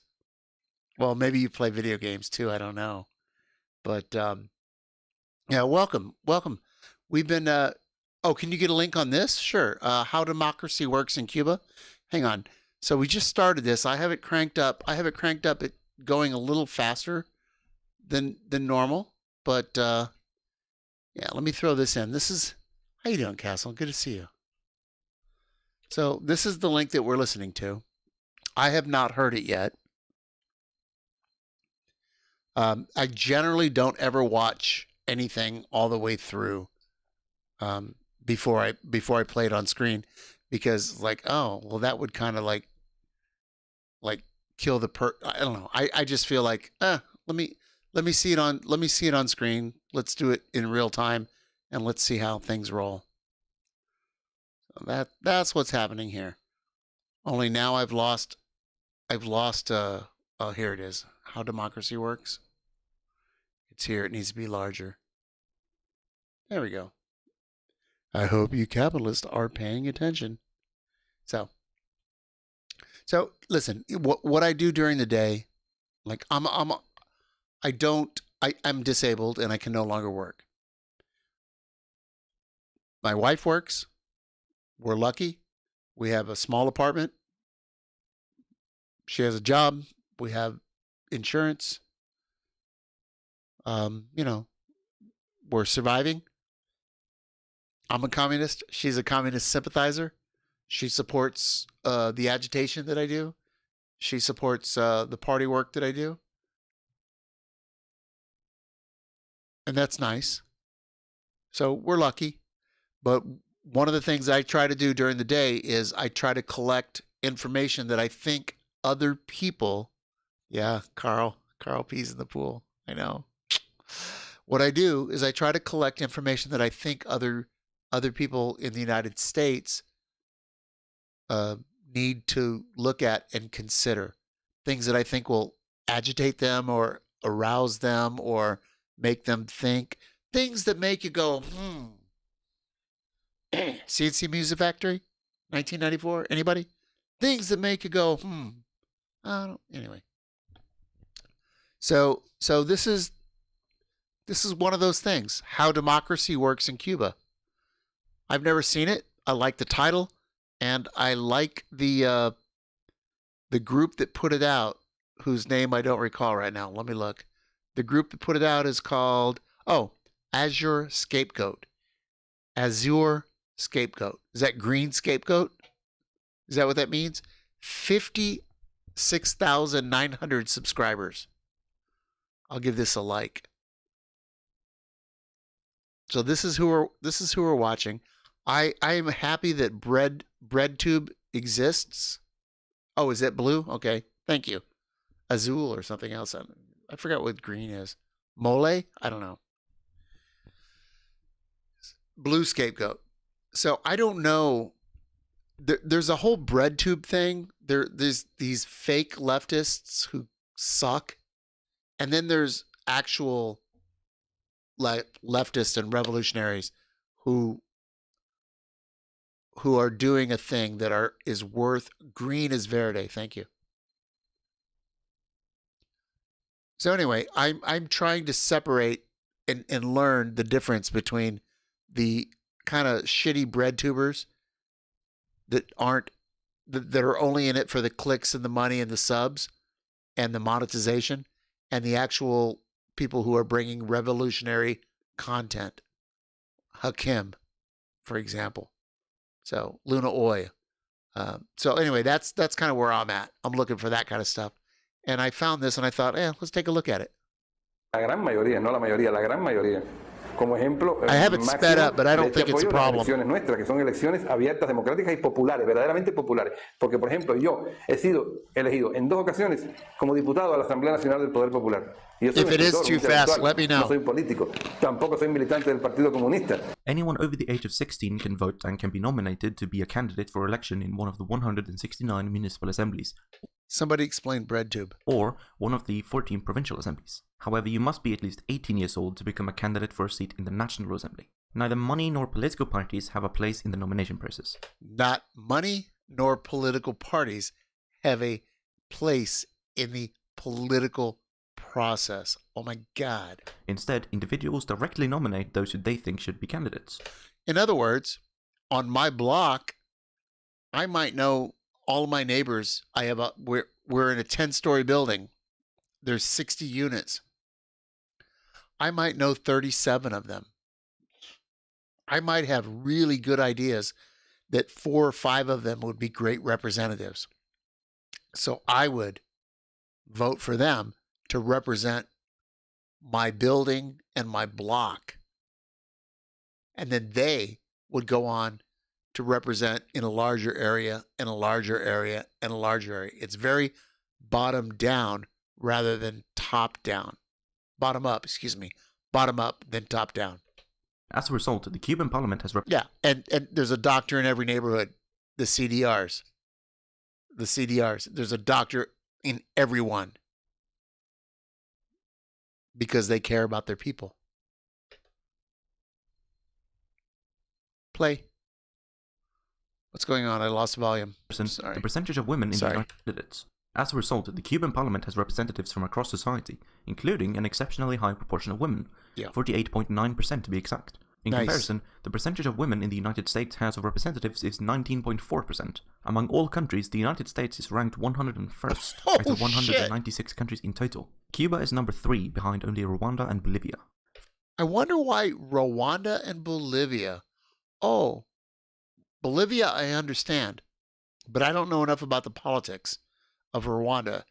But I think clearly there's something going on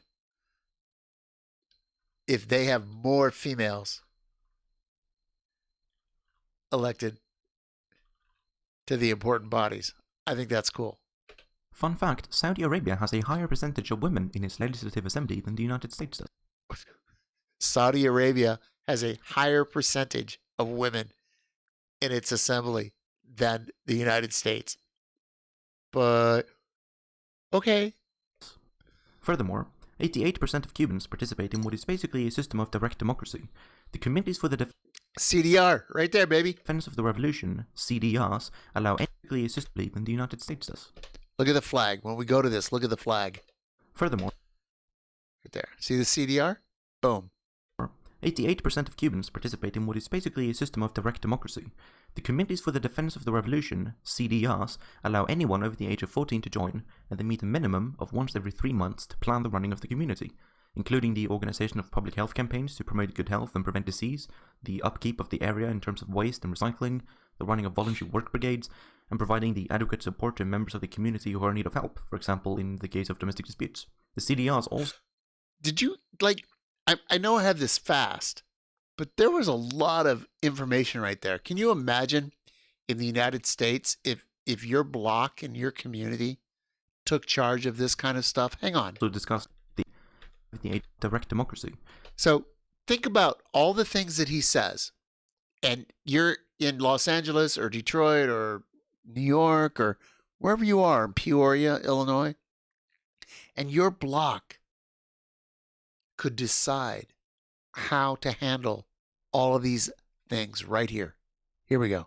The Committees for the Defense of the Revolution, CDRs, allow anyone over the age of 14 to join, and they meet a minimum of once every 3 months to plan the running of the community, including the organization of public health campaigns to promote good health and prevent disease, the upkeep of the area in terms of waste and recycling, the running of voluntary work brigades, and providing the adequate support to members of the community who are in need of help, for example, in the case of domestic disputes. The CDRs also discuss nationwide issues. Yeah, they don't call the cops so the cops can come kill somebody when there's a domestic dispute.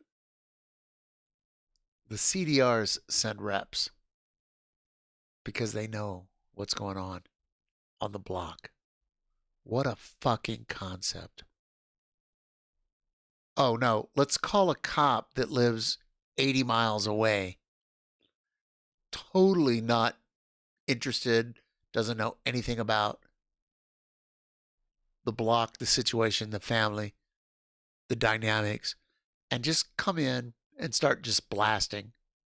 Oh, they're black. Boom, boom, boom, boom, boom, boom. They don't do that in Cuba. They send representatives from the CDR, people who know, people who understand what's going on, or have some idea, and are empathetic, and aren't there to gun them down. What a fucking concept. Issues and legislation, and feed back their proposals to the National Assembly and other organs of popular democracy. But at the heart of the Cuban democratic system is the locally elected delegates. Prior to the municipal elections, residents of all the neighborhoods of that municipality gather to a meeting in order to nominate candidates. Steve! If you're nominated, you're free to either accept or decline the nomination. If several people are nominated, a meeting appoints the person whom the neighborhood trusts as their candidate via discussion and show of hands. The neighborhood decides who do they trust. And they talk it out. Up to 8 adjacent neighborhoods make up a constituency. Each candidate is presented with a short biography and photo on an A4 sheet of paper. Election promises or electoral pledges are forbidden. On election day, the elections are conducted via secret ballot like in most democratic countries. Right. Then a minimum of 2 and a maximum of 8 candidates from a single constituency are to be elected to the municipal assembly. The polls are guarded by school children and everyone has the right to monitor the votes being counted. Guarded by school children. I love this. I love this. I did not know that part. The whole school children thing might seem a bit weird at first, but yes, the ballot boxes are guarded by elementary school children called pioneers. Elections are very calm and take place on Sundays so that people can go vote, and so that the pioneers aren't in school when the voting is happening. Nice. The idea... I had no idea. Like, I know a lot more than a lot of, like, middle-aged white people. I know a lot more about Cuba than other people, but I did not know that. Jesus Christ. Yeah, not poll watchers with, AR-15s. No. Behind this is that when a son, daughter, nephew, niece, granddaughter, or grandson is taking care of the box, the family spends the day checking on them to see that they're behaving well and so on. And so the polling station is taken care of by everyone. Wow. The counting of the votes is public, and any citizen who wants to be can be present. The ballot box is opened, all the ballots are laid out, they are counted, and the result is given immediately. So there can't really be any bit of transparency. And if that wasn't enough, the National Electoral Commission, once the electoral processes have concluded, conducts random audits of polling stations. Elijah, baby. So let's say that you won your local municipal election. Thank Congratulations. You now get to join the Municipal Assembly, which will choose from among its members a president, a vice president, and appoint a secretary. As an elected representative, you don't receive a special wage, but you also don't have to pay for related expenses. Carl rocks. You remain at your normal job, carrying out the civic duties in your own time. The duties of a delegate are many and varied, and the role is demanding, requiring an understanding of public policy and finance, business and administration, and the ability to negotiate, explain, motivate, and lead. Carl's going off because again. you're known to almost every one of your electors, and you live among them, people will call on you at all hours of the day, with all manner of problems, ranging from broken water pipes Thank to broken you. homes. I don't read Chinese, but thank Delegates you. carry out the inspection and monitoring of if you services could give me provided your by the name municipal administration in and English, of the something factory, shops, to and identify businesses you. in their area. But The National thank you for the Assembly follow. is practically the parliament of Cuba. Out of the Assembly's 612 seats, exactly 50% consist of nominated delegates from mass organizations, namely the CDRs, the Women's Federation, the trade unions, the Student Association, and the Association of Small Farmers, Yes. and 50% municipal delegates. The elections to the National Assembly take place every 5 years at the same time as the Provincial Assembly elections. Deputies in the National Assembly are from all walks of life, and like municipal deputies, they do not receive a special wage for being deputies. Yeah. Hisu? S-U-I is Su, right? It's not Sui, it's Su. Hisu. Kowaku. Hisu Kowaku. Oh, it's Japanese. Jade Amber. Very nice. Nice to meet you. Hisu. I think I'm saying it right. Hisui? It's Sui. Oh, Hisui. Hisui. Oh, Sui. Oh, the H is silent? The H is silent. Sui? Sui. Koauku. Nice to have you here. Thank you. National Assembly is responsible for electing the 31-body Council of Hey, State, David, how are which you? is the governing body of Cuba, like a Prime Minister's Oh, cabinet. the H is... It contains oh, okay. one president of the Council Thank you. of State, The H whom you is can think of pronounced. as the Prime Minister of Cuba, as well as 6 vice presidents, a secretary, and 23 additional members. This is in English. I have it sped up. If it's too fast, I can slow it back down to normal speed. I just tend to play the English things faster.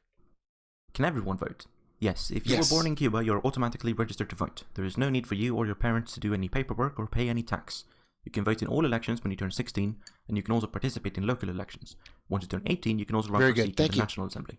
Will everyone know who I voted for? Will the secret police come get me if I vote for someone the government doesn't like? No, voting is done by a secret ballot, so no one knows who you voted for except you.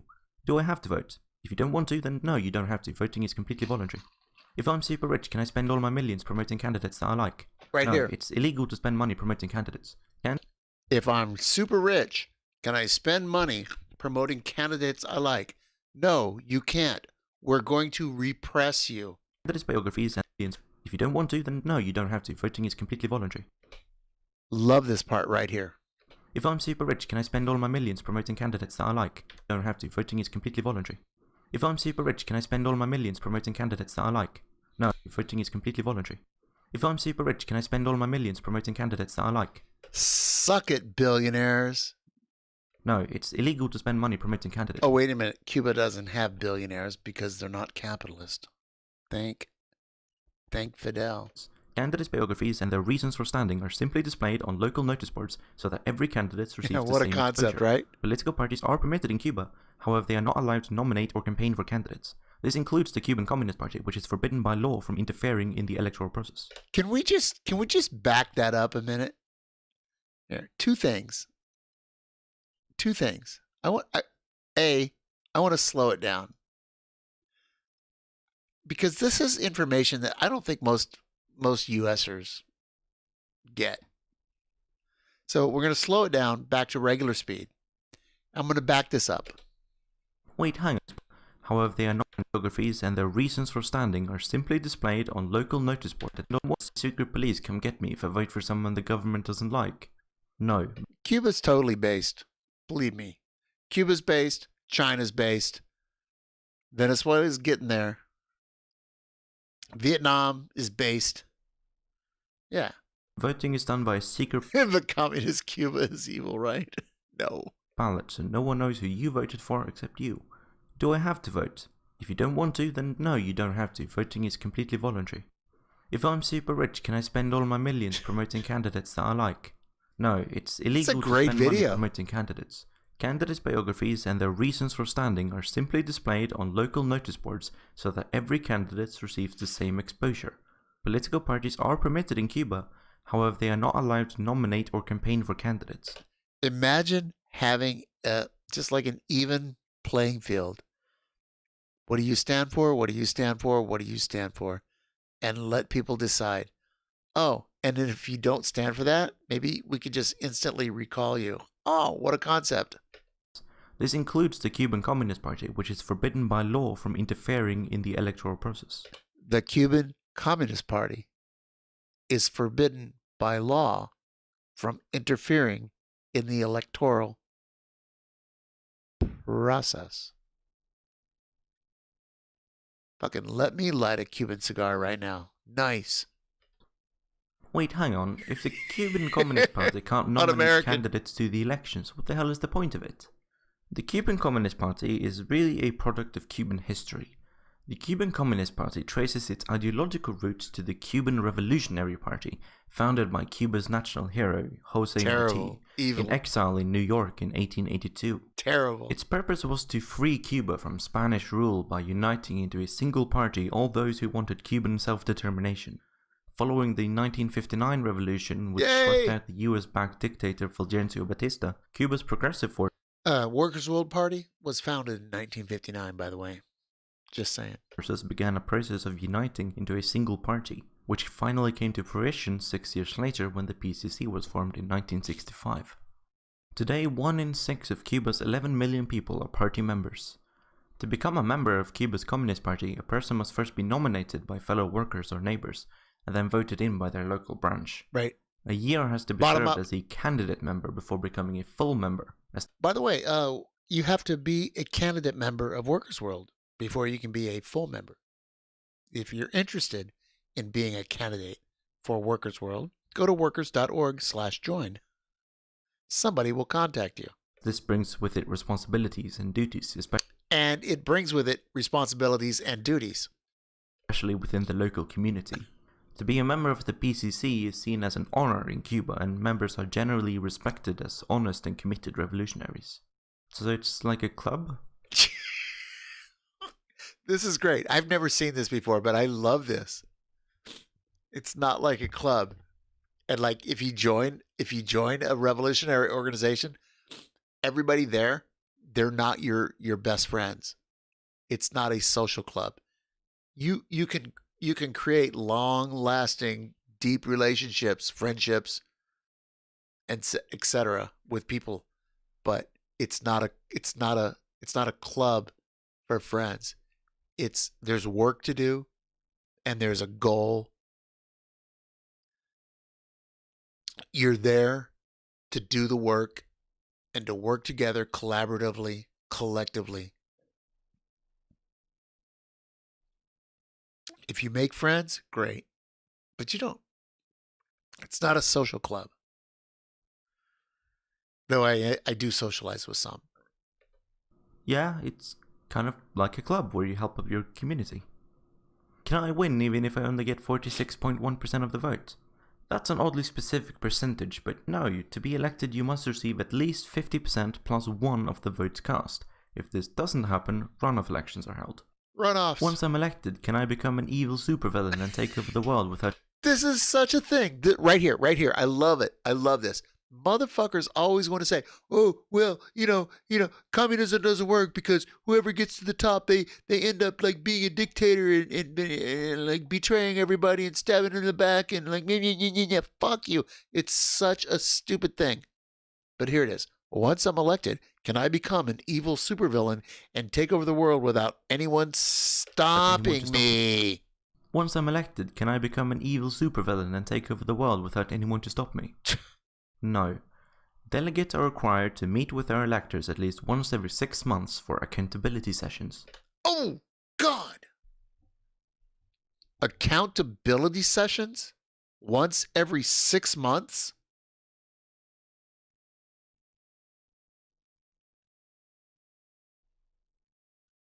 You mean I have to meet with people and be held accountability? I have to be held accountable every 6 months? Get the what? I wanted to be a supervillain and take over the world and let a bunch of dumbass people 100 years later talk shit about me on the internet like I was like the worst thing ever. whereas capitalism is so great. Evil supervillain and take over the world without anyone to stop me. Jesus Christ. No. Delegates are required to meet with their electors at least once every 6 months for This is accountability funny. sessions. This is so Where they good. must take up issues and problems raised by their constituents So and good. seek solutions. They can be recalled at any time if their constituents feel So that they are good. failing to perform their role adequately. So if So the good. people who elected you think that you're doing a bad job, you're out. So why don't Cubans get to elect their own president? Well, they do, just indirectly. Same as the Prime Minister in the UK or Sweden or a lot of other countries. The leader of the country is elected by the Legislative Assembly. This is because Cuba does not have a presidential system, merely a semi-parliamentary one. The president of Cuba doesn't have the power to make decisions alone. There you go. He doesn't appoint or dismiss ministers, he doesn't grant honorific positions or appoint ambassadors. That is to say, all the major decisions are concentrated in the hands of a large number of elected representatives, not in a single person. Bingo. The president of Cuba is a figurehead more than anything. That said, it is possible DPRK for the too. president of Cuba to also be the president of the Council of State, meaning one person can be both the head of state and the head of government. Right. This makes them less like the figurehead president of Ireland and more like the president of the United States, which is also a combination of head of state and head of government. Right. However, if you wish to become both president of Cuba and president of the Council of State, you have to be elected to both positions at 2 separate occasions. If you're really interested in how to become president of Cuba, then here's a 5-step guide. 1. Be nominated and approved in a plenary vote by a social or mass organization. 2. Be appointed in a municipal assembly vote. 3. Be elected via direct and secret vote by voters from your electoral districts. If you're not elected at this point, you can't be a deputy. 4. Have your nomination be approved by the National Assembly. 5. Be elected by deputies via direct and secret vote. 6. Profit. Thank you for watching this video. I hope you enjoyed it. What? Profit. Have your nomination be approved by the National Assembly. 5. Be elected by deputies via direct and secret vote. 6. Profit. What? Thank you for watching this video. was that? I hope you What? enjoyed it. I If you didn't have more quite- questions about how the Cuban democratic I don't know what that meant. I watched it twice or 3 times. Oh my god. system works, then I have my sources listed in the description down below. If you'd also like to give me a small donation as thanks for making this video, since it will most likely be demonetized as all my videos You are think it will demonetized, be? there is a link to my paypal.me account in the description as Where? well. Where? We're gonna find You this. don't Hold on. have to, hold on. obviously, but it would be greatly appreciated. All right, we're gonna find the PayPal. China International Services trade. We're gonna find the PayPal.me. Hold on a second. Let's just see. Is this the right You one? can't be a deputy. Yeah. All right. So this came out like 2 years ago. This video, but just for kicks. Just for kicks. Oh, I don't see it. Hold on. Reddit, Twitter, Socialism 101. I'm looking for it. All right. If you want to go down this road, if you want to give them, $3, $5, here it is. Yeah. Steal all the underwear. Step 2, steal the profit. Yeah, was that a joke from South Park? I don't know. I am incredibly unhip. I am an old man. I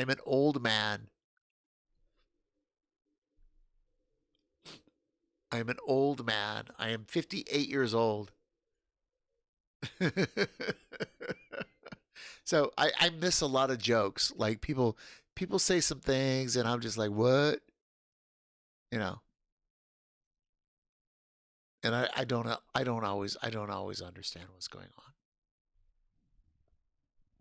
I'm a based boomer. Should I change my name to based boomer?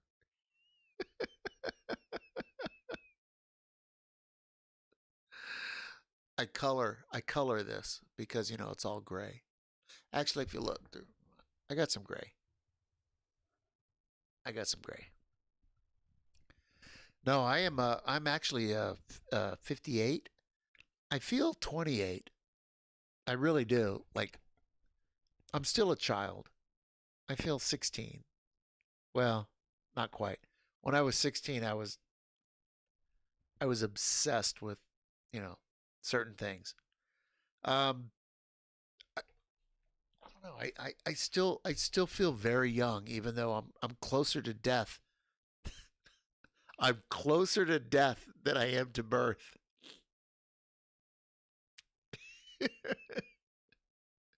Look, you only get wisdom.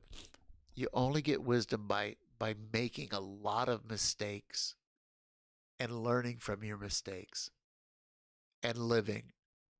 Some people make mistakes,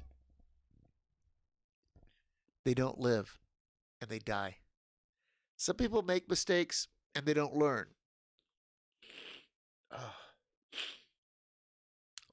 Yeah, 37 with Crohn's.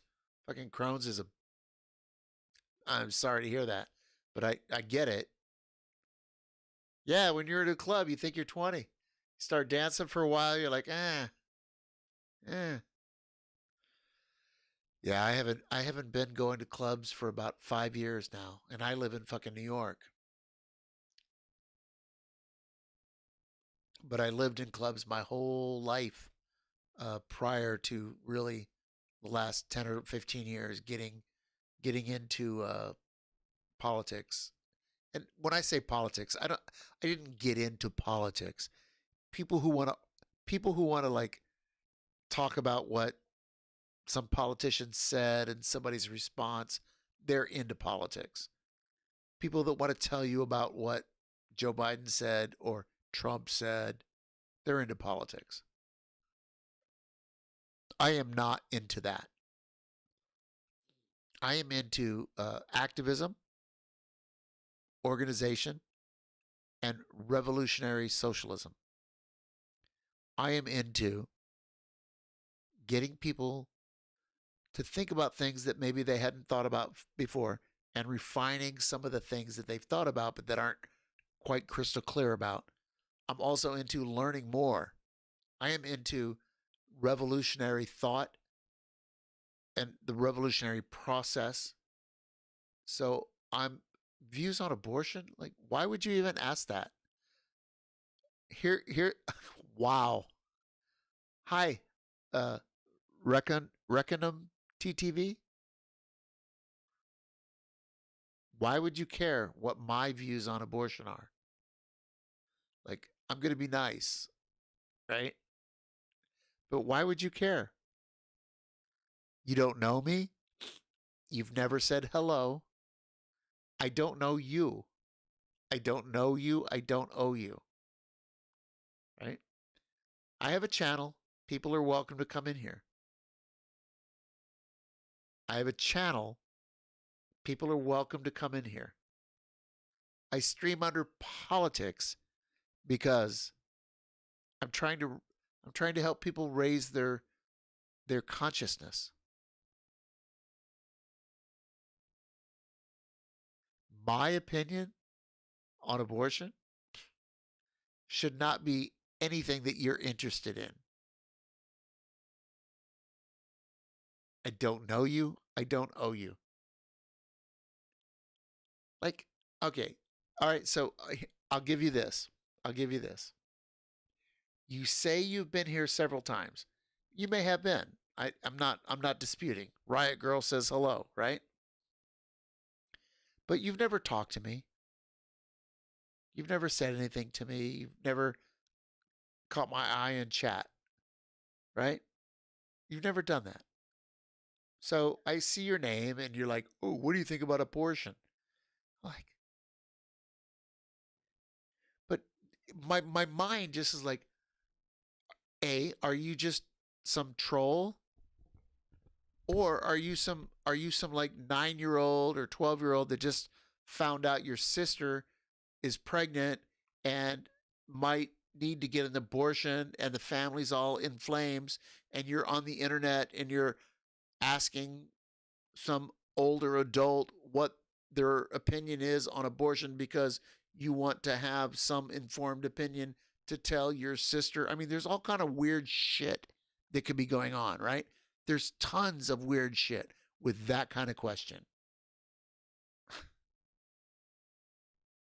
There's like a billion things. In my opinion, I don't have I don't have a uterus. I don't have ovaries. I can't birth anyone. So my opinion is pretty worthless. I think the women, I think women, you know, they get to decide what they want to do. That's what I think.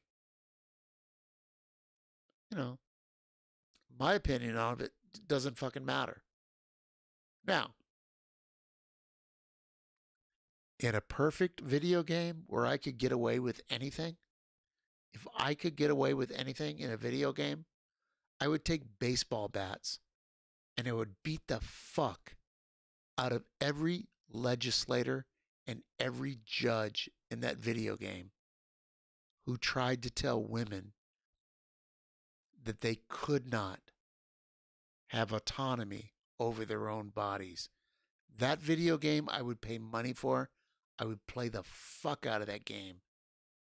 I would beat the fuck out of every judge, every sheriff, every lawmaker, every like protester outside of a clinic that gave women health care. I would beat them with baseball bats and chainsaws and rail guns. That video game would be the fucking best. Give me every weapon in Doom 2, Doom 3. Give me all those weapons in a video game. And every stupid reactionary dipshit who wanted to tell women what they can and can't do with their own bodies, I will rip them up in that video game. That's the only opinion I have on abortion. Because, you know, I can't have babies. But I would play that video game.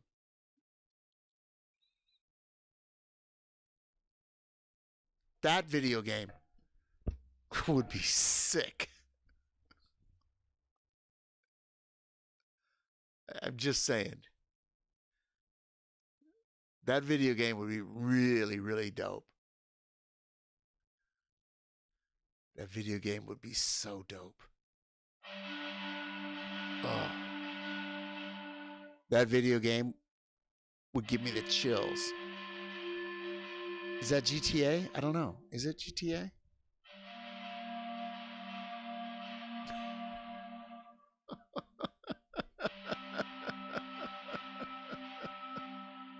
So that's my opinion. You asked. Guess what? What we don't do here? What we don't do here? We don't debate. We don't literally debate. So, you asked a question. I have answered. And that is the end of that discussion. That is the end of that discussion. Because this is not a debate. This is...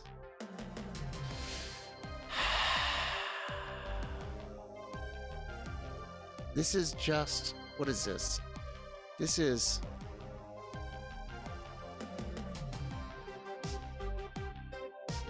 This is the Peak of the Bear stream. I get to make the rules. I get to do whatever the fuck I want to do. And right now,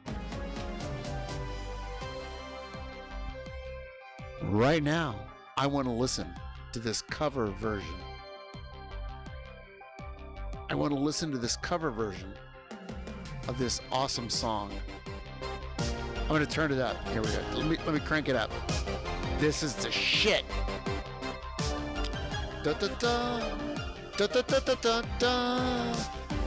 Jaru Lee 83. Thank you. I feel that.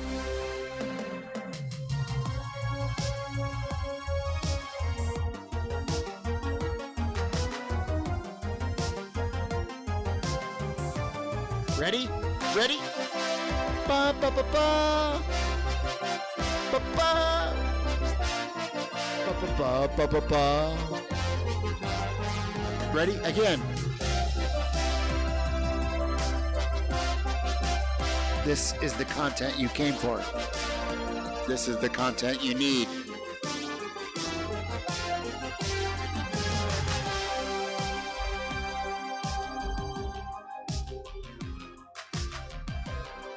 I mean, really. A Marxist-Leninist walks into a stream, finds a synth pop cover band,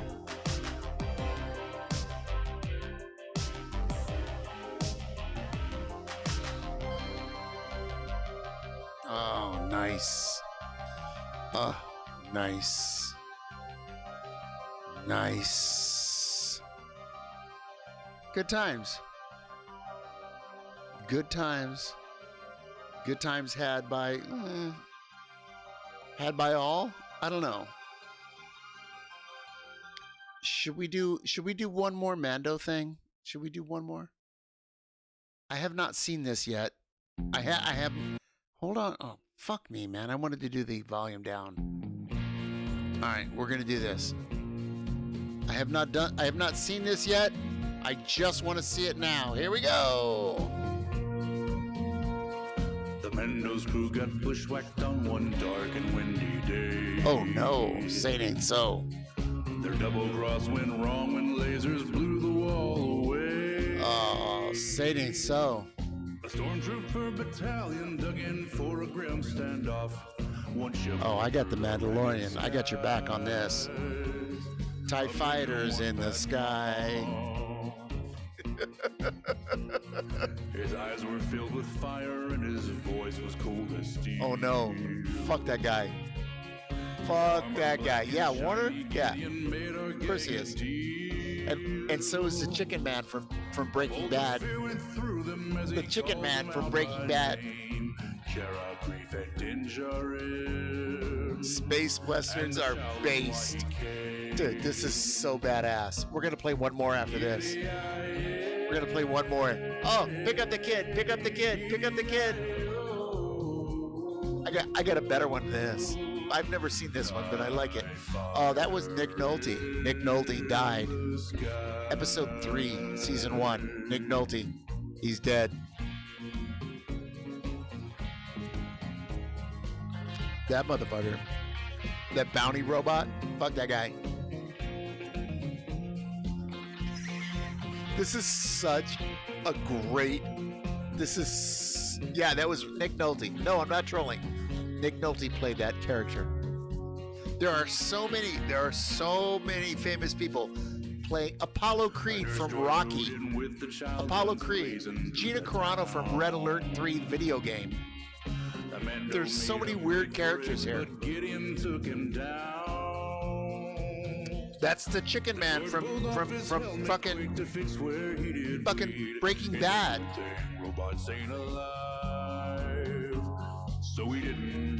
That's the guy from Game of Thrones. Our Mandalorian is from Game of Thrones, for fuck's sake. In the caves they found in armor, like, this is such a fucking... Are you kidding me? A jetpack and a clan of two she did bestow to Tim. The Mudhorn Boss. Yeah, you should watch this show. Rosario Dawson, exactly. Rosario Dawson. Hey, Devil, welcome back. Oh, this was such a sad scene. This was such a sad scene, Season 1. Oh my God. Oh no, he's gonna explode. Watch out. No, God. Oh no. Yeah, she's a transphobe. But, you know.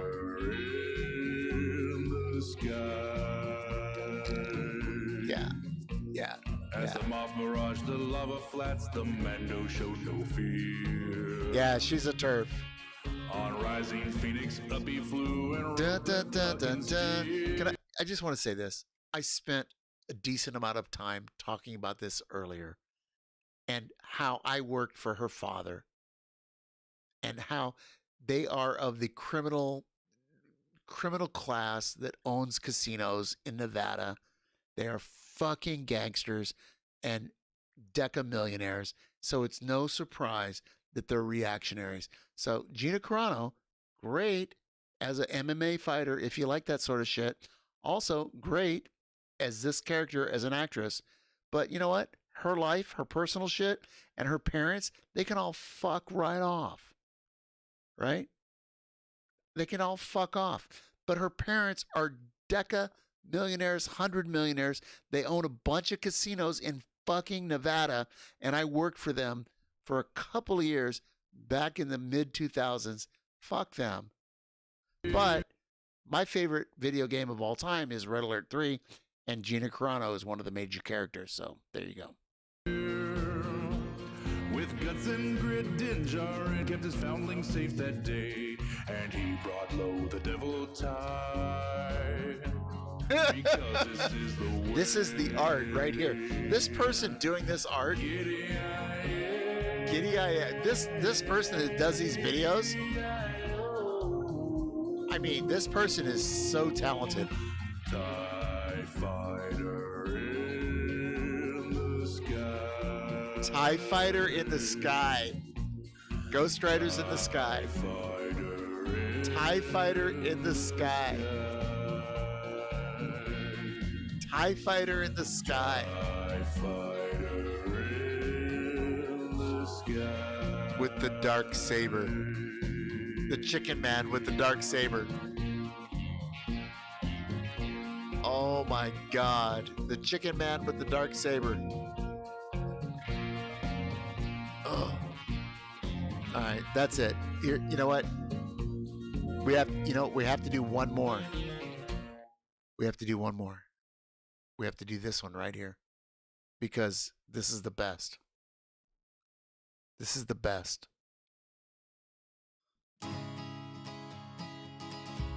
We'll get back to politics in a minute. From a planet they call Mandalore, from a stranger one fine day. Never lifted up his helmet, never had too much to say. Oh my God. No one dared to ask his business, no one dared to make the slip, for that Mandalorian had a big iron on his hip. Big iron on his hip. Y'all old enough to know these songs? These are great classic songs.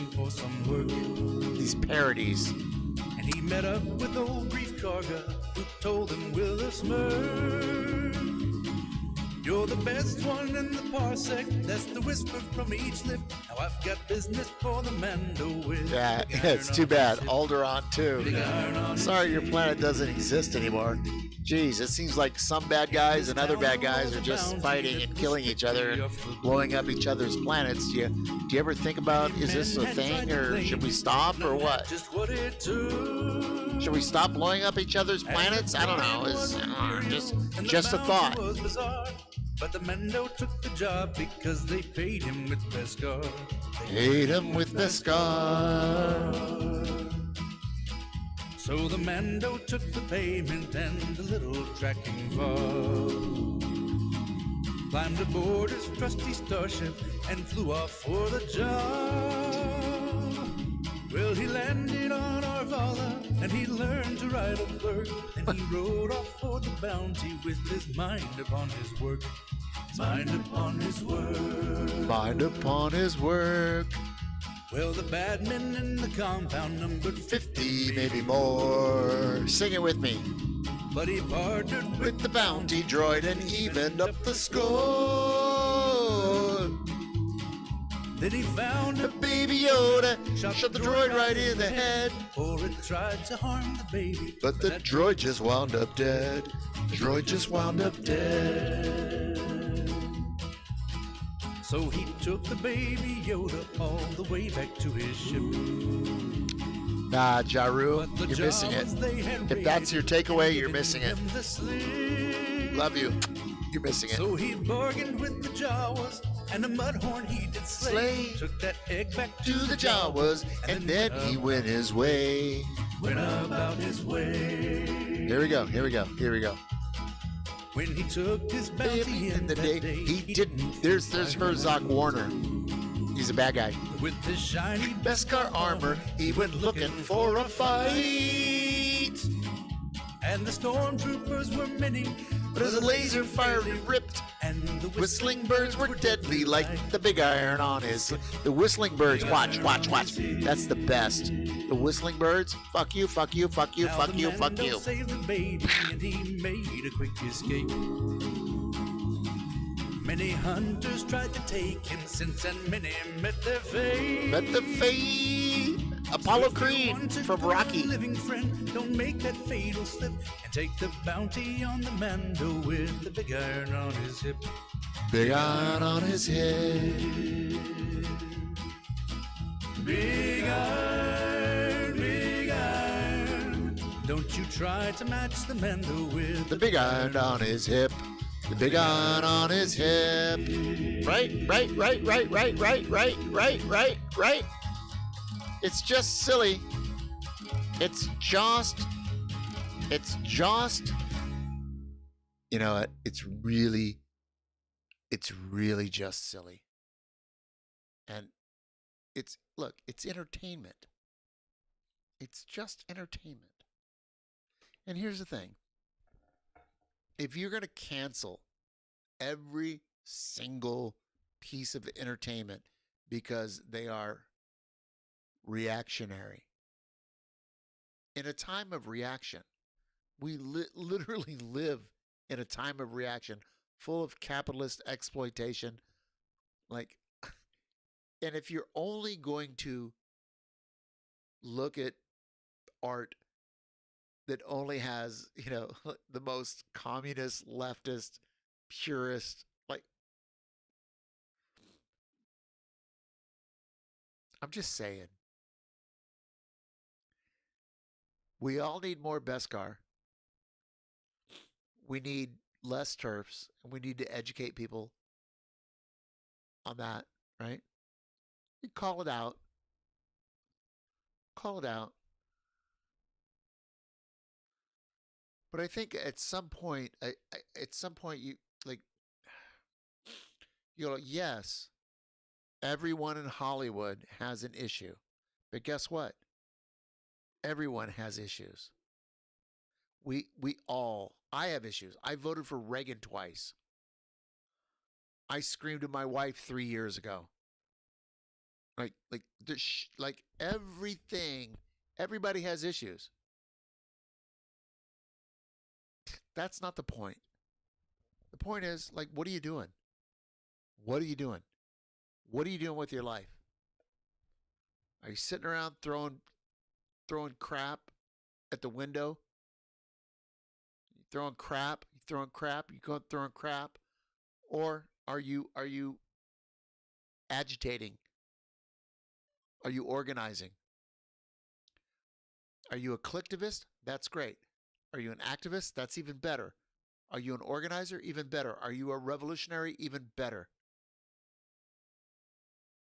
The world is fucked up. A bunch of grown-ups who think they know what's going on and think that they control things have fucked this world up. They didn't just fuck your country up or another country up or this region up or your city up. They have fucked up the entire planet.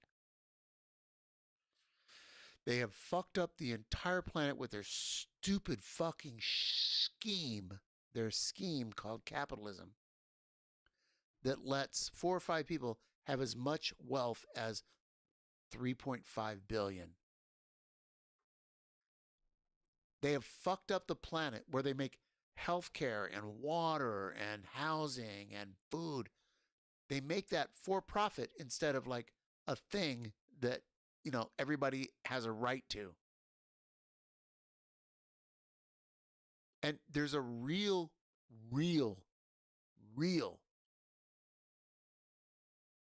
confrontation coming. I mean, it's already here. But depending on where you are in the socioeconomic, layer, the shit is going to affect you. And you need to know about it. And you need to choose a fucking side. Because it'll mean a lot in the future. Which side are you on?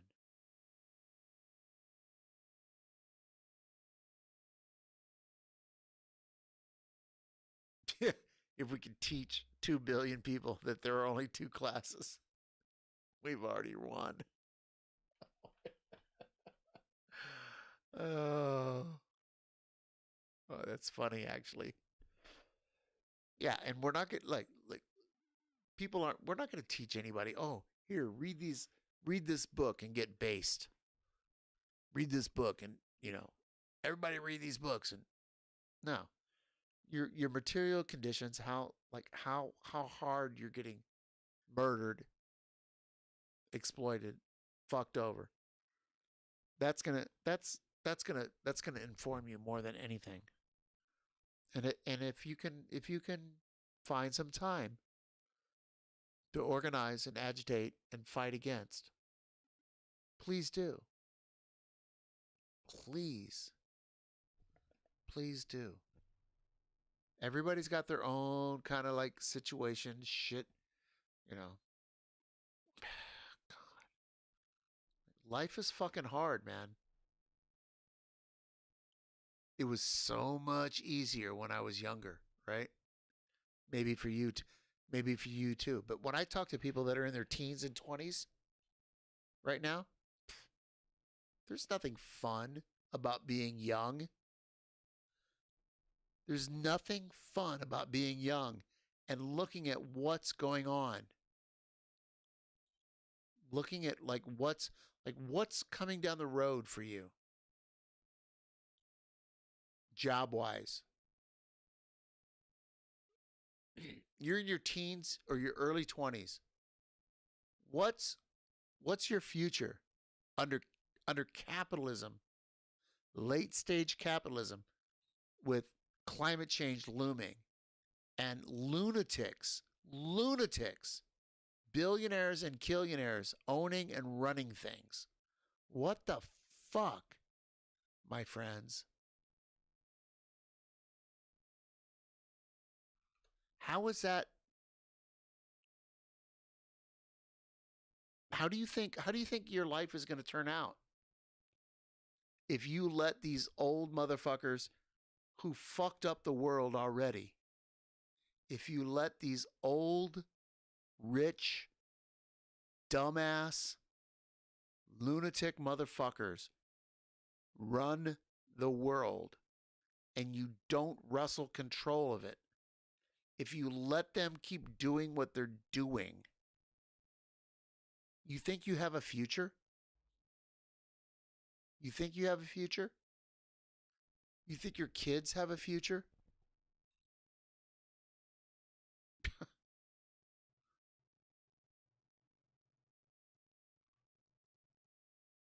Things are fucked up and shit.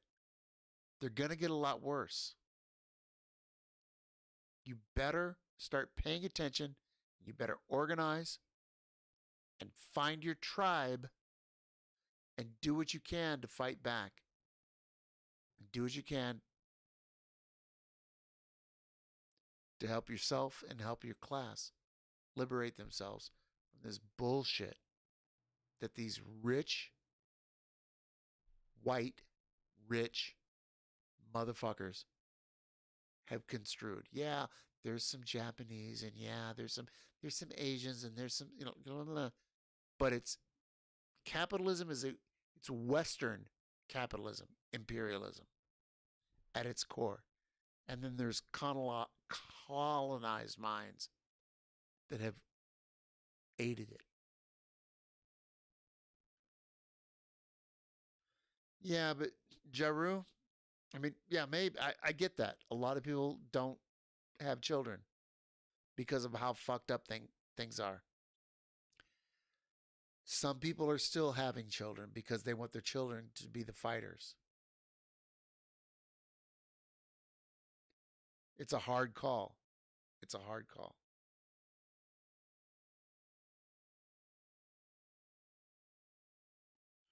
Who kicked a camera woman in the face at a show? Who did that? I'm sorry. Riot Girl, what are you saying here? I'm sorry. Who is the person? Yeah, old white money. Yeah, the most dangerous gang in the world. Absolutely. But Riot Girl, reports of domestic violence. Kicked a camera woman in the face. Is this somebody from the Baby Yoda show?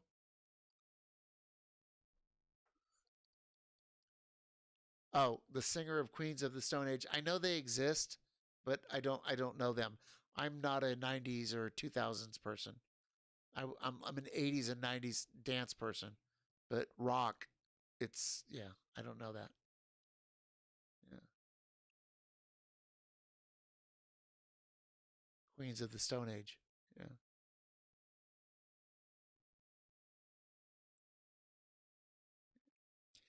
Yeah. I mean, I think about this. I think about Chris Hedges. So he's like in his late 50s, or no, he's 60s. And, 6 or 8 years ago, he started the family. The younger wife,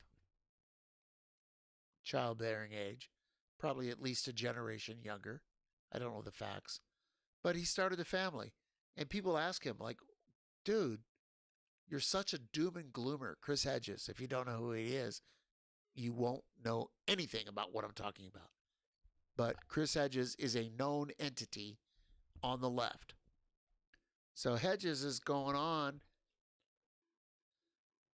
always doom and gloom. We're all fucked. The slow coup d'etat. They've already won. The corporatists have already won. We got to suck it up. We got to, outlast them. But he started a family a few years ago. Baby, on the other hand, he's got money. He's got money.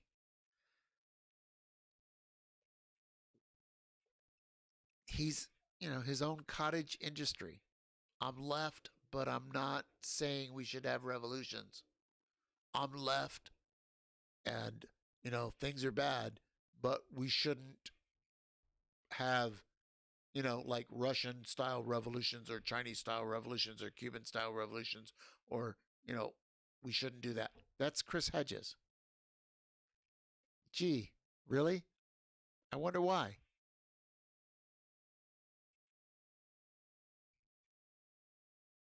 I don't know H Beach. H Beach, MMA fighter.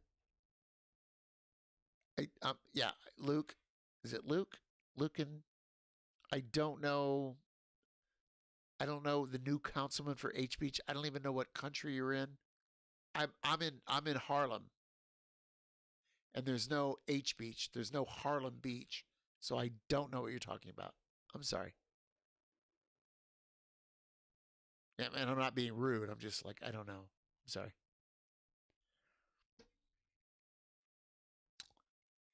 Anyway, I wanted to bring everybody's attention to this. Shall we? Oh, Huntington Beach. I have some ties to Huntington Beach. Depending on how old you are, you might remember Robert Gilliam's Diamondback Saloon. You might remember Bentley's Tavern, Bentley's 84. Like, depending on how old you are. But I worked for a nightclub chain. And the headquarters eventually moved to Huntington Beach in the 80s, mid 80s, late 80s. Robert Gilliam, Diamondback Saloon, and Bentley's Tavern.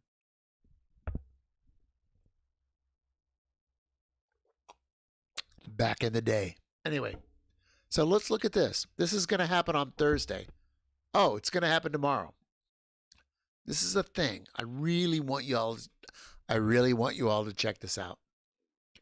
So look, right here. Young communists speak. Why join a revolutionary party?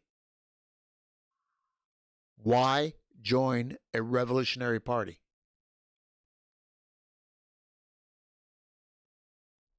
Thursday, the 17th, 8 o'clock Eastern,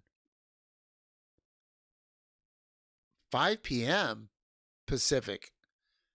Okay, I see. It just looks a little awkward. Here's what I want to read to you. Join younger members of Workers' World Party as we discuss the impact of these crises on young people and on the need to join revolutionary Marxist-Leninist party to organize and defeat capitalism. I can't tell you how much I want each and every one of you to come. Young people across the world face unprecedented challenges due to the pandemic, the changing climate, and ultimately the decay of the capitalist system. Unemployment, housing, food insecurity, police terror, forced migration, trillions in debt, and the subsequent trauma of this declining system have created the basis. All of that bullshit has created the basis for a revolutionary generation.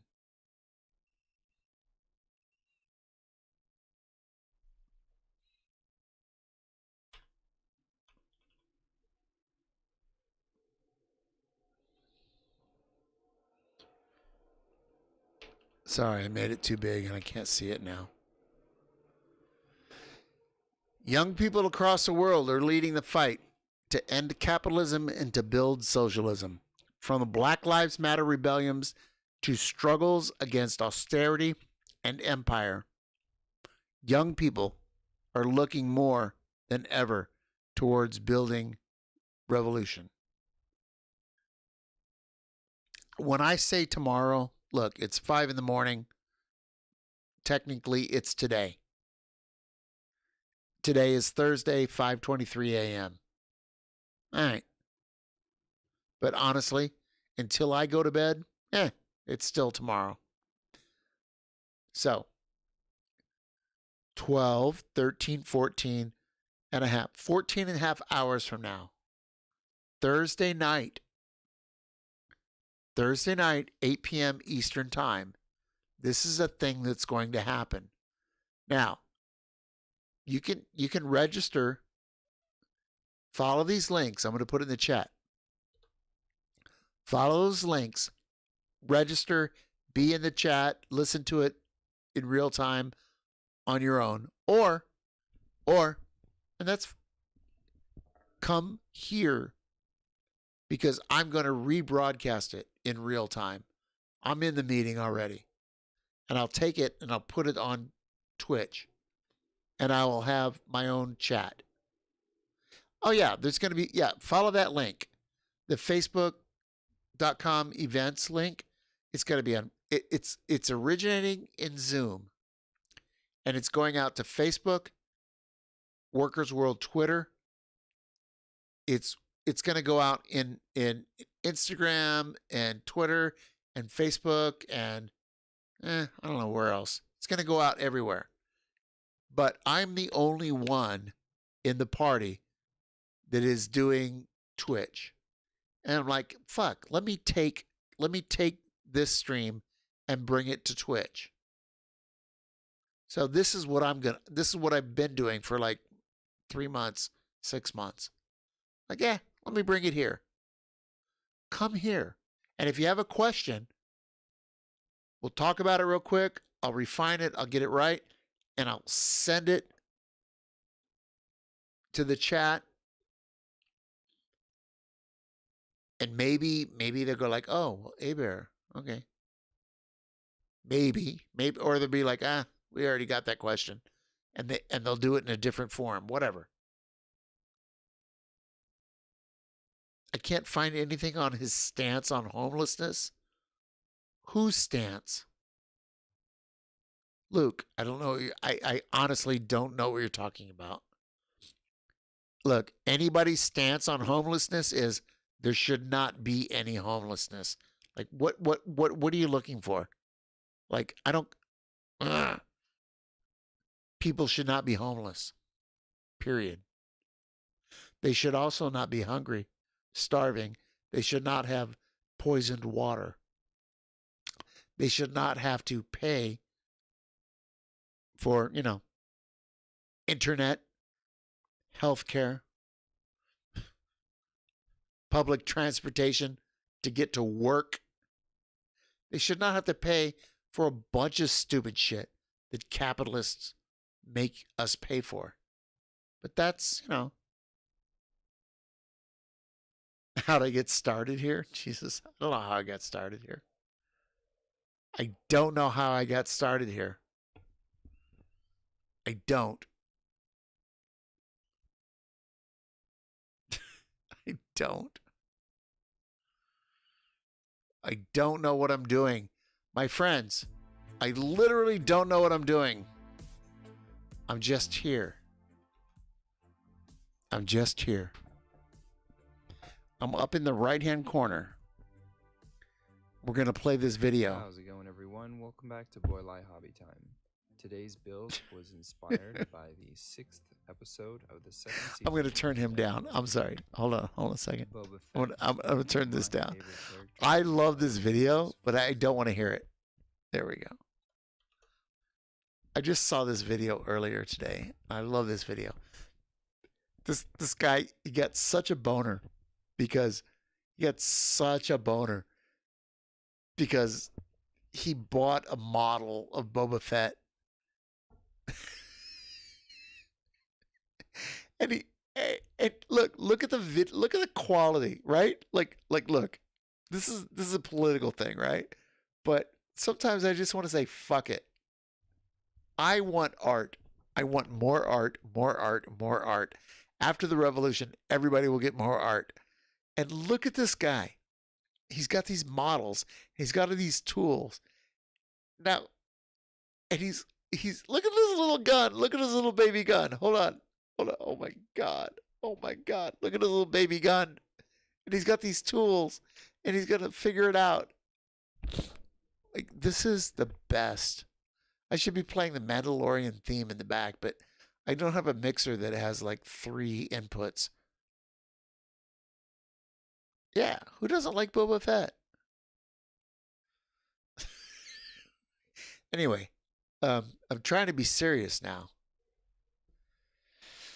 So, if you're new around here, I'm serious as fuck. I am serious as fuck about doing what we can to raise the consciousness of everybody we know about the evils of capitalism and how socialism is the only way forward. It's like socialism or barbarism, right? That's where I'm at. But that doesn't mean I don't want to like have a good time and play some house music or watch this guy make a Boba Fett. Like, look at this guy. Like, this is a serious commitment. Like, well, I'm going to make a video of me making some Star Wars shit. Like, I used to do the whole Dungeons and Dragons thing, right? I bought all those the little silver pewter. Do you remember those? The little pewter, got the orc with the axe and the elf with the bow and the cape, right? And the paladin with the shield and the broadsword. The harpy with the wings. Ah! Right? I had all of those. I had all of those things. Pewter. Oh my God. Pewter. Spelled like that. Taco. Exactly. Pewter. Anyway, I had all of these and I painted them. Just paints. I was like the biggest nerd ever. Actually, I wasn't. Clearly, I wasn't. Because a couple years later, I was like beer bust and titties, dick, and beer. Like, whatever. I was just like off it on another thing. But for a while, I was nerdy. For a while, I was nerdy. Look at this. Look at this. Look at this Mando. Look at the Mando. Look at the Mando. This guy is good. This guy is anyway. So I had a bunch of D&D. I had like 60 or 80 different pieces in a big bag, Crown Royal bag.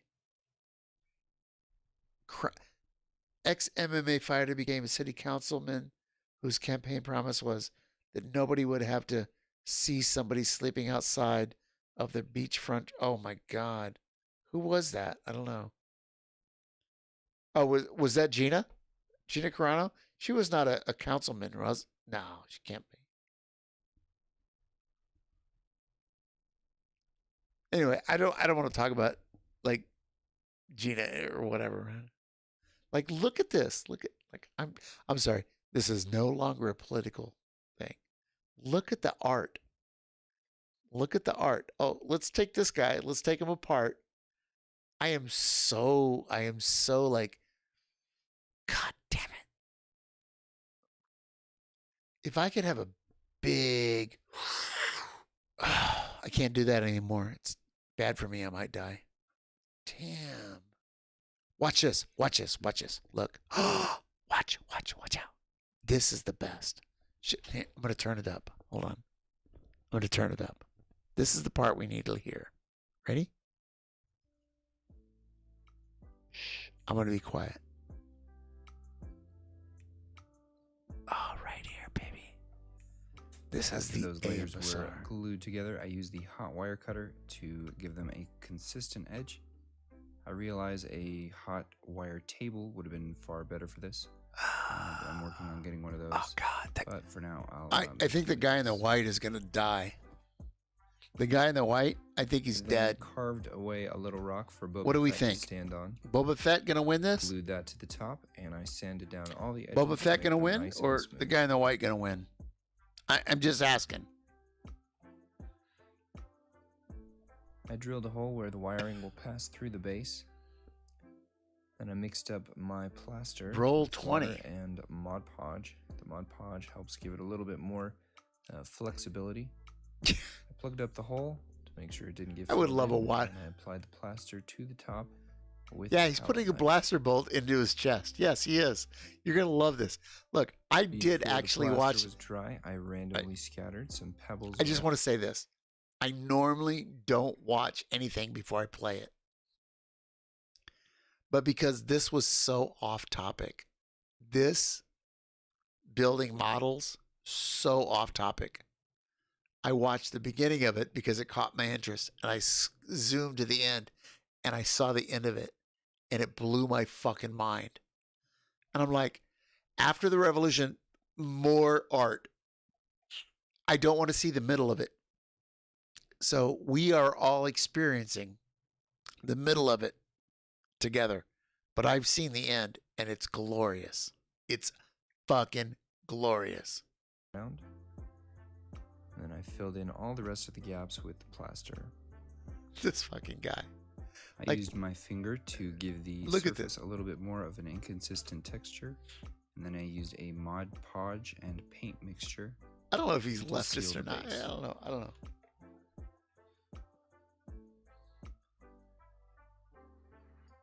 But look at the care. After that was dry, I used some isopropyl alcohol to get the surface ready for my Whatever. glue and water mixture. I think Then we're done covered with the everything but political rock stuff in for the some night. nice fine sand. But you know, this is important. And the rock, I gave a black wash. Trust me, this is important. Do not go away. This is important. I created some little bushes by cutting up some scenic long grass and gluing it into The bushes. little clusters. The bushes are good. Let that dry for a minute, and I moved back to the base. Applied some scenic glue again and some flocking. Applied some dark blended earth tones as well as some light blended earth tones. Oh, do you know this person? Sealed those in place. And then I Let glued me some find the thicker, let me find the dark link. foliage Let me put right it. Let me along put it in the edge of chat the rock. because I think this person is amazing. and I just found them While the glue was by still wet, I accident. wanted to make some footprints, so I used. And I the think I stormtrooper's found them feet to do because, that. honestly, I moved on to the long grass. honestly, I Used think a that the dark green at the YouTube bottom, algorithms and I are way better progressively than made it Facebook lighter or as it Twitter or went towards anything the top. else. The YouTube algorithms know what the fuck they're talking about. So And this I is what glued we're it in looking at place. right here. Paste, go. This is what we're looking at. Oh, 21 people. I'm thrilled. After I'm exactly thrilled that how there's Boba 21 Fett was people going to here be tonight. Standing, I used the milliput to Thank you create all. the boots. Tell your friends. And I painted those black off camera. Tell your friends. Then pulled the wire up through the leg of the stormtrooper. Pull the and wire into up his through the chest, leg of the where stormtrooper? I soldered it to the LED filament. The fuck is he talking This about? was a Really? little challenging because one of the solder joints was inside of the chest of the stormtrooper, so I had to have that done before threading everything through. Jesus Christ, It look was at a tight that. fit, Look at but that. I got it working. Who does this? Who does this? I tested my circuit to make sure everything was working.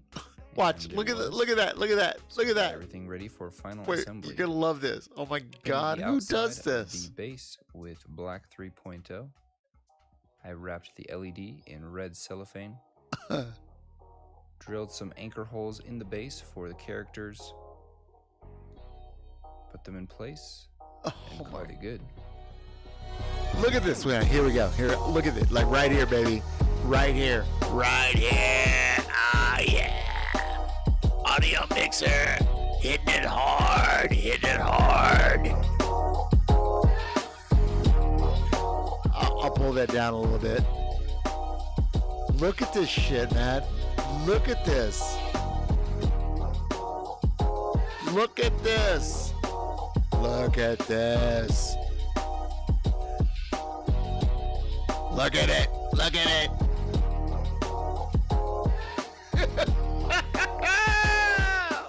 Oh, fuck me.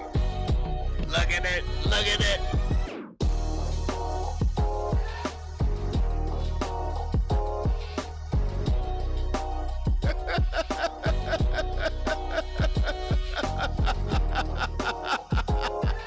This is the best.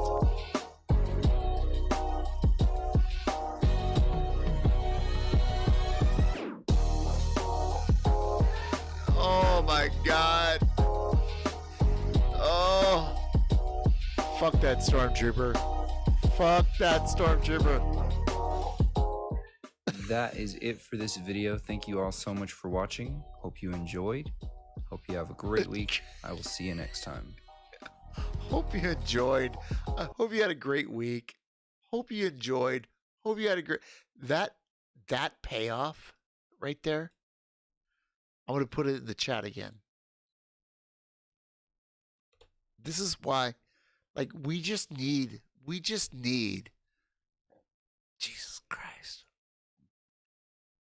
We need more art.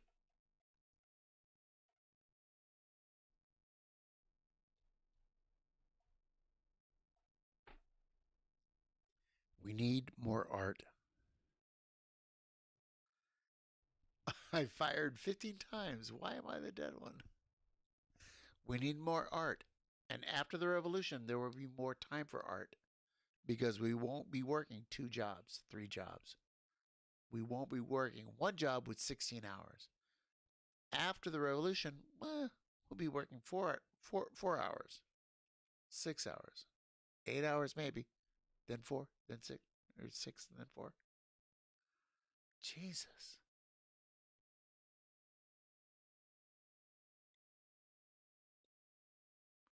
We are so much more important and more wonderful and more beautiful than any capitalist could ever imagine. They have a sickness. They have a sickness. And they keep score with the amount of money that they feel they have or think they have or their bank tells them they have, right? For the time being.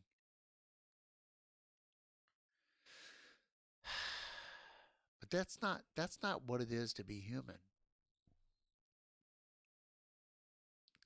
Amassing cash, amassing wealth. That's not being human. That's a distortion, and that's fucked up. Helping one another.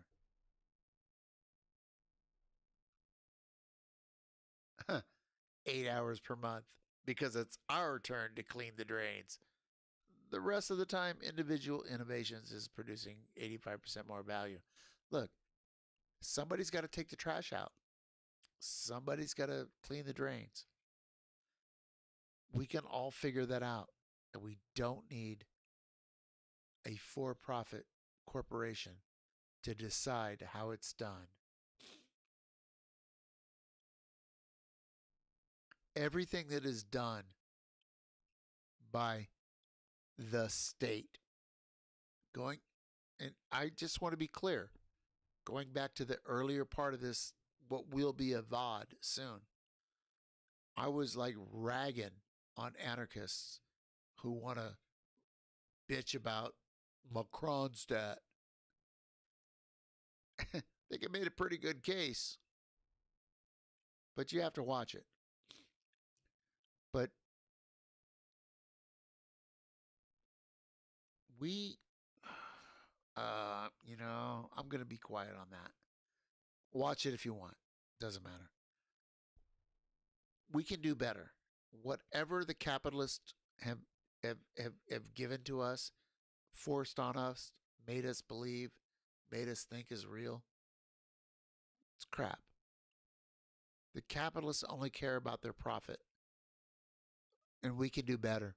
We don't have to accept their model of how things work. We don't have to accept it. And it's just a matter of figuring out how we can get together, push back on it. The world as you know it, the world as you see it, this is not some like God-given, God said it had to be this way. This is some strong-willed, ruthless, murderous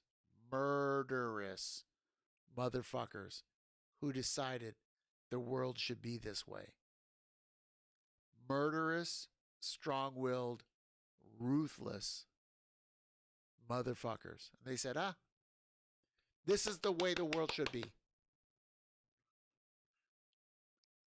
I'm just saying, maybe the world shouldn't be that way. And maybe you can be part of it. Maybe you can decide which side you're on. And maybe you can go, well, maybe I want to do something different. Maybe I want to do something different.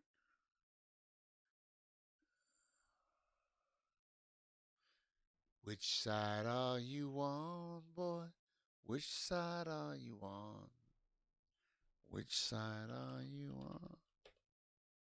Which side are you on? Which side are you on? Which side are you on? Which side are you on? Which side are you on?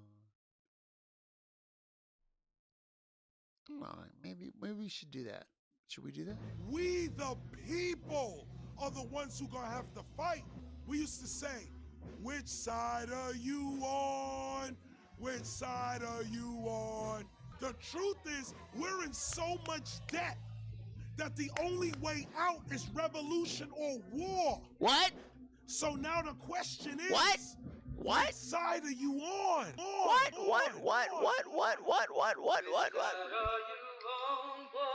Which side are you on, my God? Which side are you on, boy?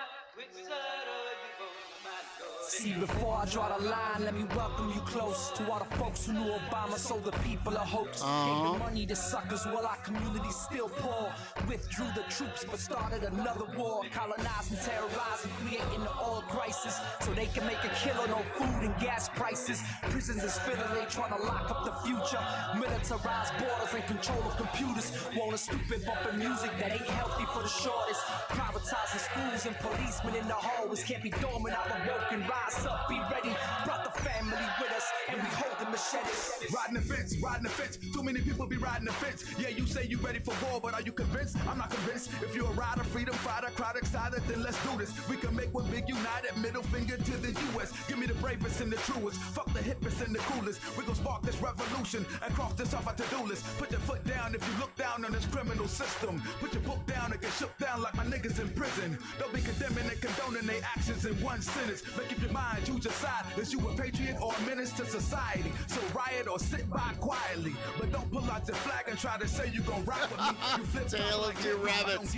That's funny. Get got like Big and Pop. Shit's got to stop. I am the people, not the big. I repeat after Fred. So please blow my brains out if I ever forget. Oh, I repeat after Fred. Blow my brains out if I ever forget. Jesus. Advocates, the non-voters, the young bloods in the hood training like soldiers. I'm on the side of the tracks with the hood gardens. The little child that don't color inside the margins. I don't ride the fence, I cultivate my strength. Cause if it ain't about power, it don't make sense. I've been down with Boogie Down since BDP and Brown Pride. And Black Power make RBG. A OG told me choose battles wisely. In the struggle, don't forget your children and your wifey. If you don't see me on the podium preaching it, every day I hope my every action In a minute, is teaching Jeru. it. Cause revolution is a process. It's not a speech or a panel. Don't bite off more than you can handle. Boy, which side are you on? Which side are you on? Thank you, Luke. Thank you, Luke. Palestina, Venezuela, the South Bronx, baby. Yo. Hey yo, I still rock hard like slingshots in Palestina. Con todos los estudiantes por educación gratuita. I'm with workers uprising and the right to unionize.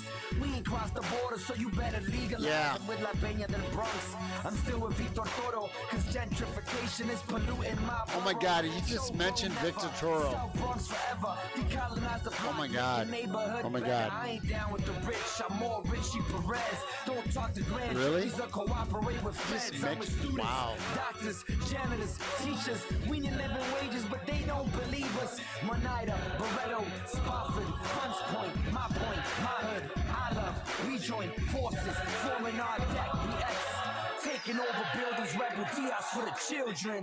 It's the sickness, streets express symptoms. Caught up with a quickness, big business pimps them. Scholars play the simpleton, fools play with wisdom. Who will stand and fight back? Who will play the victim? Trials and tribulations, injured generations. Stolen history and outsourced innovation. Babel Tower fell, tribes are at war. The battle story's not represented in the score. The game's fixed, most of the faces and names switched. Credit stolen for art, science, religion, language, technology, philosophy, and Hey, Luke. ranges. They paid in hatred for the knowledge of the ancients. Power in words, actions. These are the people you want to hear from? Brown berets, young lords. Tell you what. One sickness, one cure. After this, I'm playing one more, and I'll check your links. Oh, comedian? Yeah, nah. I am really late into my deal.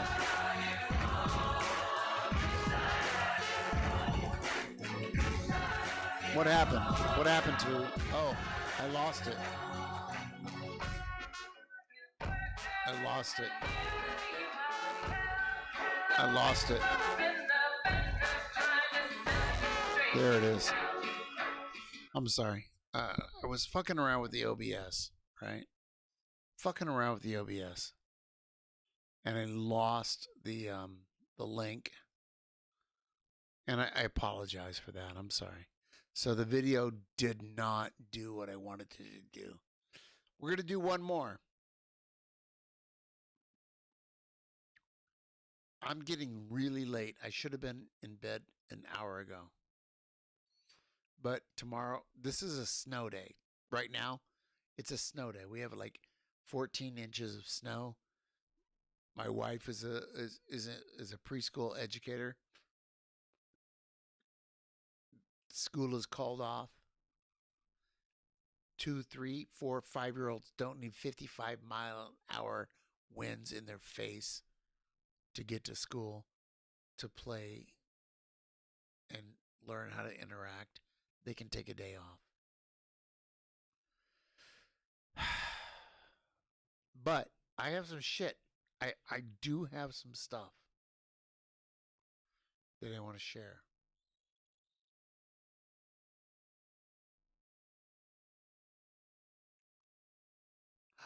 Is this it? That's it. Do you hear it? Do you hear it? Do you hear it? Oh, you can hear it, right? That's the Mandalorian theme.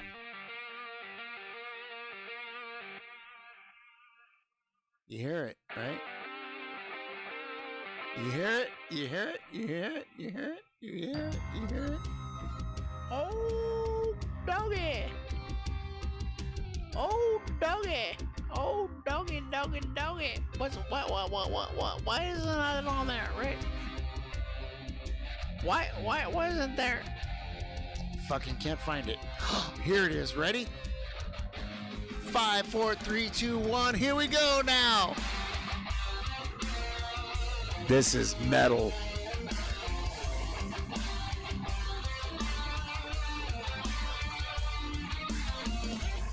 Yeah, Jara, public schools are done. But my wife works in a private preschool, 2s, 3s, and 4s. So, not done.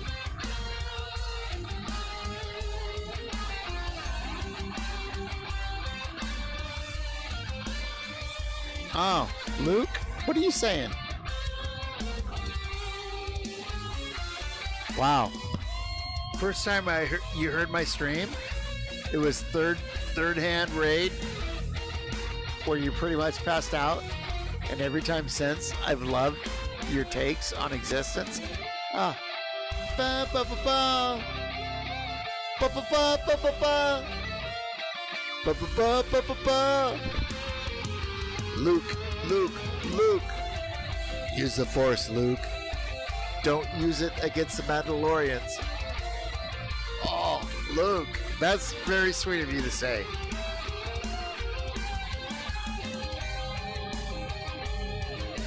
Oh. Taco. Should I check that? Should I check it? Should I check it? I don't know. Should I check it?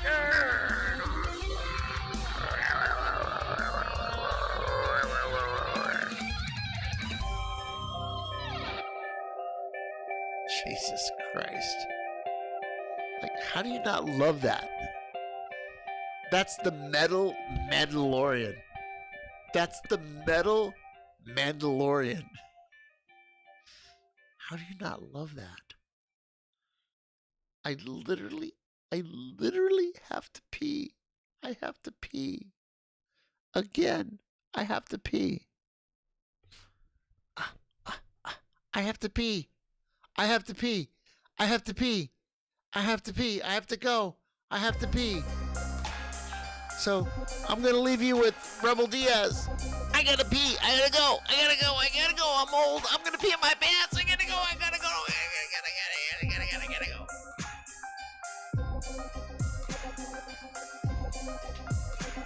It go like this, bitch. You decide your future. Who are the leaders? Who are the shooters?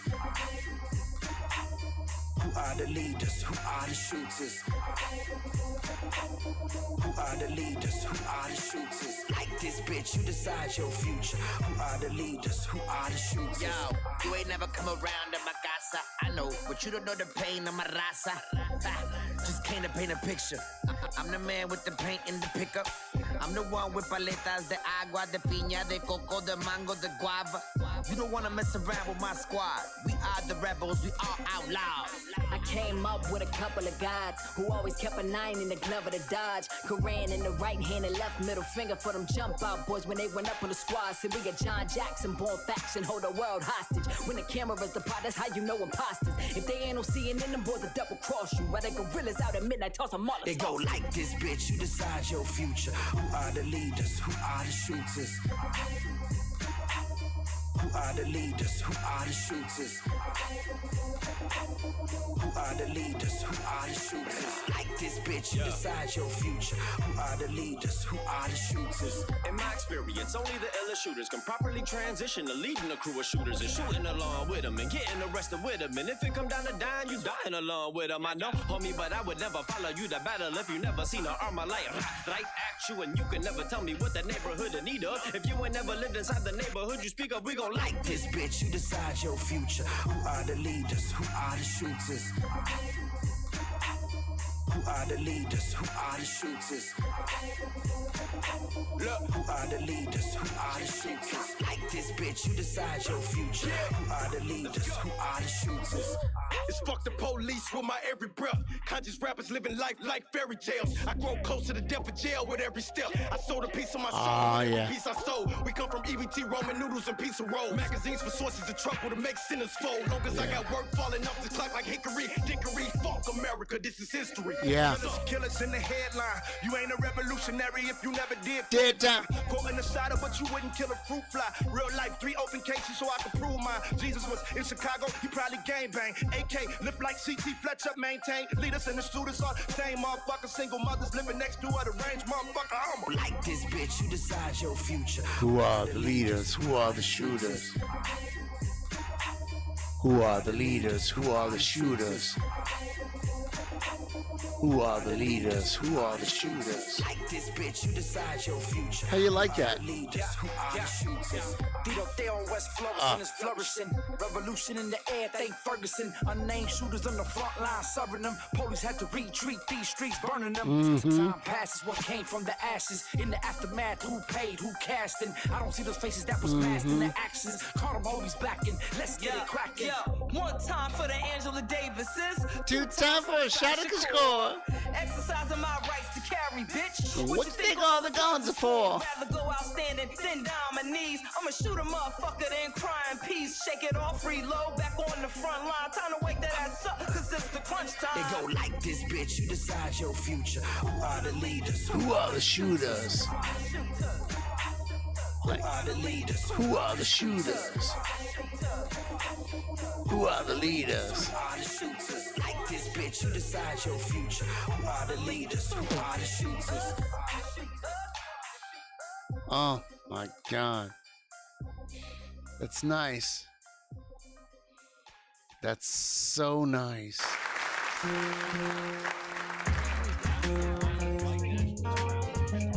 Sorry, I gotta fix that. I gotta fix that.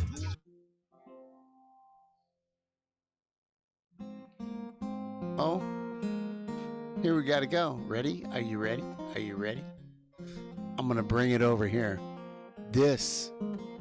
Join a revolutionary organization today because things are fucked up. Things are fucked up. And shit. Things are fucked up and shit. Well, I went to the doctor. You did? Said I'm feeling kind of rough. Why you feeling rough? Let me break it to you, son. Let me know. Your shit's fucked up. The shit's fucked up? I said my shit's fucked up. No, your shit's fucked up? I don't see how. Oh, no, what? You said the shit that used to work. It don't work now. Oh, my shit's fucked up. Oh, fuck. Join a revolutionary organization today.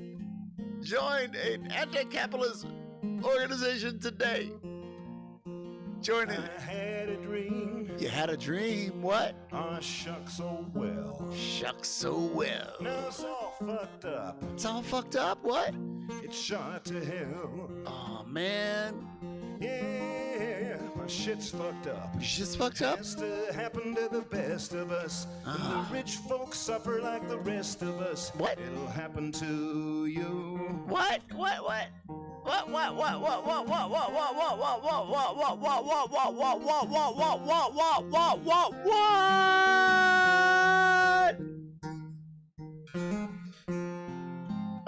Hey, Luke, you like this? You know this shit, right? Do you know this, really?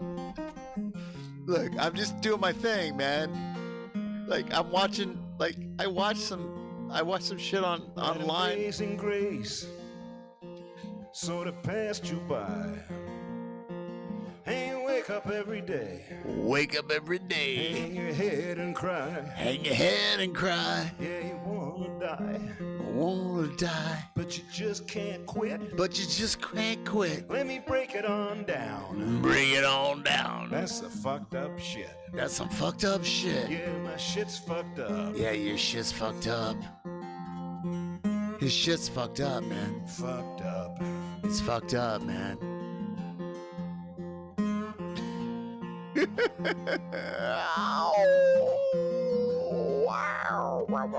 Wow. This is why you need to watch my stream, because it's more fun than the other streams who suck. I'm just saying. My shit is not fucked up. My shit is not fucked up. Well, sometimes my shit is fucked up. Sometimes. Sometimes my shit is fucked up because I don't know.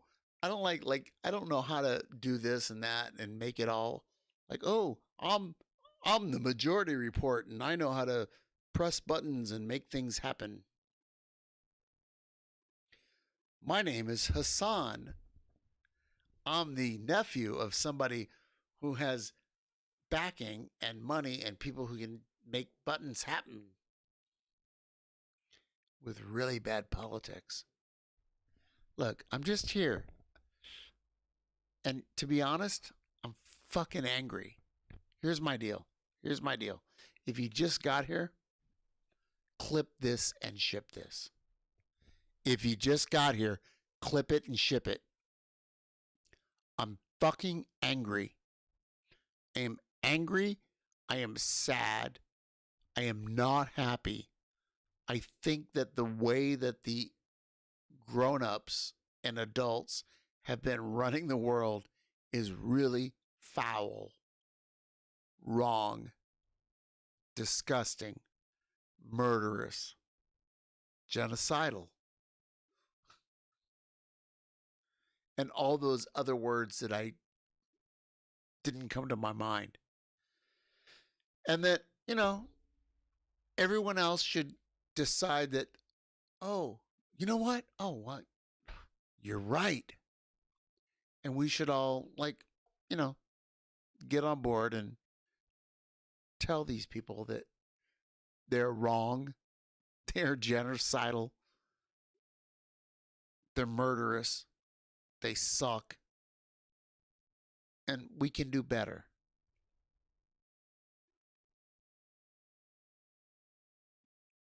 Don't get hung up on this ism or that ism. Just fucking get your shit together and get on the right side and start doing something.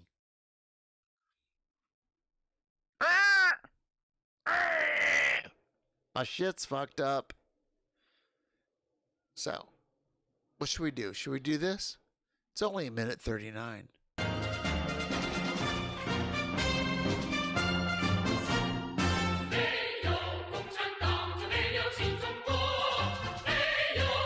What is that? I have no idea. Oh, nice. Nice. We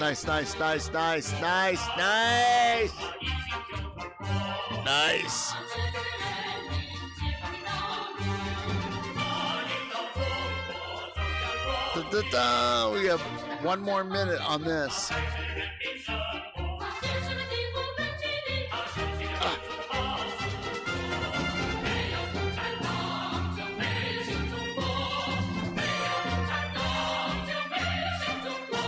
Really? That's it? Oh my God.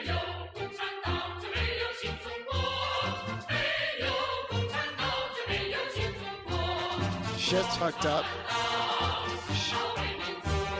Shit's fucked up.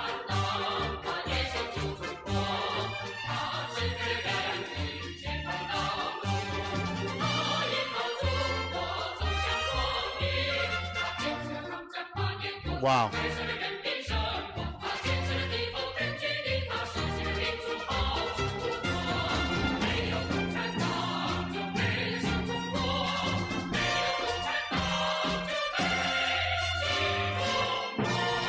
Wow. Wow. Wow. Wow.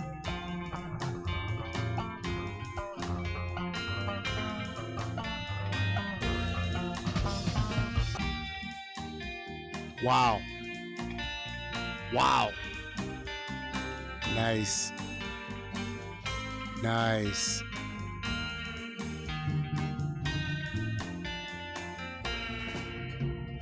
Dun, dun, dun, dun, dun, dun, dun. I'm just going to DJ you right out. Like, this is going to be the best part of your night. Because I'm your DJ. Because you don't know. You have no idea how much I know about music and cool shit in the DJ world. This is the Soviet national anthem done in surfer style. Dick Dale.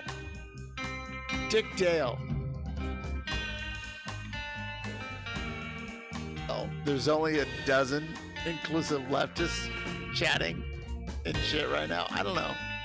Like look, I don't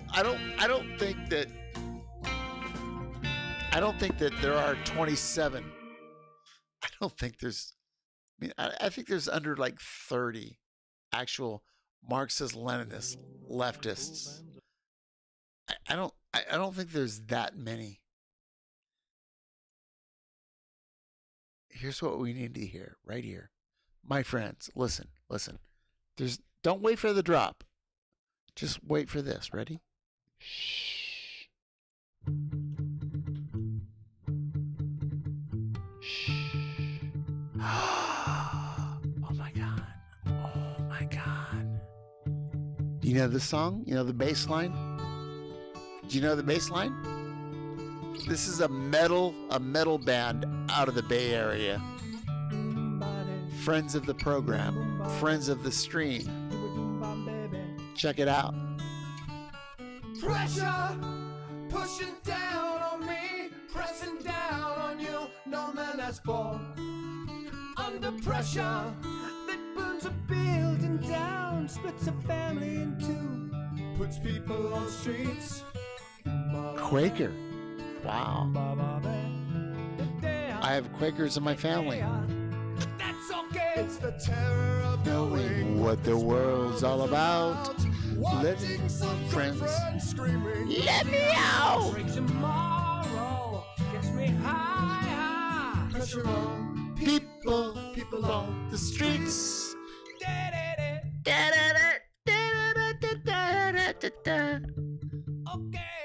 Okay.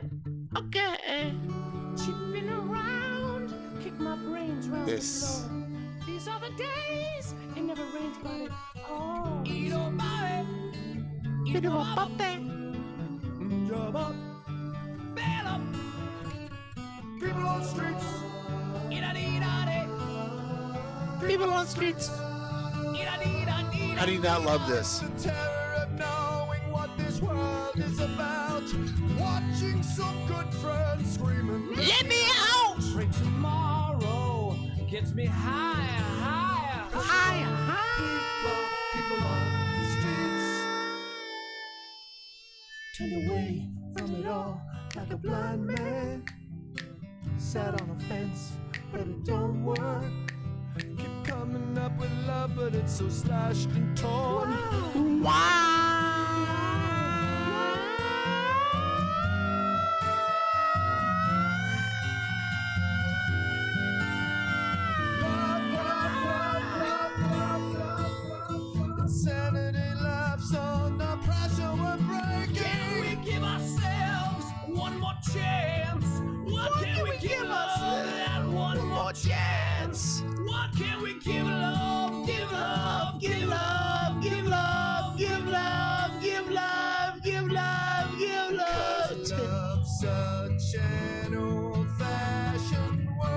Look, and here comes the color.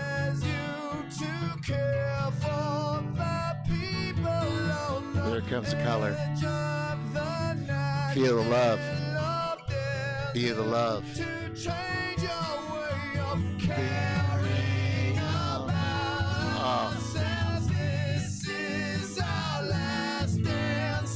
This is our last chance. This is our last. Under pressure, under pressure, under pressure, under pressure, under pressure, pressure, under pressure, under pressure, pressure. Oh my God. Oh my God. So beautiful. So beautiful. So beautiful. Oh, fuck, what happened?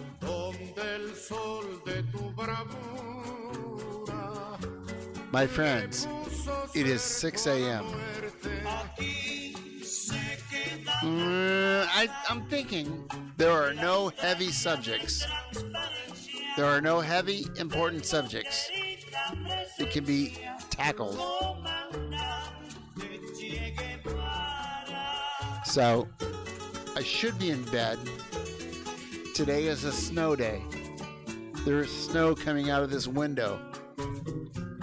Right here. My school teacher has called a snow day. Probably not happy that I'm not in bed.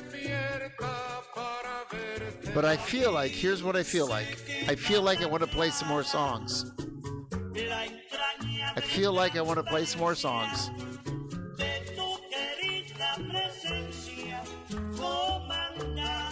Being nice to everyone is a standard, and don't upset anyone for no reason.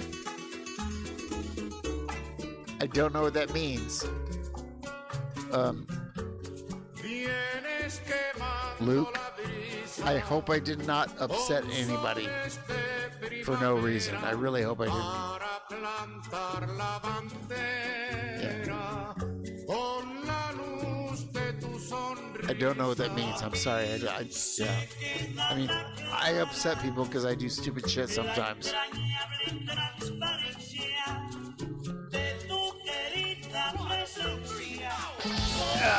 There's a song that I wanted to play the other night. It's a punk rock. It's fucking strong. It's punk rock. It's strong. It's in your face. And one of my mods, who also streams, Carpet Packs, said, he was afraid that it was TOS. I don't think it's TOS because it's not endorsing Nazis. It's showing Nazi symbols being broken.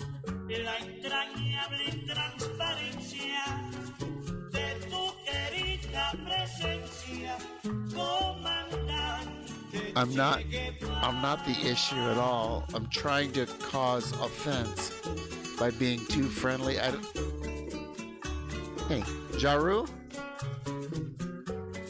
Jaru, thank you for coming and thank you for participating. Thank you for being here. I'll be here every Monday, Tuesday, Wednesday, Thursday. Oh, Jaru, you saw that? Well, I'm going to play the video. Right after this, I'm playing the video. And if I get kicked off for this, I'll just go to YouTube. Like, Twitch has some serious issues.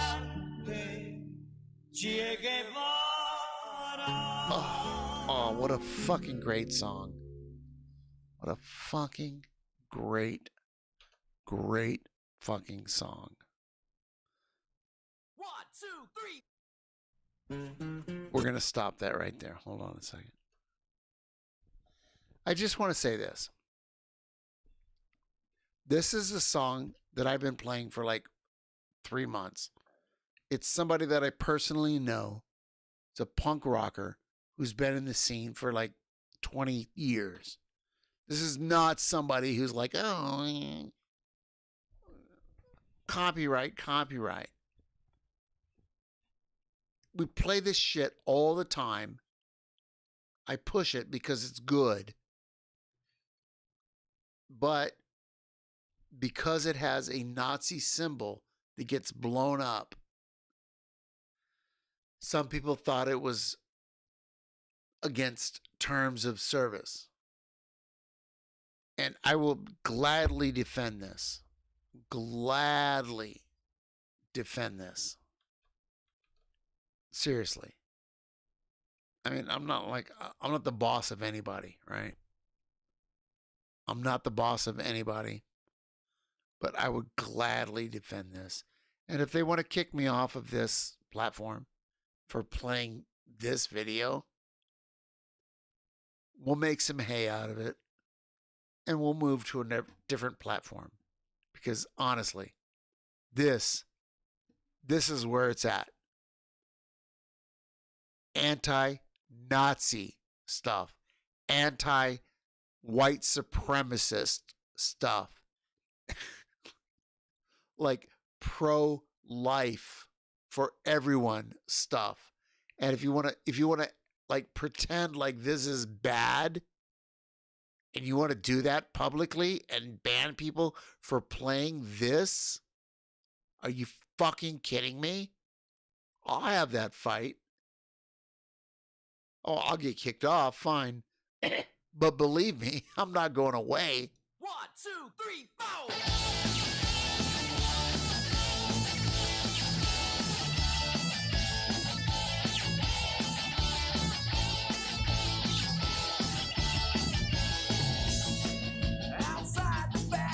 Despair with the torches in the air. They're being oppressed. Oh no. The Klan. Mexicans. This. Oh no. We're not looking for appeasement or compromise. Good night, alt-right boy. You Nazi fucks. Your own beliefs. Your platform too. 6 feet deep and waiting for you. 6 feet deep and waiting for you.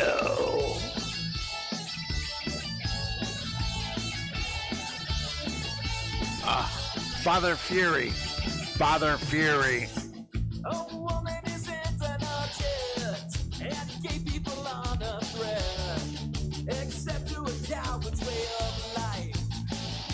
Can you imagine Google objecting to a woman is not an object and gay people aren't a threat? They want that fight? I'll take that fucking fight. So we'll be a speaker in your ear. We'll make you listen loud and clear. That guy in the flag, he was murdered by right-wing death squads in our United Snakes of America. That guy with the flag, murdered by right-wingers in our country. Your ideology's gonna die. But we're not looking for appeasement or compromise. Devil, you think? Really? Good night. Oh, right. Oi. Devil, really, you think? Because I trust you in a lot of ways.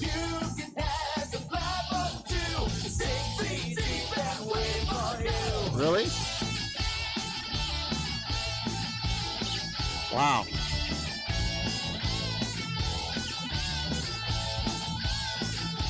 $713 bars? I don't get that. Chud Logic got fucked? Really? Chud Logic? A compromise. We just want to say goodnight to the alt-right. Good night, alt-right. Oi!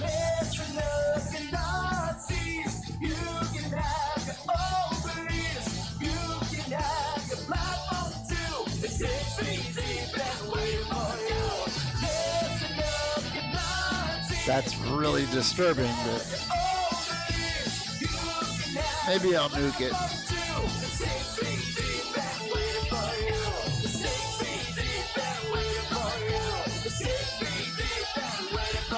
Wow. Wow. Devil. I don't find you to be an insane person. I don't find you to be a person that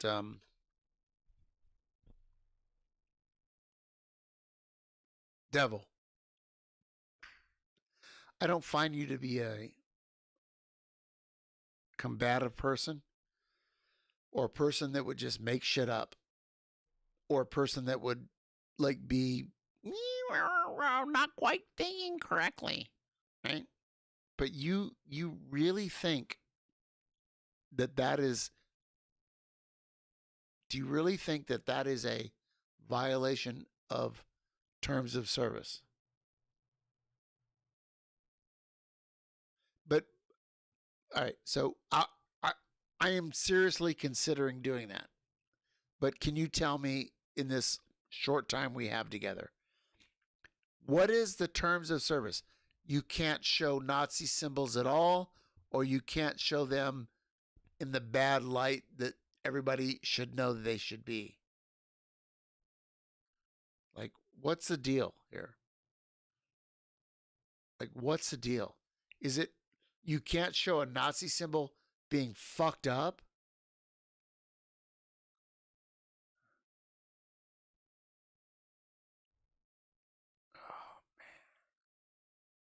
All right. No, I feel, listen, I hear you. I hear you.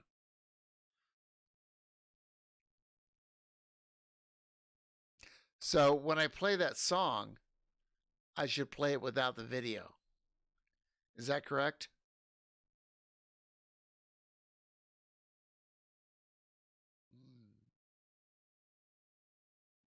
Wow. Now, I understand that capitalists are going to capital, right? But there's different levels of how much they can fuck with people, right? Capitalists are going to capital, and they're going to fuck with people as much as they can, or as much as they feel like they have to. I'm well aware of prop or not. Like, here's the thing. Maybe some of you don't. I don't want to go to this road. I am well aware of prop or not. I'm well aware of many left organizations that have been fucked over by Google and their algorithms, and how they tweaked it to suppress truthful left organizations. Well aware of it. That's why if you go to my Discord, you can find trusted sources. It's a whole category. It's like 6 or 8. Go here, go here, go here, go here, go here. Right? Nobody's been banned for this music video, right? 27 people know about this music video because it's punk rock, small community. I'm kind of wired in through Reverend Aaron, and I met Father Fury, and now Father Fury is part of Punks for Progress. That's all. Nobody fucking knows this song. I love this song. I think it's great. I think this song should be top 40. And in an anti-capitalist, anti-Nazi society, this song would be the fucking Green Day equivalent.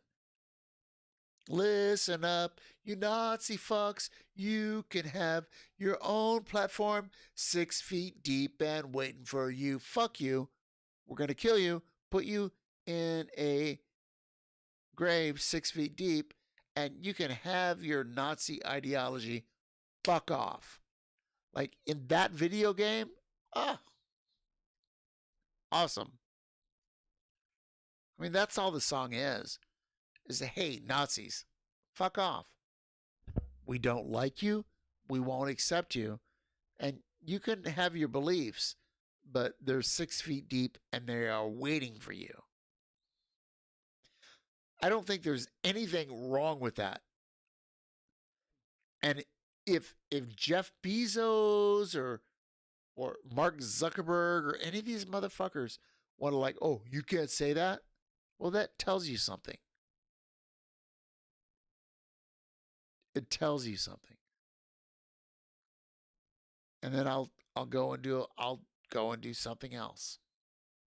But I think they're wrong. I think they should have some tolerance. And they should let people talk. But, you know, what do I know? I'm unemployed, disabled, dependent on other people. And I have an internet connection and a microphone. So, you know, what do I know?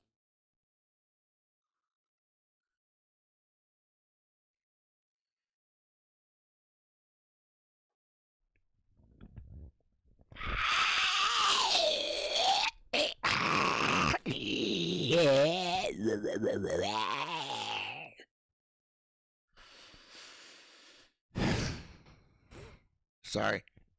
I was just feeling bad. I was feeling bad. Feeling much better now. God damn. Luke, I do have mods. One of them has gone to sleep. One has gone to sleep. Actually, I really only have 2 mods. 3 now. We made Sub. I don't think Sub is still here, personally. Sub Countable, are you still here? Yeah, I have a couple of mods. Mostly treble. Treble damages. And Carbe packs. Carbe is like my original friend on this platform. All right, we're gonna find something else. A couple of things to look at. Did we play this? Did we play this already?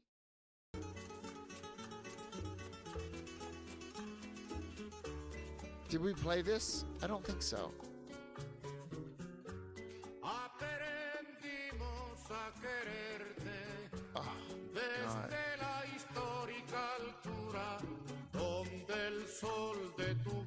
Watch out, everybody.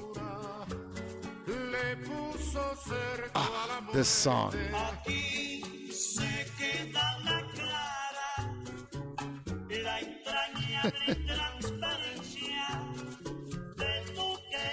Luke, I don't even know what that means.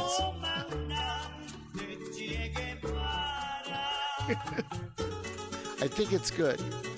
I think it's good.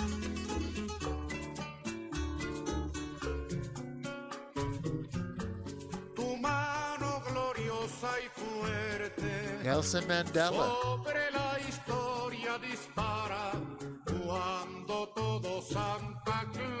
Oh, look at that.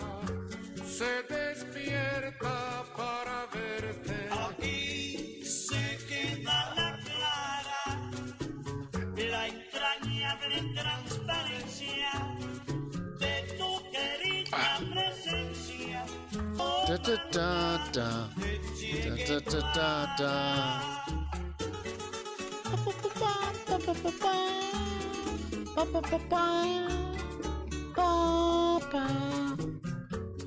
Vienes quemando la brisa con soles de I think we have to raid out. para plantar la bandera. We have to raid out. Yeah, exactly. Mandela, terrorist. Yeah, exactly.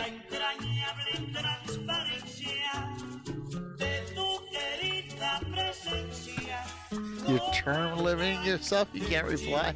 I don't know what you're saying.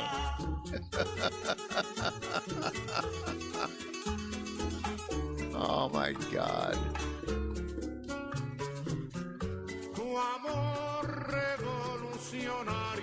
So I'm looking for something that I haven't seen before. Something I haven't seen before that I think I want to watch for the next 10, 12 minutes. It's hard because I really got to go. I got to go to bed soon. So it's got to be short.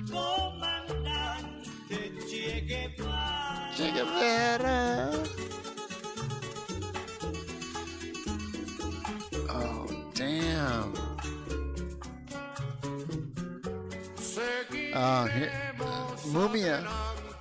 Mumia for 6 minutes.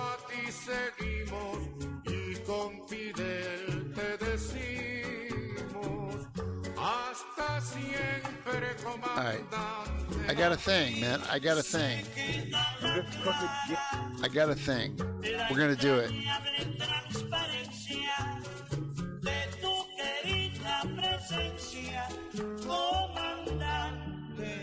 Che Guevara. Nice. Oh, wasn't that sweet? That was sweet. That was so sweet. So here's what we're going to do. 1, 2, 3, 4. And we're going to stop that right there. Because we're not going to play that again. But what we are going to do is we're going to go over here. I have to go to bed. And when we're done with this, during this, I want you to ask yourself, do you want a political streamer? Or do you want an artist streamer? Somebody that's doing some art, some weird shit that you don't know about? Or do you want to hear somebody talking about politics, which may or may not be, correct? That's the question. You don't want to be a mod, but I'm a good troll. So I don't want to not troll for extended periods, despite knowing what I should look for. Praxis. Actually, you're making me laugh. We need more. All right, we could need more prank phone calls. Here's what we're going to do. We're going to listen to Malcolm. And then when we're done with Malcolm, I'm going to raid us into somebody else. It could be politics or it could be art. If it's politics, it's going to be like Carpe or EOL, Extremely Online Left, or something like that. Because the other Marxist-Leninists are done. Silver L, yeah, always go there. The Comrade Kenny, always go there. And then after that, go to Carpe Pax. After that, Extremely Online Left. And after that, go to some artist that needs your support. This is what we're doing right now, babies. Here we go. 7 minutes. EOL is online. Thank you. Thank you, Koba. Appreciate that. I will get that queued up. In this crooked game of power politics here in America, the Negro, Kenny is a race bomb. problem, integration, civil rights issue are all nothing but tools used by the whites who call themselves liberals against another group of whites who call themselves conservatives. Oh, yeah. Either to get into power or to retain power. Among whites here in America, the political teams are no longer divided into Democrats and Republicans. The whites who are now struggling for control of the American political throne are divided into liberal and conservative camps. The white liberals from both parties cross party lines to work together toward the same goal. And white conservatives from both parties do likewise. The white liberal differs from the white conservative only in one way. The liberal is more deceitful. more hypocritical than the conservative. My buddy Both has want power, 167 viewers. But the white liberal is the one who has perfected the art of posing as the Negro's friend and benefactor. Really? And by winning the friendship and support of the Negro, the white liberal is able to use the Negro as a pawn or a weapon Grago in this is on political too. football game that is constantly raging between the white liberals and the white conservatives. The American Negro is nothing but a political Ben football. Dixon is on too. And the white liberals 6 control viewers. this ball through tricks or tokenism, false promises of integration and civil rights. In this game of deceiving and using the American Negro, the white liberals have complete cooperation of the Negro civil rights leaders. Luke, I who just sell saw our what you people said. out for Thank a few you. crumbs of token recognition. Give me a moment. Token gains. Token progress. In the New York Tribune, I have a question. Seriously, a question. Everybody who comes to my stream, you know Carpe Pax. He's got 15 viewers. We could, double. We could go there. There's also this cat named Benjamin Dixon. If you know Benjamin Dixon, he's live, and he's only got 6 viewers. Anybody in the chat have a like Carpe and me are buds. I love Carpe, but I want to give Ben some love. Ben doesn't know what the fuck he's doing on Twitch. He just got here, but he's Carpe, yeah. Okay. Ben does not know what he's doing on Twitch. He's learning, and he just got here.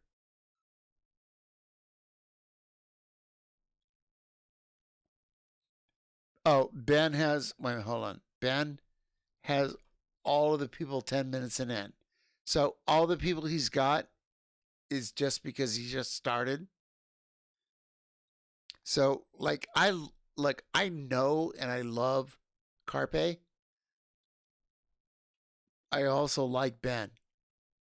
And Ben is new to Twitch. And I'm just wondering what y'all think. Should we go here instead of there? Yeah, yeah, that's true, Luke. Ben doesn't quite understand that. Now, here's the thing. Can we go in there?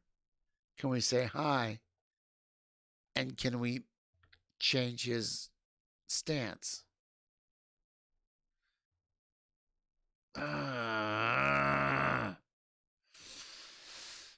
My feeling, you know what? I think you're right. Let's go to Carpe. We're going to go to Carpe. Yeah. I think you're right. I think you're right on this.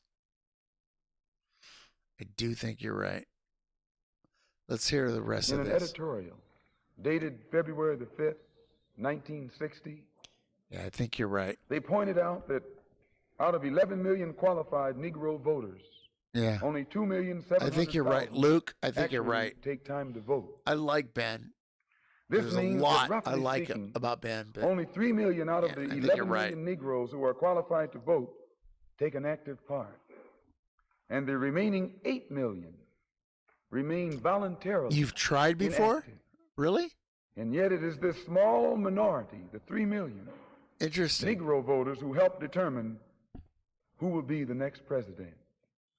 You've tried? If who will be the next president can be influenced by 3 million Negro voters. I'd like to hear that on a side conversation. It is easy to see why the presidential candidates of both political parties. I would. Side put conversation? On such a false show. I'd like to hear that. With the Civil Rights Bill and promises of integration. They must impress the 3 million voting Negroes who are the actual integration seekers. And if so much fuss is made over these 3 million integration seekers, what would the presidential candidates have to do to appease the 8 million non-voting Negroes if they ever decided to become politically active? Jesus. They hold the balance of power. This is like one of these, let me prostrate myself, or let me just confess. When I was young, Martin Luther King good, Malcolm X bad. That's what I was taught as a kid in the 60s and the 70s. That's what I was taught. Fuck. I look at that now and I think about that now. I'm like, Jesus Christ. Malcolm X. Poems. Both great. Both great. But Jesus. Malcolm X, totally, in my book, totally had it right. Who are the 8 million non-voting Negroes? What do they want? And why don't they vote? The 3 million Negro voters are the so-called middle-class Negroes, or high-class Negroes, or uppity Negroes, who are referred to by the late Howard University sociology professor E. Franklin Frazier as the black bourgeoisie, who have been educated to think as patriotic individualists with no racial pride whatsoever, who believe in and look forward to the future integrated intermarried society that is constantly being promised to them by the Negro politician. And therefore, this integration-minded 3 million minority remain an active part of the white-controlled political parties. But it must never be overlooked that these 3 million Negro integration seekers are only a small minority of the 11 million qualified Negro voters. The 8 million non-voting Negroes are the majority, the downtrodden black masses. They have refused to vote.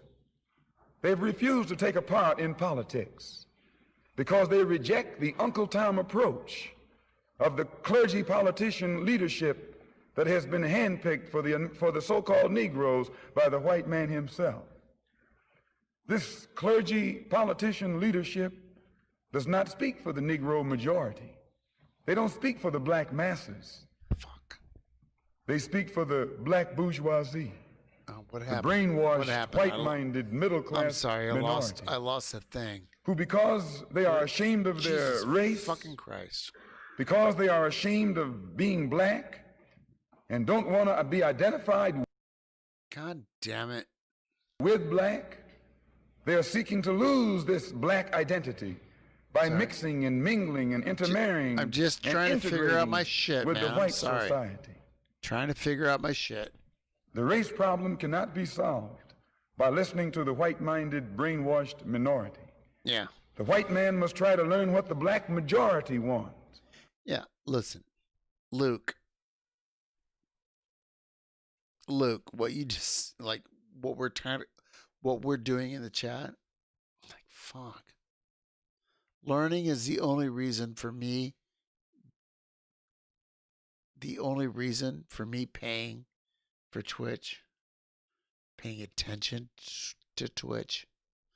Like, I am trying to, like, figure out how to to, like, wake people up or to get information out. I'm doing the best I can, and sometimes I'm like, I want to blow my head out because, like, sometimes I can't do what I want to do technically, and sometimes I can't get out the message that I want to get out. But anyway, here we go. The president would be wise to try and learn what the black masses want. And the only way to find this out is by listening to the man who speaks for the black masses. Right. And I can declare to you tonight and to the entire world that the man here in America who speaks for the majority, the downtrodden, dissatisfied black masses, is this same man who so many thousands of our people are flocking toward to see and hear. This same Mr. Muhammad, who is labeled by you as a black supremacist and as a racist and as an extremist. If the 3 million middle-class Negroes are casting their ballots for integration and intermarriage, what do the non-voting black masses who are in the majority want? Find out what the black masses want, and then perhaps America's grave race problem can be solved. There you go. Wow. Fantasy, yeah. So this is like, I get this thing, like, hold on. Let me first do this.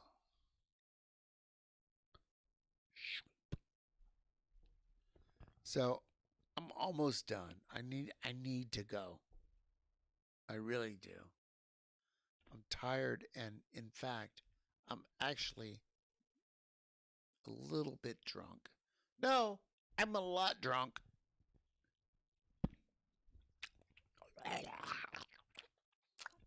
So I have a problem. I want to do the best I can do, but my life is so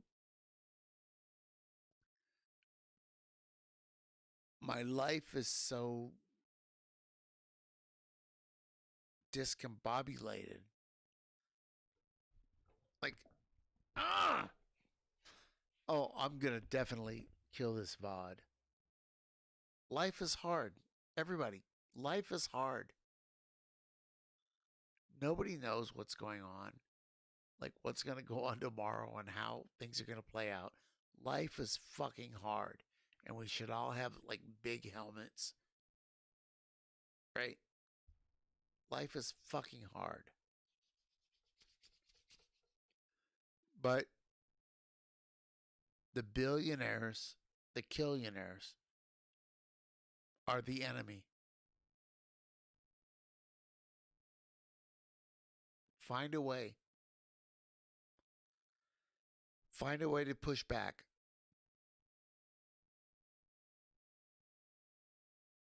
Find a way to push back on the billionaires and the killionaires. I'm a guy with a fucking microphone. What do I know? What the fuck do I know? I'm a guy with a microphone and a ring light and a old iPhone for a camera. Are you kidding me? Like, I'm just some fucking guy.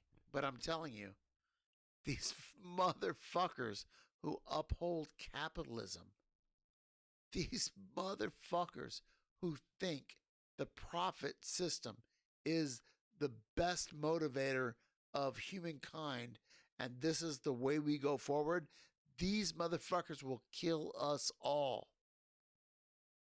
So quit being a pacifist pussy that doesn't take a side. Pick a fucking side. Do you want to be a reactionary shitbag? Or do you want to be a revolutionary?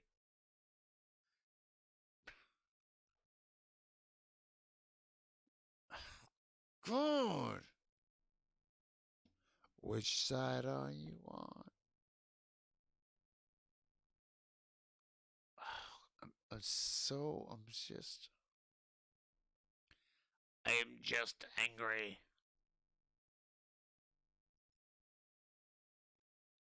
You know what I think? Here's what I think. I think we're going to go raid into carpetbags.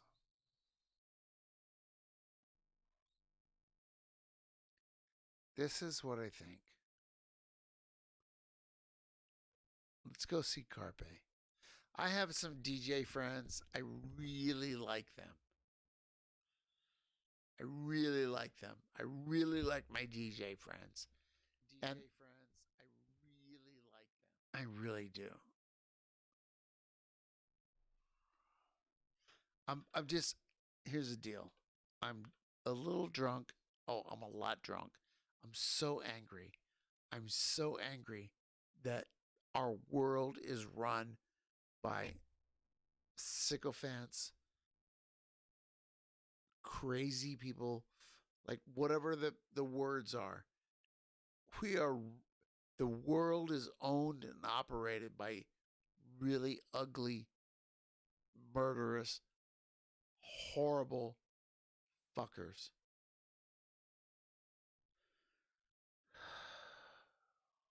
I'm just so angry.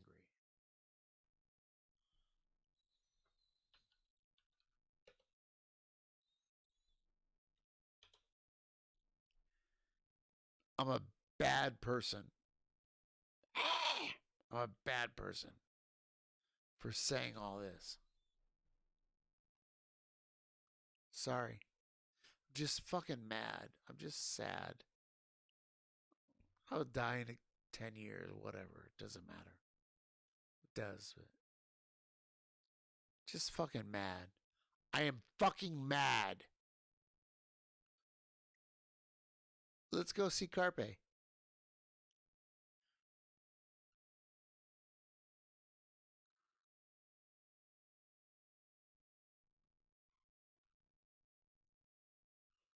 So fucking mad. Can you dig it?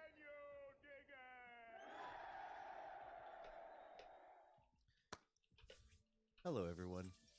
Thank you for raiding in. Always appreciate the Pinko raids. Hello, hello, hello. Uh-oh. What happened?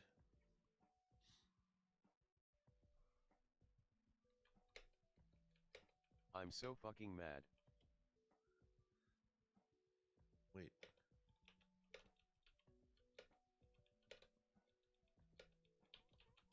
I just noticed there's a smiley face after I'm so fucking mad. So what's happening, man? How's it going? I'm just sad and I'm mad about the world. Yeah. I feel that. I feel you completely. I just want to. We can dig it. Can you dig it? Right? Yeah. I mean, just dig it. It's a trip. It's got a funky beat. I can bug out to it. I can bug out to it. Oh my god!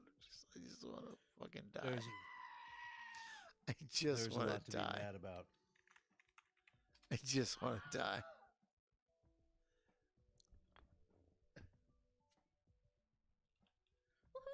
Well, thank you, Luke. I appreciate that. Joe Biden is a dumb fuck. Thank you for the follow. Welcome in. Appreciate that.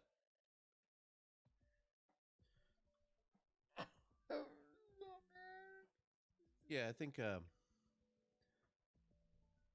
yeah, Pinko's good people.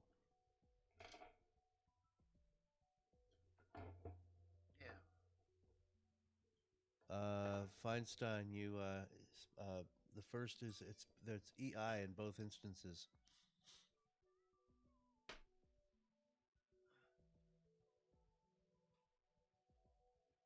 Have I heard your crazy idea? What is that? Well, by the way, if everybody who came in with the raid doesn't already know, me and my channel, I go by Carpe Packs. I live in California. Fuck Diane Feinstein. There we go. There is a sound for Feinstein. And, oh, we all moved to Wyoming.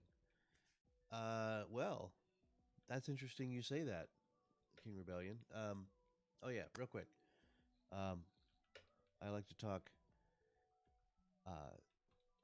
lefty politics, not otherwise specified. I am a I'm not sure. I don't have a defined denomination of leftist.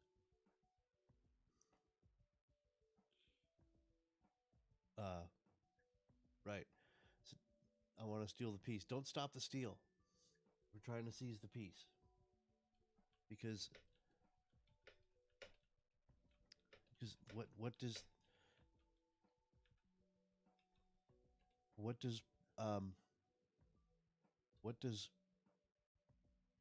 control over the means of production afford. Imagine some measure of peace. So if we can seize the peace, don't stop the steal.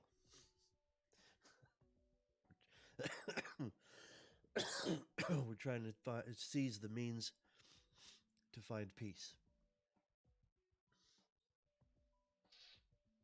And look at this cursed image.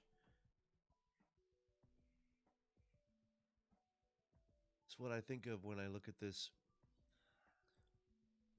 rather mediocre.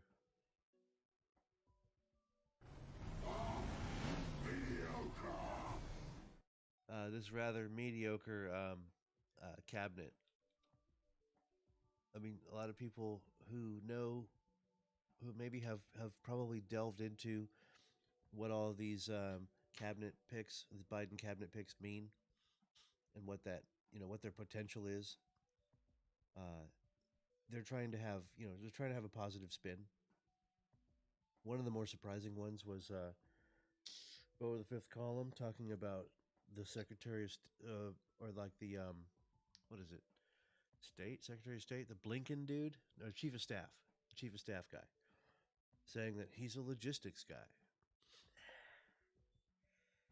Yeah. If there's anybody who's going to be able to put things together to mobilize, resources in the blah blah blah blah blah, it's going to be him. It's like, all right, well, we'll see. We'll fucking see.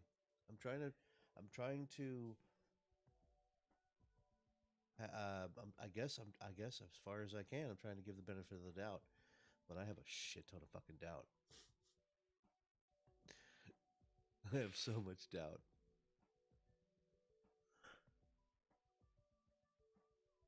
I mean, sure, we can vote in our own as senator, or vote our own in a senator, and we'll get like one representative and all like that.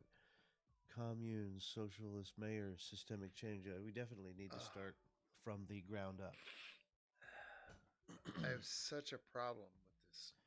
No. It's going to be. I didn't realize everybody can see this, but I have such a problem with my nose. Talk to people about and the whole thing. I need surgery. Alternative economies and forms of governance. I'm probably gonna nuke this VOD just because I was apart. doing this. So enough of the